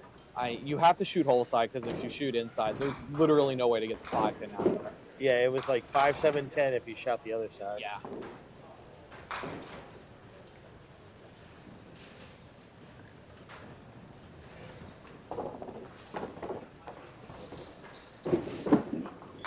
Ah, 7 out.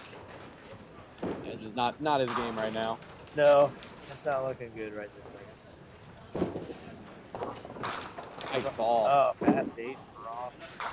That's the second one this game.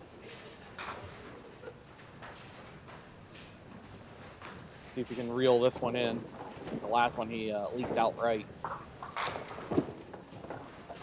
It's Got it good. in. I think if he puts any count here, he kind of I definitely felt as game a over. I definitely felt as a righty, it was much easier to hit the left side of the south than the right side. Because that ball more consistently gripped the lane when you were trying to shoot left side than right side. Because your spin's going the opposite way, the way the ball is moving. Keith, layup. Take advantage. Oh, Ew. there's that 8. Ew. I'll take the count on the spare for sure. Yeah, he's in a pretty safe spot right now. Keith, Wow. oh, gets remounted. That's the way it goes.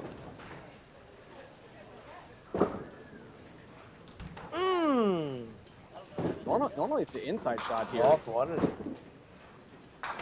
10 for Ball's still in the game. He's gonna have to make up for that bad frame. Catch a 20 box or a double or something. Plenty of boxes left though. Half a game. Brandon, I think actually probably could strike here and have a chance. Maybe I shouldn't think. All right, so most he can max out here is 125. So Chris would only need a 2. Get there for Paul. That's a tough break for him too. You gotta punch it. Brandon spare. All over that one. Well, Brandon can pretend he's not dead yet, but we'll see after this ball. It's pretty much over. Yeah, it's pretty dead. Even with a triple here in the 10th. Chris needs 2. That's got a shot. Ball just didn't bite.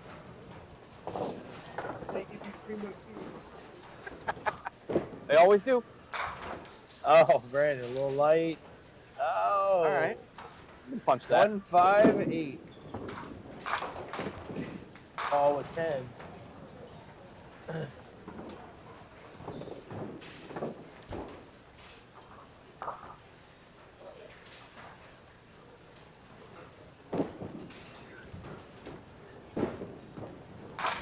Oh, nice shot. Scoops it up. Gets to throw the penalty pitch here. I like that penalty pitch. That's a Joe Ranierism. I like it. Roth's going to move on. He's probably going to face the winner of this match, unless one of them has to bowl the. Oh, one.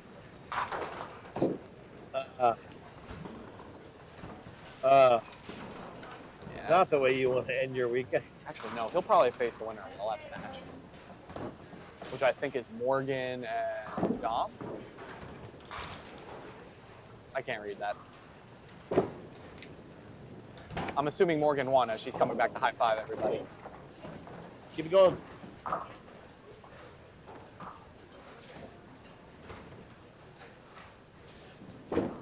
So I know there were some Morgan fans out there. She won her match, so she's still bowling. Paul with a 9 out. Oh my! Chrissy. Save that for the next game. This guy has been tossing all day. No, what? His ball is just working really well in the pocket.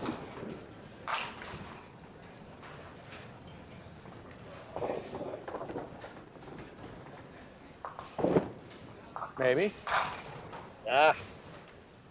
Lays it up, but that was my struggle. Let's take a 20. If you didn't hit that right spot, that ball just tails on you on the left side. And you don't want to push it all the way out. Then you're garbage. 7. Good game, 41. Yeah. Oh, Keith had to shoot that. This is a game. It doesn't look like it. But if Paul can catch a couple marks here. Doesn't even need a couple. Nice shot. Yeah.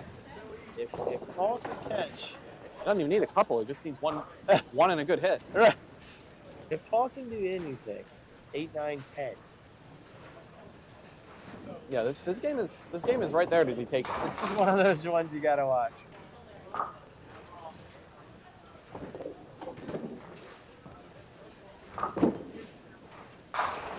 Oh, this is I haven't seen anybody that convert this all weekend from the spin. You got to throw a light ball. A light ball will get this. Yeah, the wiffle ball makes that shot. That's what I learned.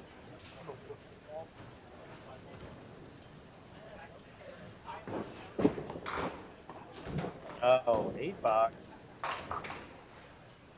right, Those let's see are- what Paul's got in his his golf bag here. those Let's are see if some he important- pulls out the driver. Those are some important drop pins there. Keith had been going 10 out the whole way. Finally drops 2. Yeah, I Gives mean, Paul an opening with a good count. this game is low, but who knows which way this could go. Tight, tight, tight.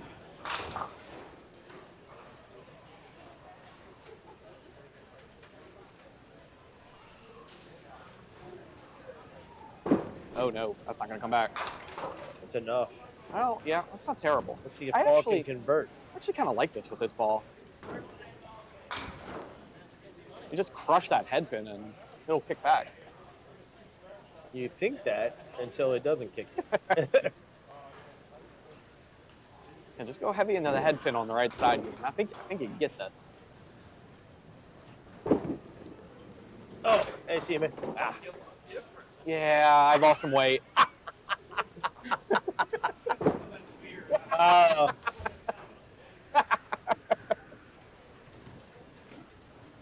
All right, you only got 9 there. All right.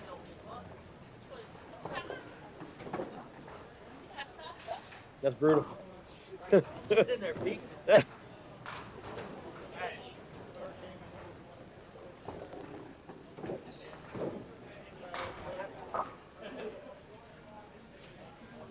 Paul's he's got a mark here. He's got a mark.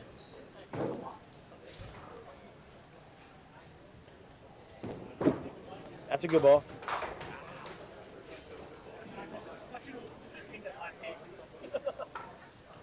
Hindsight's 2020. All right, Paul, you got some work to do on this ball. Yeah, he needs every bit of it. It's pretty when it goes. That's short. Ah, no. It's in the hole. Yeah, he's struggling to find the line to the head pin here. Oh no. 7 out of that mess. Wow. All right, Keith's got a chance here to shut this game out with the 2 marks. Exactly. Keith could end everything right here.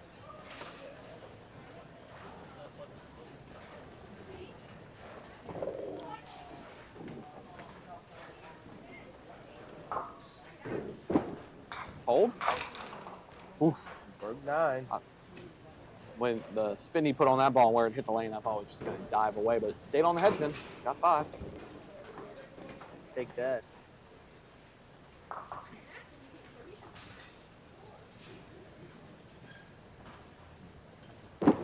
Oh, He no. misses.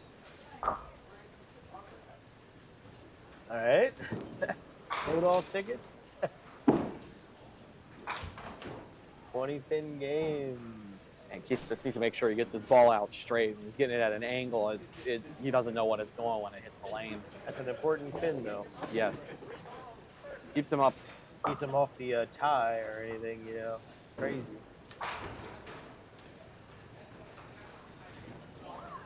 Yeah, a 10 here forces a double out of Paul. Oh, maybe split. I might get one more. Nope. If he gets 10, he wins it outright anyway. Even with the triple. Oh, you're right. You're right. I unmasked. It's okay. Oh, that'll be enough, folks. And that's game over. Keith Watson moving on. Yeah, I had that Western Maryland math. I might have a degree in physics, but that don't mean I can do math. So that'll do it. Keith Watson will advance Keith on. Watson's advancing, even if he gets one on this spin.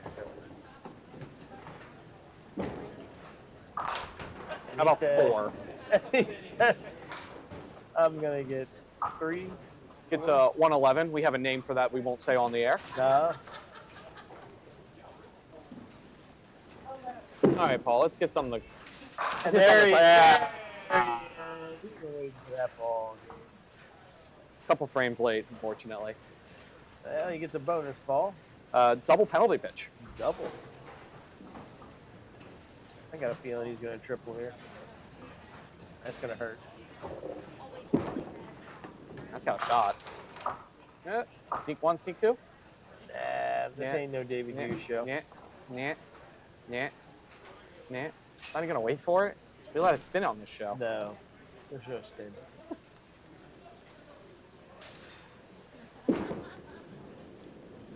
Well, I see John Green walking over here, so I'm assuming we're gonna keep the camera over here. Yeah. All John right. Green's moving down to 15-16. John Green and Michael Schaefer. That's a perfect camera match right there. That's so many strikes. That's what everybody's been waiting for all day.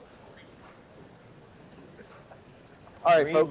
map, That is it for this match. We'll wait for them to announce the next one. I believe it's probably only one game on 15-16. So I'm gonna move this table in front of us and get the camera right behind it. So I will be right back. And hopefully Nick will walk over after he's done stuffing his face. So be right back.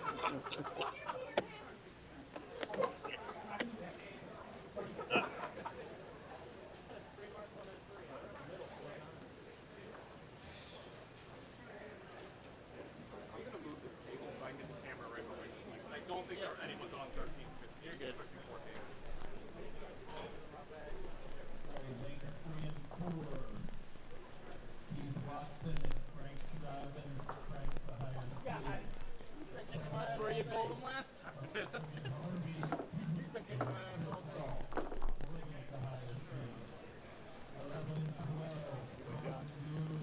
All right, I'll add mine.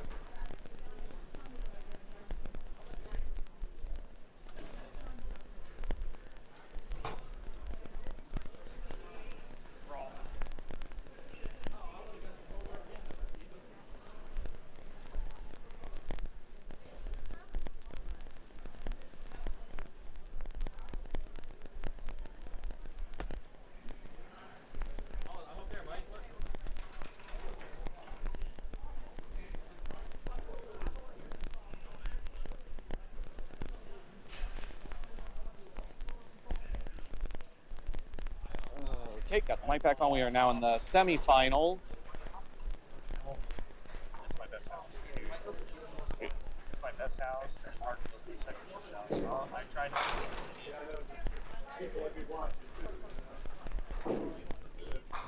All right, I gotta clean out the scoreboard. I'm probably gonna start soon.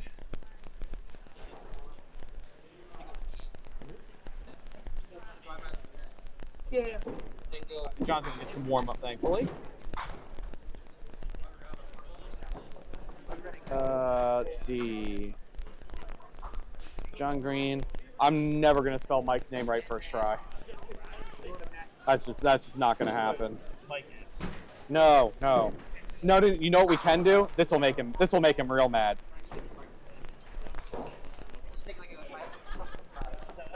That'll make him real mad. Oh, strikey Mikey. I like it.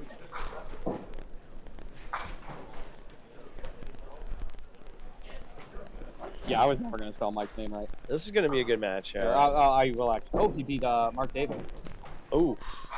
Mark's been mowing great all day. Yeah, Mark only had a 108 that game. Oh, that's his low of the weekend. Yeah. Oh no, strikey Mikey went away. It's still striking Mikey to us. All right, so your winners of the last round. Michael Schaefer beat Mark Davis. Colton Gu beat Jay Davis. Walt Brooks beat Matt Buckingham. Morgan Harvey beat Jonathan. We had it in there. We had it in there. You've done that before. Yes. Well, I remember in June you did that. You always start at the ball up here, and you put it in there. I don't know how to press the game. Now it's like, I pretended to break. Hold on, started that. Oh, That's wow. what he- I sent it to him. I said, Thanks, man. I was like, no one can chat. Thinking, Thanks, man. It was all you. This was you. He's like, well, I'm gonna turn the camera up a little bit. It's a little low. shut up. Straight to me. We're all trying to say, yes. It's all good.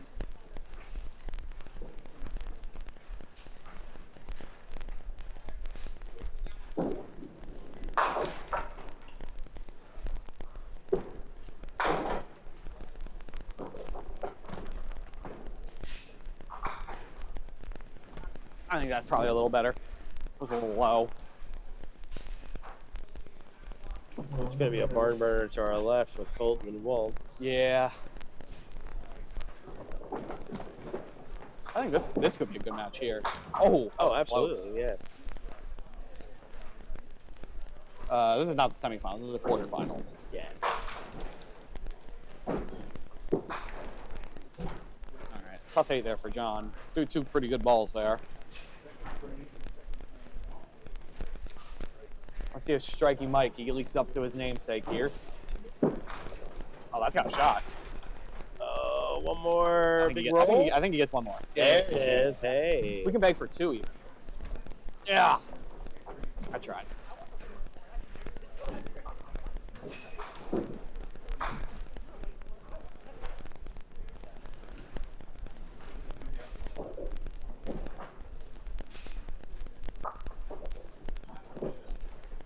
Oh, tough second ball. Yeah, I mean, he's going to get 2 with it, I think. Maybe 3. There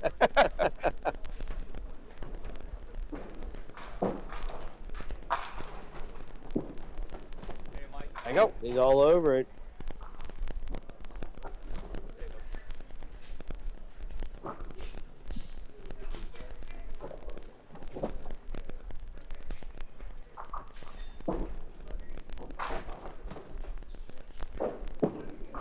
Oh, oh no.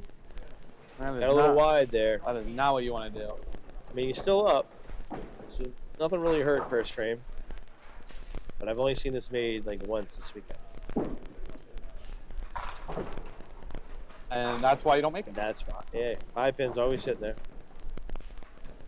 You good to go? All right. I'm going to put this 10 Are you in there. fueled up?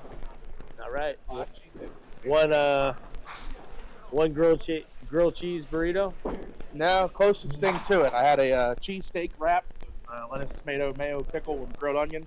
He asked me, you said, you want American or provolone? I said, why not both? Why not both? We're gonna have some barn burners here. Johnny Green there goes off the side for the head pin. We got this match in front of us, and off to our left, we got Colton and Walt.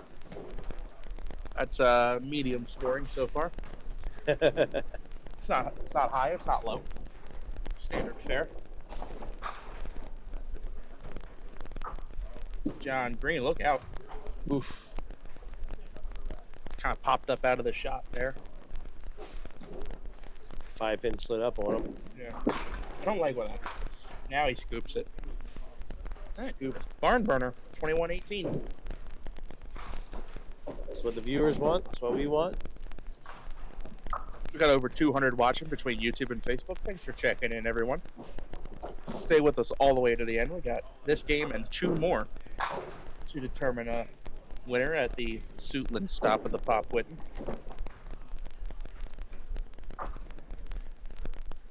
Third frame for Johnny Boy.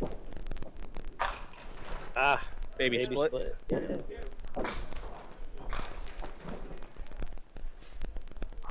I think this is a tough shot for John since he, I think he has to go outside on it. You think so? It's the way he spins the ball. I think so. It looks like he's moved right on the approach a little bit, and he'll still throw that right to left rotation.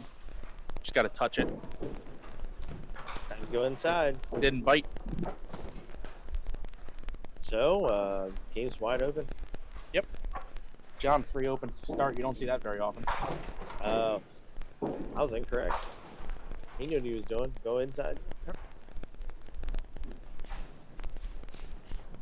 Well, let's see what Mike Schaefer can do.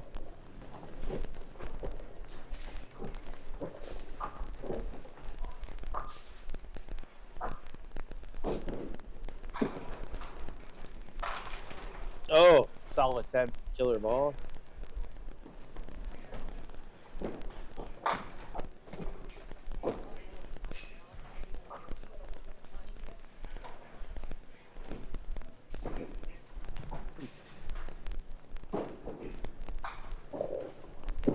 Gotta go. Yeah.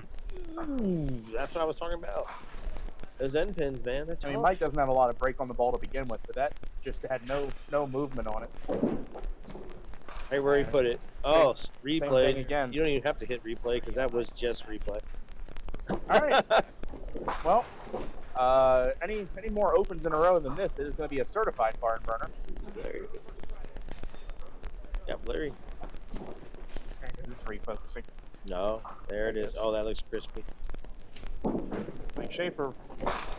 Rulebook. Oh, there he is. Nice count, Mike. Nice count, strikey, Mikey. Oh, we're not supposed to call him that anymore. Well, here we already put it on the board. He knows.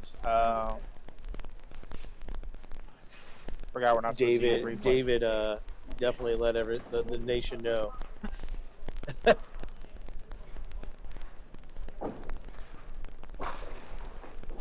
John to answer. Oh, great ball. 5-9. Ooh, little Andy action. Andy.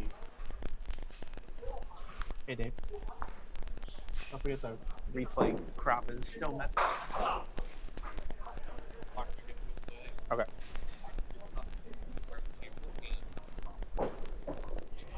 Right. Take two. 2-piece. All right. John gets on the board.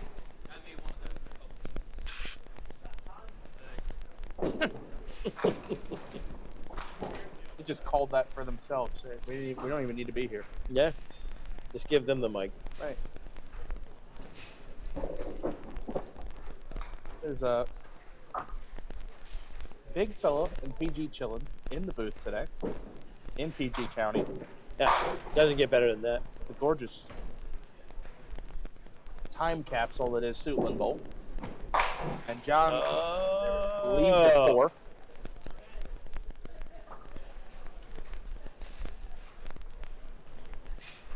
That puts John on a 47 through 4. And a spare break in the 5th. This is what we expected, though. A little barn burner here.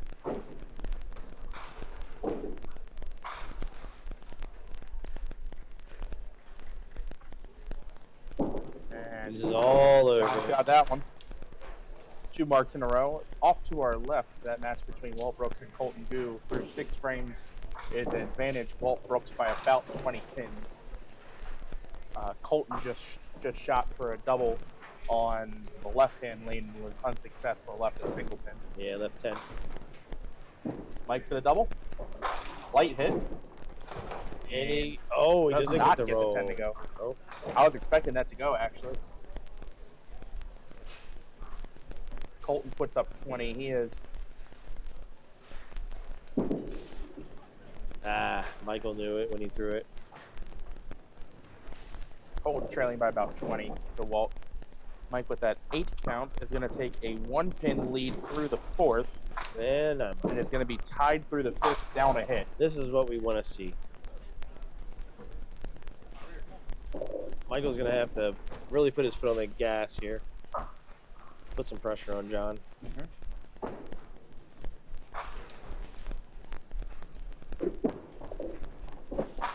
Oh, great ball. All right, there gets he the 5 to goes. go that time. Just leaves a single 7.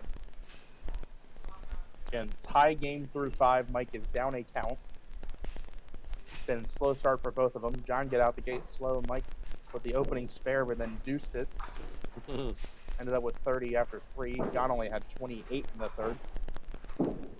There we go. He's all over it. There we go. See if they start getting into a bit of a rhythm here.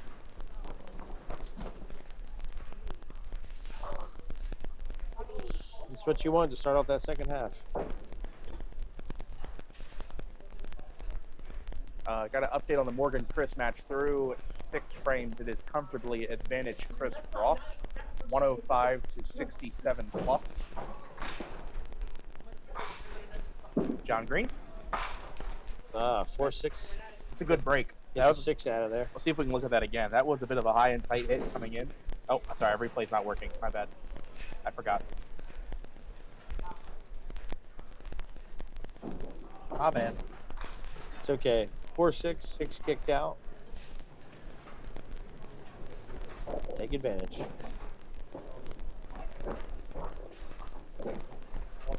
All right, John says he's yep. all over.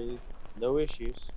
So John will move to lane 15 now, up 76 to 67. Counts are even for both bowlers on spares. Walt Brooks off to our left, stacking 20 boxes. That's what he does. Walt at 121 through the 7th frame. Colton Gu is 96 plus. I don't count Colton out. We knew that was going to be a solid match there. Spare fill. John, another 9 drop. Yep. 7 pin this time. Coleman deuce. That was a deuce. That could be costly in later rounds.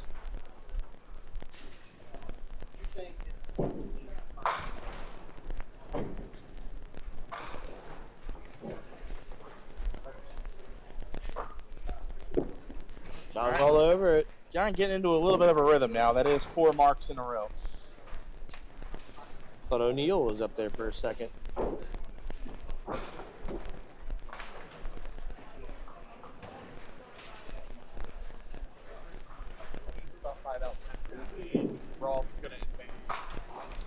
Oh, 9 for Mike. Yeah, it looked like Chris was comfortably ahead. He's been throwing a nice ball. 123 plus to 96. What I'm saying Chris Ross lead is. I'll tell you what, man. Even if Morgan's going to lose, she had a hell of a weekend. For sure. It's a good birthday weekend.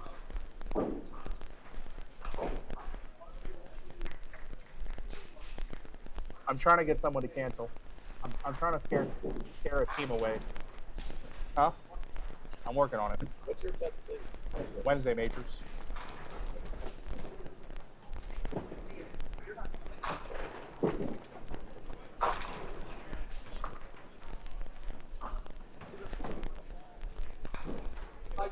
Mike's got work to do here. 3-7. You think he's gonna go wall touch or slide here? You got to go outside, right? But who knows? Oh, and he goes. He does it. Oh, we're gonna look at the shadow on the lane. It's still gonna happen though. Sorry. Nice. A perfect cut. He cut it. Beautiful shot. 3-7. Thank you. I gotta stop hitting that. Give my man the spare. I'm gonna stop the replay buffer. That way, I can't hit it by accident. Give that man a spare. Give me that spare. John Green, high and tight. He steals 9. He gets a 2. That was coming in awful heavy. Looked like it was going to be a 2 and 1. That is a fortunate 9 Mr. drop. 9 right now. And a spare here keeps it a 10-pin lead for John Green. He'll actually gain a pin and count. I know. That really hurts when you slide the 3 into the 7 for And you a lose a spare. pin and count. It's like, ouch. John says yes. Yeah, John says no issues. 5 spares in a row. 8 spare and then 4 singles for John Green. He leads 114 to 104. Even hits. 2 to go. This is where the rubber meets the road, though. The 9th frame. This is where you really got to set it up. Walt Brooks advancing over Colton Gu with 186. He just kept his foot on the gas and said, Colton, I'm not going to let you up for air.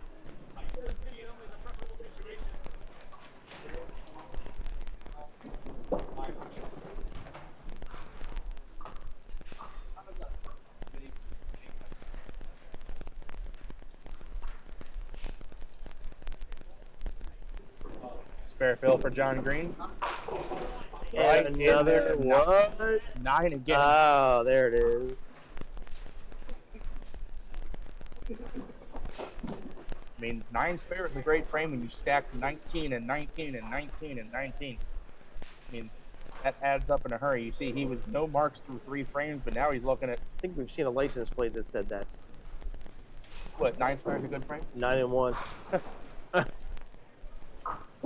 John got it again. And there it is. 5 straight single pins, and now John is a count ball away from 150 He games. has put Schaefer on a double situation here. Mike, And does he roll the 10? no, he does not. Nope, leaves the 10. He doesn't get a Walkersville love. Does break 9 though. Needs it, has to have it. There's no doubts. 1 in the gutter. Tough second ball. Michael do some housekeeping here. Should give him his count in the meantime. There we go. Yeah. Still a 10-pin game. Spare here keeps it a 10-pin game. And No. Michael misses. And That I think is gonna be that's very going to be costly. Yeah, absolutely. You can't do that.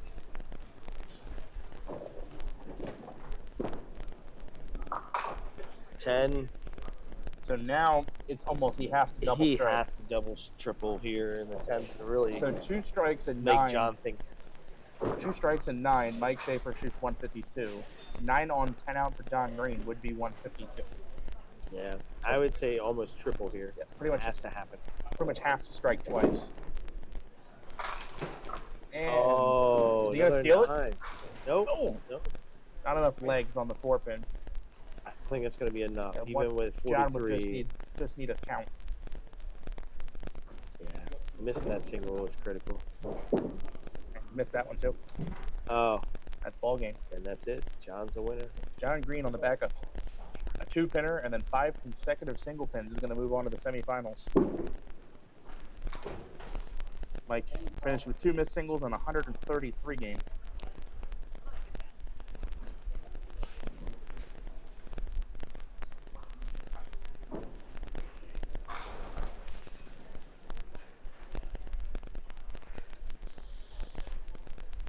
See if John gets 9 again. That's not No, 9. no, he tried something different this time. He's going to practice his 4-pinners. See if he Or pulls- is this just 2 See if he 2-pinners? pulls his Jake Dent here. Slides this over. Oh, he tried. Gave it a bid.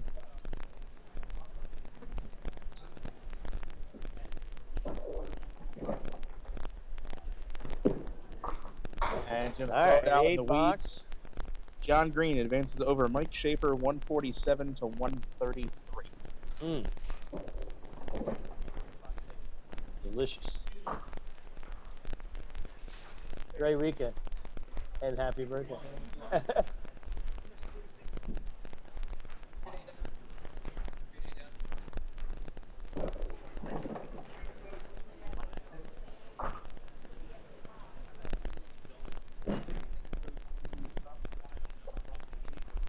All right. So we're going to await the speech from the tournament directors and figure out where we're going to be at for the semifinals. Looks like Ross moving over to 13-14.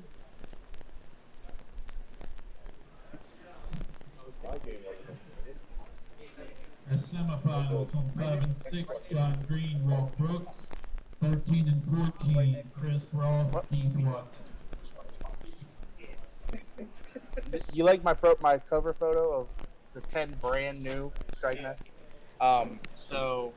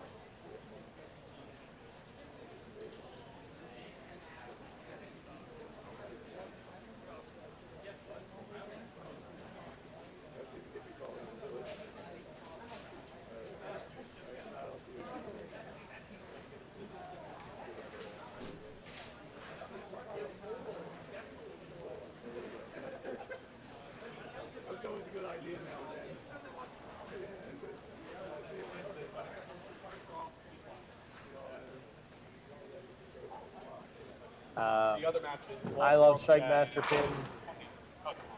Targets weren't bad, but I like Strike Masters the best.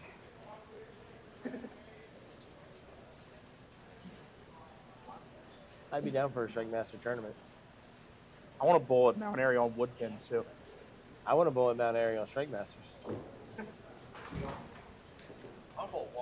You have enough for all 12? No. I could probably do 10? 2 full lanes of pretty much brand new ones, maybe 4 lanes. But I have to make sure they're going to run through the machines first because they're slightly different geometry. Okay. Just slightly. They should run Yeah, through but it. I don't want to have to make adjustments to the machines just to make them run. No, I get it. And then to put my regular pins back in once we're done. No, I get it. I understand. I love Strike Masters. Maybe we just need to shop around for more. No, I stopped replay buffer before because I kept hitting it. Yeah, and then it didn't. And then it would zoom in and be like here. We could see the shadow, but couldn't see the. Capitalize. I spelled it right. At least that's worth something. Will it work now? Nope. No, it's still low. Is that because of the camera or what is it? Yeah, it's for the camera. Yeah, camera's not amazing. I moved it. Yeah, it's just. So the replay is always going to be low. It just won't work. Oh, it won't work. I'd have to aim the camera down. You're just going to have to quit your full-time job and figure That. it out. I tell you what, if we get like 15, You could aim it up If slightly. we get like 15 members, maybe I'll think about it. Right. All right. How much is that for a membership? $10 a month. I'm on it. I'm on Make money. it. I'm on it. Hey, we got a new member. I'm all happy. Yeah, we did get a new member today, which is very nice. Thank you for joining the Duck Pins Forever family. Roth 8 on his first ball. Yep. Leaves a pocket. Yeah, absolutely. 1-3. Got He makes it. No problem. And now, ladies and gentlemen, the Cinderella story. Keith Watson. Keith Watson. Here we go.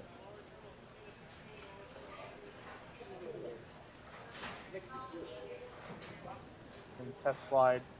Wearing the 3D on the left shoe. Looks like a tennis shoe on the right foot. Yep, it's just a normal street shoe on the right hiking, foot. hiking shoe, a running shoe. And he leads a tricky triangle. Yep, triangle to start.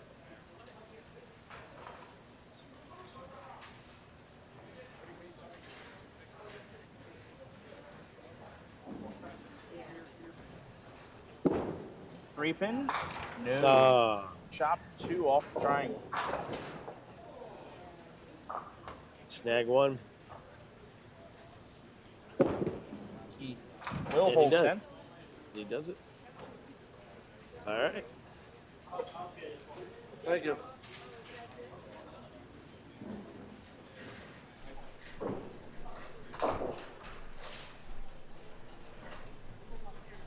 It's bothering me.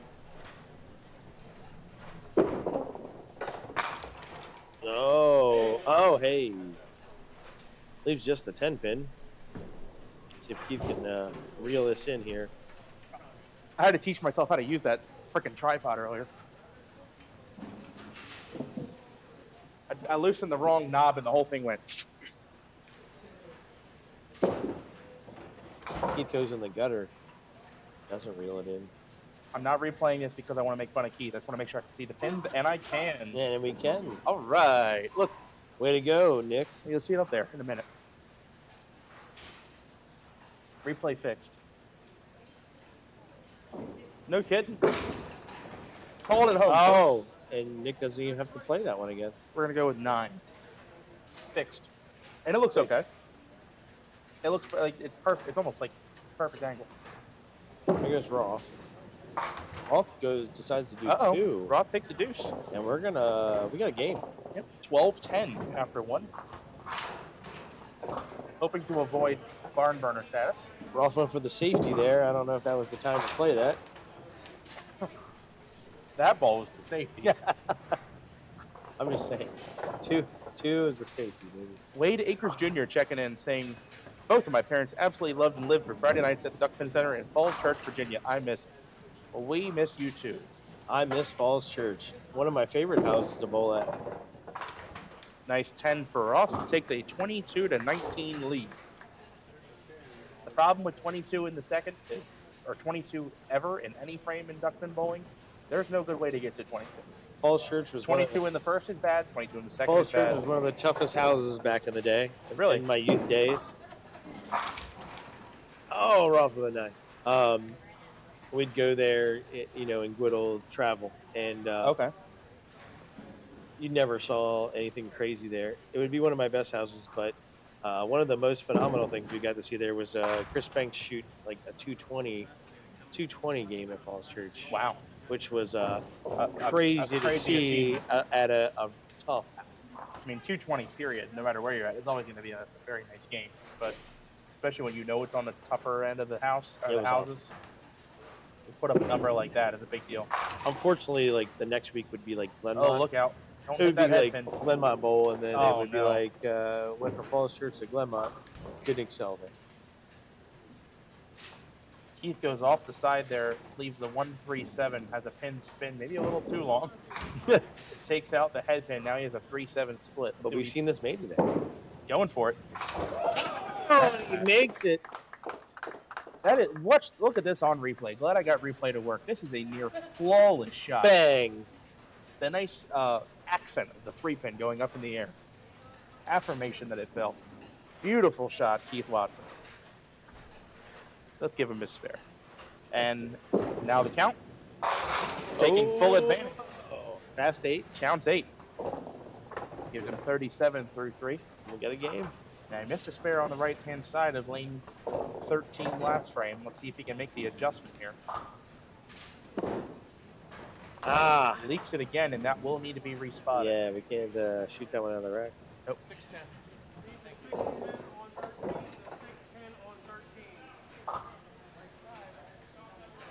Yeah, it's funny. Go to Glenmont Bowl and not bowl, but the guy that excelled the most at Glenmont Bowl was Jeff Piles. Well, clearly. Of course, he has the world record at Glenmont Bowl.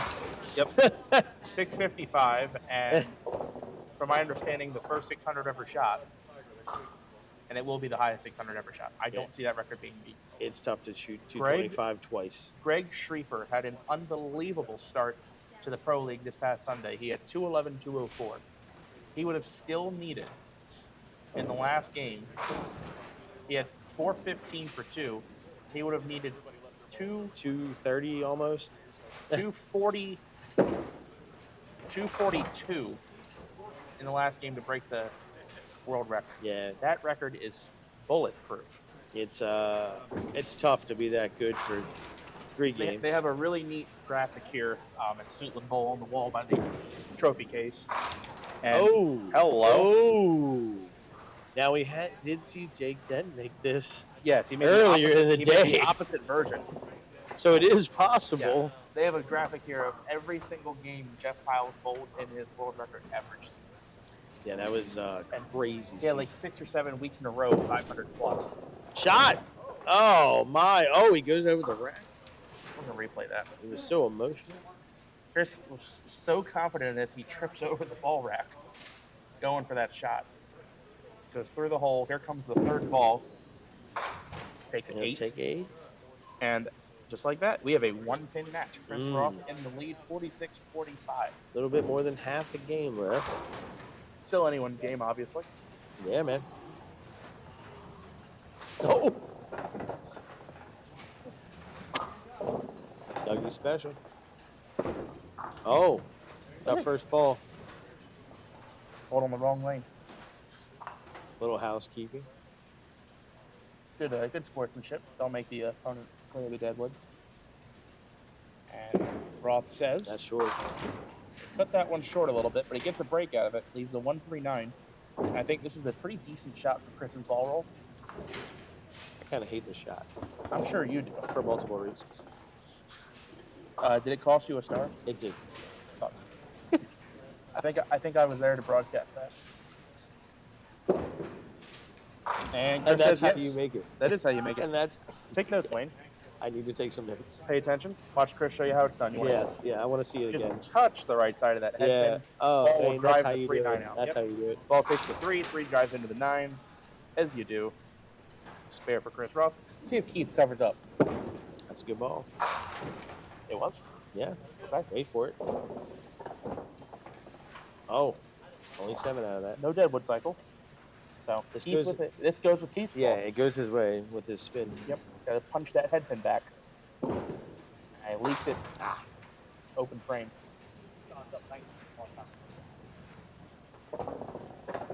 Got it. 10? 8 Oh. box for Keith Watts. Can't use. All right, he needs to come back in.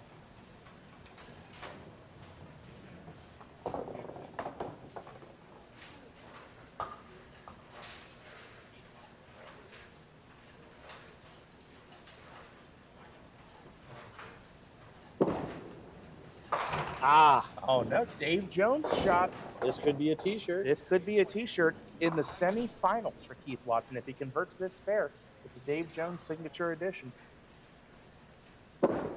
Shot. Oh! At this house, yes, 17, lane 18. That was what we call a bad break, folks. And that one's not any better, and that is a 6 box. Wow. Wade, thank you for sharing. We hope to continue the legacy of duckpin bowling and remind you of the memories of the days gone by of the duckpin bowling world. And that's what about our duckpin archives are for. Does not want to pull away. He just doesn't want to go. Wade, I would strongly encourage you to check out our YouTube memberships for the old classic archives of the old videos of people from back in the day. Oh, wait for it. Oh! There's a bear claw his way into this bear.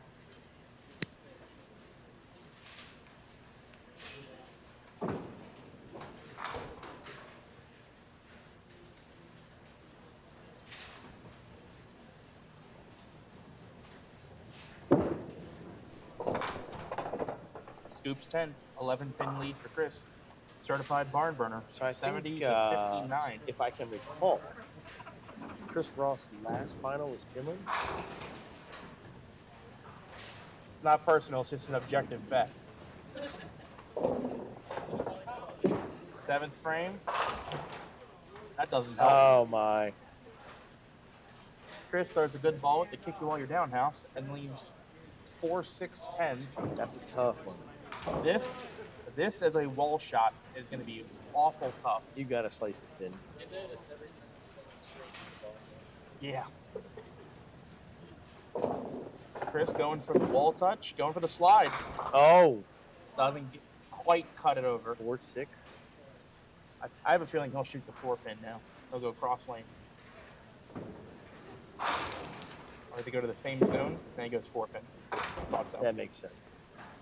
So doors wide open for Keith here. Wide open. Yeah, I mean 20 box is a tie game. They go spare strike or strike spare. We are tied at 79. What do you say, Keith? There's a strike. Oh. And now we have a game. Well, Keith took my barn burner comment personally and stepped right up and here's your barn burner. Puts a strike on the board. He says, "Burn that." He throws double here, and then we got. Yeah, so this is a situation. really interesting frame here because a spare is a tie game, and then Chris is opposite a hit. Strike, Keith has the outright lead. Open, and Chris will have the lead still, but it will be tighter going into the 8th. Let's see what happens. Oh, good ball for Andy. the double. Leaves the 5-9 Andy. David kind of looking back like he thought that ball had a chance. He's surprised it didn't strike. Makes this tie game. Tie game if he makes it. 5-9. Oh, just wide. It is going to be a 1 pin match through 7. 79-78. We wouldn't want it any other way. And drop pin 87 in the 8th for Keith Watson. Chris with 9 or better in this frame will have the lead. Let's see if the defense can hold. Hated it. And the defense holds. Second he let it go. Yep. Yeah. One replay. Working on it. And here it is. What not to do. Ah. It's an ad. Gotta let it spin. Thank you, Ed. Hey, Chris, everyone was on an ad break when you cut too. We're good.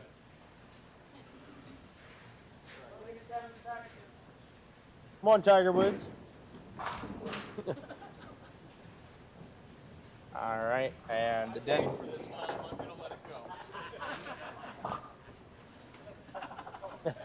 Yeah. Shot clock violation, Chris Roth. Just updating everybody. All right, John has knocked out Walt. John so- Green in the championship match. Yep, John Green championship match. And Chris scoops 10. Scoops. Two-pin game. match. So we've gone from a barn burner to a low-scoring game. But it's still a barn burner. It's 89-87. Yeah. There's still the potential for both of them to shoot 120s or 130s. So it's not full-blown barn burner yet, but it's now a low-scoring game. 9th frame. Chris thought he cut 2 again, I'm sure. Oof. Ends up with a 1-6. This is not what you want to see right now. This is good for his ball roll, though. You got to shoot the hole, get the head pin to touch. I don't want touch any the right side of the head supposed pin. to deal with. He needs this though to put some pressure on Keith. Yeah, you really don't want to leave this frame open. You want to paint the box. Got it. And he does it. Clutch And spare he there in the does 9th it. for Chris Roth. See, he was pretty high up on the head pin, but that ball just deflecting enough to touch the left side of the 6. Oh my. All right, 9th frame for Keith Watson. He's got a match or beat. Spare Chris to put up. He's got a match. It's a good ball. He threw that well. And all right. Leaves the 3-6. That ball was out of his hand well. All right. Right between them and put 10 on it. He has missed a couple spares in this game. He's been a little bit right on this side of the lane. This is not the time to miss one.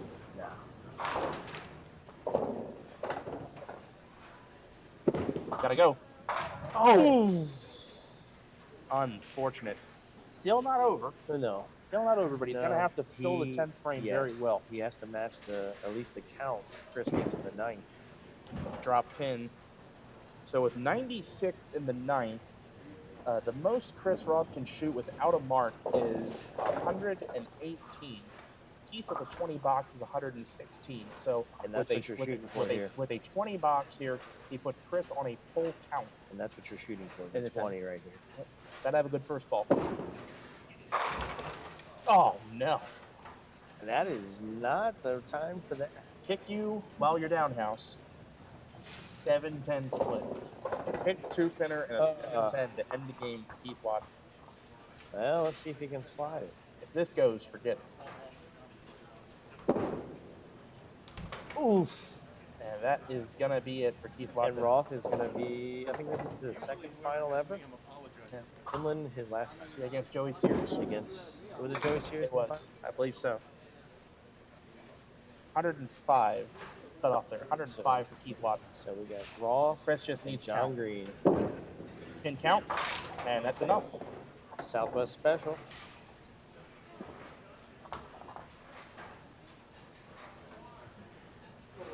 So I'll pose a question to the audience. Comment in the chat who you think is going to win. Comment Roth for Chris Roth.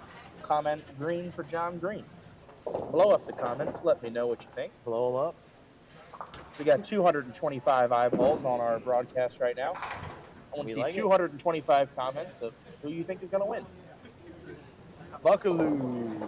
All right, our finals will be on 15 and 16. Chris Roth and John Green. Good luck, guys.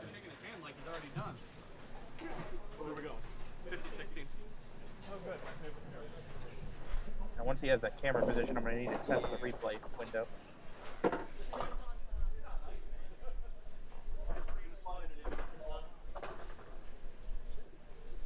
John Green coming off Eastern Classic win, and then in the finals on top of it. Yeah. Yep. I was checking the replay buffer too. It's good. That's a heck of a. That's a heck of a month. All I need to see is pins. If I can see pins, I'm good. It's a heck of a month. Guy's on fire. Nice bowling, Keith. Yeah, nice ball, man. I'm glad my barn burner comment inspired you to get up and strike. My barn burner comment inspired you to get up and strike. Yeah, man. Like, right.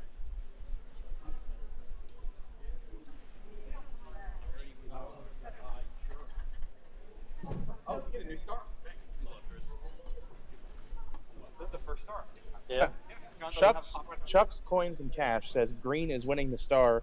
This match was for second place. Very confident. All right. New star. Oh, First and time, first star.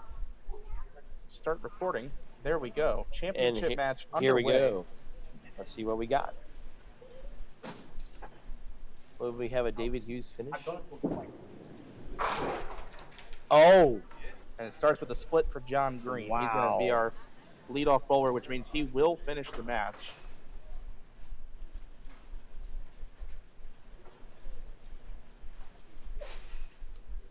I think he picked up Greg Phillips' ball on that. See if he can slide this. 3, 6, 7. Oh, he went for it. Just outside.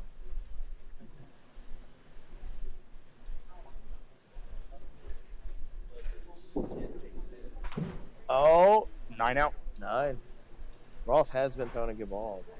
I mean, And I think 13 and 14 were tough Early- lanes. I ended there last night, so this pair right here produced the first 5 agger of the tournament. So let's see what happens. this is an early opening for Chris. I mean, for John to start out with a split and an open frame, I think the best way Chris is going to have a chance is to pounce on John early. You have to. And he's going to get a break here. He's going to leak it off the side for 8. Yep. Take Leave the advantage. 1-4. Take advantage. He just made a mirror image of this on 13-14. Was that the 9th frame? Yeah. No problems with it either. Tell you what, comments are pretty split between Green and Roth. Chris is going to leak that one wide, and we're gonna start with no hit advantages in this championship match. So maybe even game here.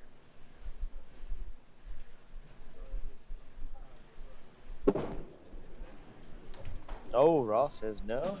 John, you can have one pin. Yep. This will be a 1-pin lead for John Green.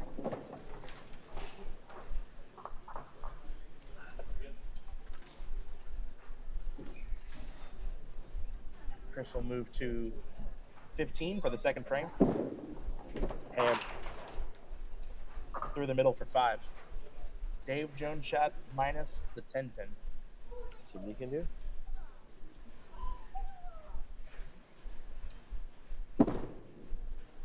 Going for the squeeze. Oh, and he makes it.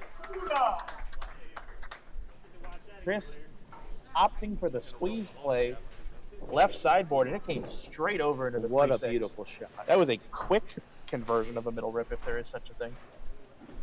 You got to make those splits. For a squeeze play at his ball speed, that went pretty quickly. See how John Green responds. I tell you what, we've seen an above average amount of split conversions today. Maybe that's because there's being more attempted. I don't know. Oh, 5 pin for ball. John.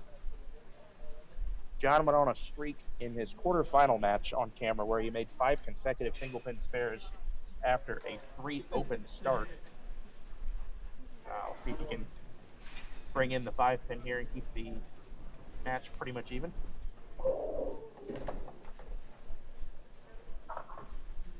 John looking for his first career Pop Whitten star and third of his career, and he's got the spare. And we're back to 1 pin.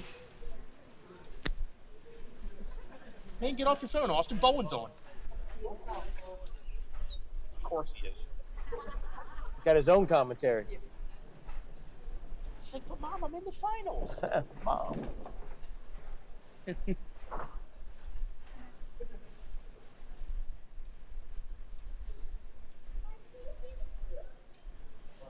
My luck, I would lose to Austin Mans. I would. I'd have no chance. He knows those lanes. Spare fill for John Green. He loved that one. Hey, there goes John. 20 box. That one was pure out of his hand. The pins know when you throw it well. Joe Rainier quote. That was a beautiful ball. Chris quickly firing for the blanket cover. And Oh, 4. tugged it left for a 4 count. 7-pin lead for John Green, 29-22. Going for it. Yeah, and he brings it back.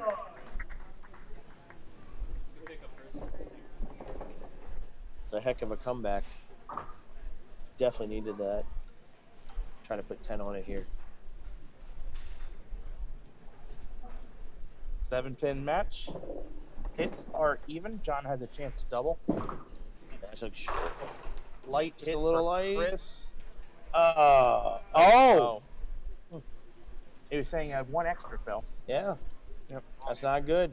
Yeah, it's the wrong extra. He was pushing there for the back pin to fall, but let's see if he can slide this over. Made a 2, 3, 4, 6, 7. How about a 9, 10? Shot. Ooh. Oh.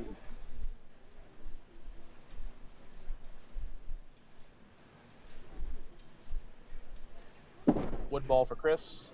No, Through the thank hole you. for a 8 box. 48 in the 4th for Chris Roth. All right, let's see if John Green can pounce early. A It's, double here would be devastating. Early opportunity for John Green for sure. Odds are he's going to be in the lead after this frame anyway, but just a question of by how much. Lane 16. The Suitland Bowl. Bang. Oh, he doubles. Do you want to just put the star on his back now? And Roth is already waving flags. You haven't lost yet, Jesus. I know, dang. Ding. You know, Keith wouldn't have had that no quit attitude. Yeah.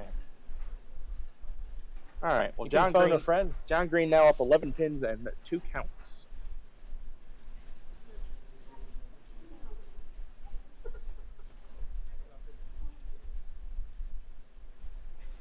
For the triple. Solid 5. 29 count there. Yeah, I feel like if he would have got a triple there, he could roll the credits. Right? Yeah. Catches a triple there, you roll the credits. Yeah. You made a 6-pinner in the middle, Rick. You're doing fine. Hang in there.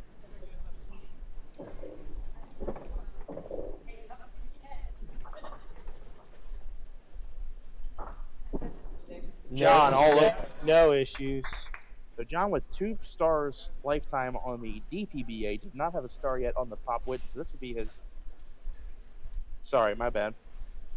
It's so good, I just lose count. Whatever. You know, I haven't lost count of how many I have. Wait. Chris leaves with 3 pins, so John will be going for his 4th star. Sorry, correction.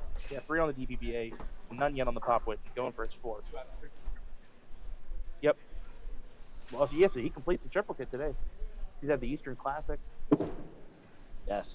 Chris says yes. Chris says I'm not done The yet. crowd goes wild for that 3-pin.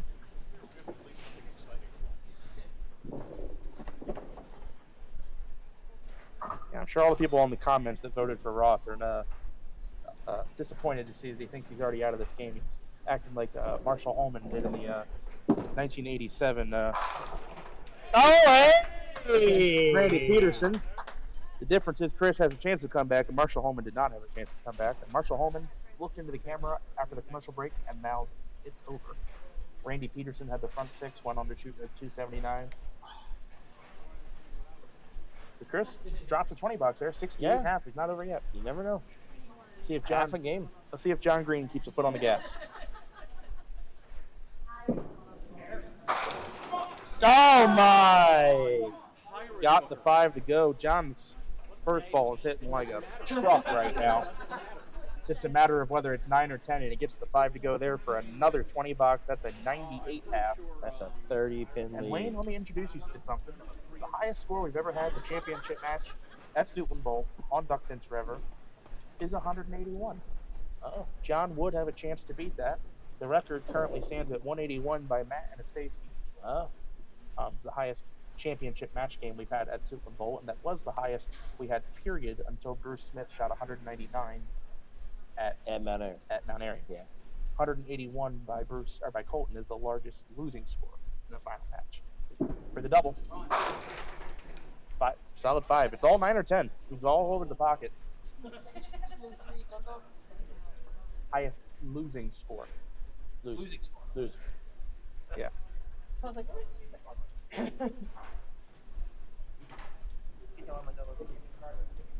All right. John Green for 6 marks in a row and another 20 box. He is all over. He's all over it. There we go. Chris All is right, going to let's need to string multiple strikes now to even get back in this game. Spares are not going to cut it. He's capable. Going to have to sell out for the first ball here. That's got a chance. Oh! Leaves the solid 9 leaves pin. the 9 pin, which is never see back in vintage videos. It's got a pin in the gutter too. A little housekeeping in the left gutter. Tough second ball. Tell you what, between Bernie Hipkins and Chris Roth, that pink house ball has been putting in some work today. It has. It's been down the lane many times. Got more craters than the moon. Got a bite. Hey, there we go. Chris Roth, even hits, only down 30. Only. John You know, Gorman once trailed by 45. It turned out all right. That is true. That was one of the best finishes I've ever seen. Yeah. Maybe the best. 8th frame. Old pocket. Solid. Oh 5. my! These guys are just trading 5-pin blows. Yeah, they're all over the pocket right now. It's just a matter of pin carry, and John's first ball is working a little better. Is that Chris's phone going off? It's ringing. And his ringtone is September by Earth, Wind, and Fire, in case anyone at home wanted to know. Chris is going to make the 5. There he goes. Body, someday you'll remember. Sorry, copyright, my bad. Well, it's first strike. It never was a cloudy day, except when you're losing Who was John calling Green you, Chris? on television. Was it Donnie Dove? Are you winning?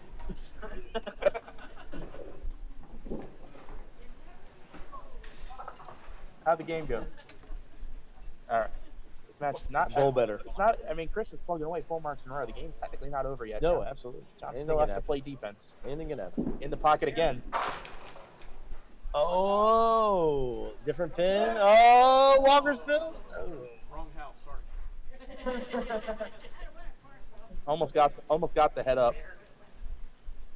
Almost got the heads up. Leaves the 7-pin. John with a 30-pin lead through the 7th at 137 to 107.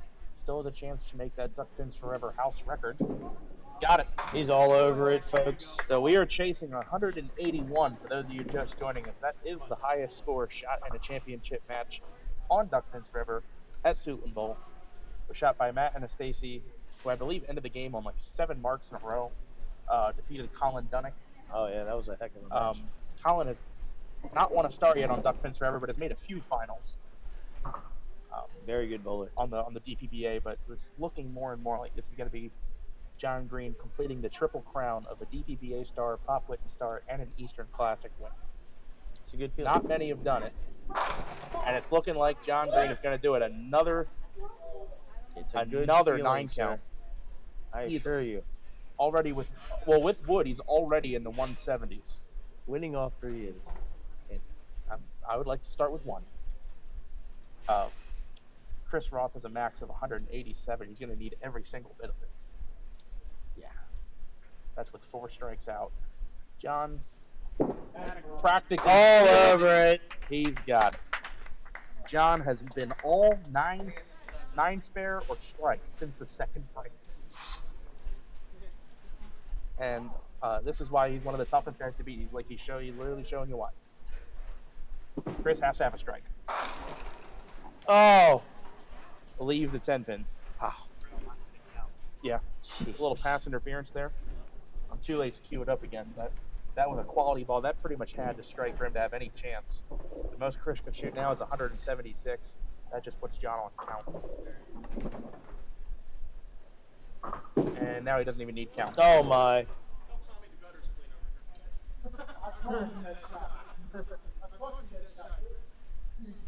All right, everybody, that ball popped out of the gutter, so that will not count. He's going to shoot at the full rack for ball 3. You call it at home.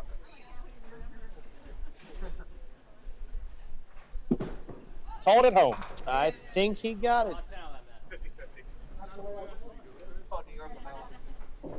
Lofted that over the red line at Walkersville. Let's see if that he would can be a give us foul. 66 here to finish. All right. 10th frame. It is now pretty much guaranteed here that John Green has won his first Pop Whitten Star. No. Nice count, Chris. This guy's going to shoot 50. Chris now wants to strike out for 156, so John has to keep his toes behind the line. Poor Chris is going to be in the 150s and doesn't have a chance. It's brutal. It's brutal. Oh, my. Oh, my. Medic. Yep. Play it as it lies.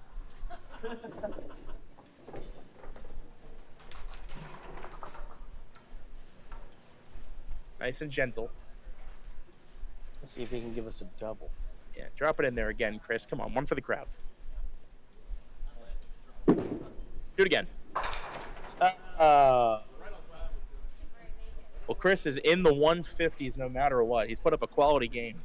Yeah, absolutely. Started out with making a 6-pinner. He converted a split. It's a dream. Can we give Chris Roth a round of applause, everybody? Oh, my. Round of applause for Chris Roth. It's a dream to shoot 50 in the final. So, all right, John Green. Hey, John Green, double and 4 for 200. Yeah. Definitely a watch right now. Oh! So there was a chance. Sally pitch. Well, with that, he does lock up the Duck Pins Forever Championship match record at Suitland Bowl.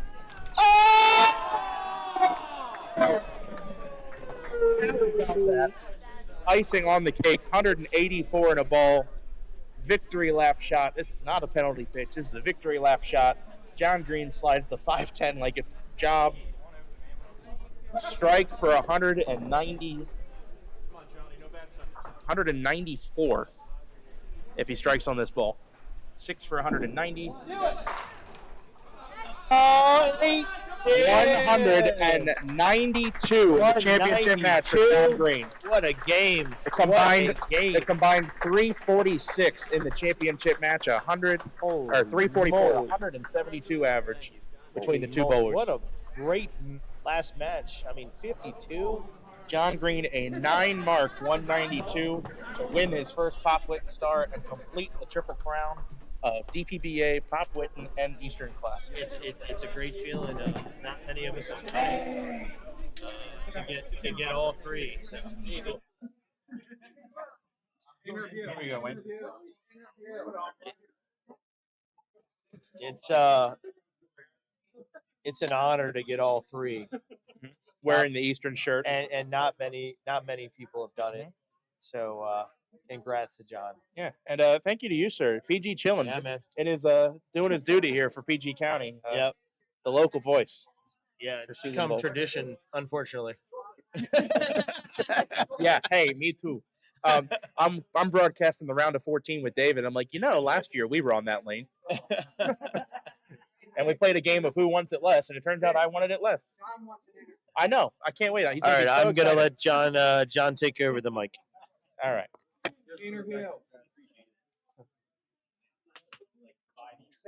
What can I ask him that'll excite him?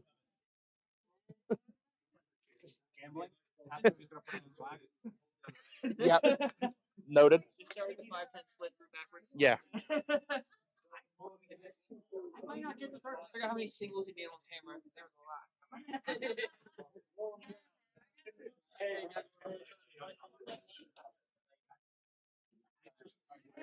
I'm going on.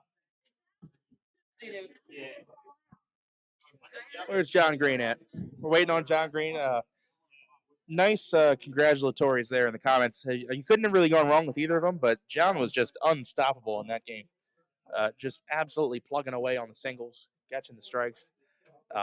early double, third, fourth. Again, a combined total of 374 in the championship match, 172 per bowler.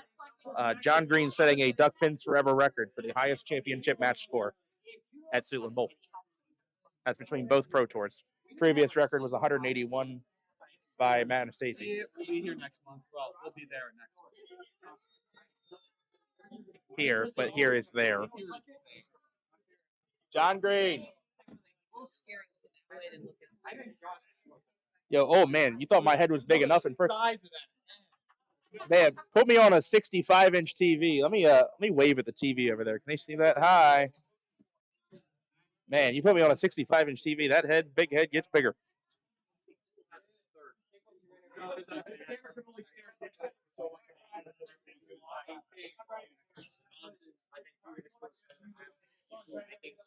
Yeah, go ahead, get dressed, put your jacket on. Yeah, whatever you gotta do. And don't give us our usual John Green. Yeah, I know. Good ball. Fire away. I just don't. Yeah, just hold it. I trust your judgment. Don't do. Bob King held it upside down, so don't do that. I think it's upright. I think we're good. Yes, talking to the silver part. All right, Johnny boy. So, a couple games bowled for you on TV today, with the bracket and such. Ball was in the pocket all day long. Did you find a reaction you like? Was there a ball change you made? How did you get so locked into the pocket? Mine was clear. Most balls I threw, and I honestly I just don't really throw really hard here because this is not really a house for you. You have to throw to score at. You just got to make sure your ball rolls, and you just got to take a little off. And that's what I just tried to do each ball and stay square. I know it's a premium on spare shooting here. You see a couple times you massacred the pocket, just didn't carry. You got a lot of 9s in a row, a lot of 9 spares. But coming out of that championship match, you got into a groove. You pretty much knew around the 7th, 8th frame that you had it locked up. 5-10 in the 10th, but there's just no pressure at all. You just I might as well just show off. Yeah, usually when I shoot, I just go up and throw at it and hope for it to turn. That's how I usually shoot 5-7 or 5-10. That's the John Green answer I was expecting. Now, here's a question that I know will excite John Green, and this is hard to do. You've just won 4-digit amount of dollars. I don't know exactly what it is, $1,500 or whatever. How much did he win? $1,300. You just won $1,300, and your father tells me you're going to MGM after this. Red or black? Black. Okay. We will. Black 31, not a color. Black 31, folks. You heard it here. We will check in at Dual Lanes. We're at Dual next, right? Yeah. Yeah, we'll check in from Dual Lanes. We'll see how John did with that $1,300 bet. All right, John. On camera handshake. You've completed the Triple Crown. Eastern Classic, Pro Tour, now Pop Whitten. Thank you, sir. I'm in the club, not one John. All right. Oh, take that. Close it out. This thing on. It was weird not having you in the final match. Yeah, today. it was a little weird. A break tradition. I didn't have to do commentary though, so it's fine. Yeah, it worked out all right. All right. That's it for today's stream, folks. We'll be back next month for Duel. Trying to think what else we have on the calendar. Be it Southside. We'll do both the men and the women at Southside. Their internet's good enough, I think, based off my testing before. So we'll actually be at Southside to stream next time. I won't be. What are you going to be doing? Baton Rouge bowling 10-pin. That's a mistake. Yeah. How am I going to do both if you're not there? Surprise. Probably not. I blame the feds. All right. Roth's got something to say? You want to be on camera when you say it? No. I love this bowling alley. That's all I'm going to say. I love this place. So in the 4th frame, I said in the 4th frame, you were Marshall Holman against Randy Peterson in the 1987 PBA National Championship. You looked into the camera and said, it's over. And you were right. All right. So, yeah, we'll be back. We'll be back next month for Duel. That'll be the next event. We'll be back at Southside the month after. Depending on how I bowl, we might do the SDS Summer Smash event. Yeah. I mean, if I make it. Mount Airy getting a division of that this year. I think I'm bowling in Mount Airy. Of course you are. Local hack. Why be that way? Why you gotta be like that, jerk? Right. Anyway, that's it for us. Signing off. We'll see you guys next month. Bye. Get all the stops.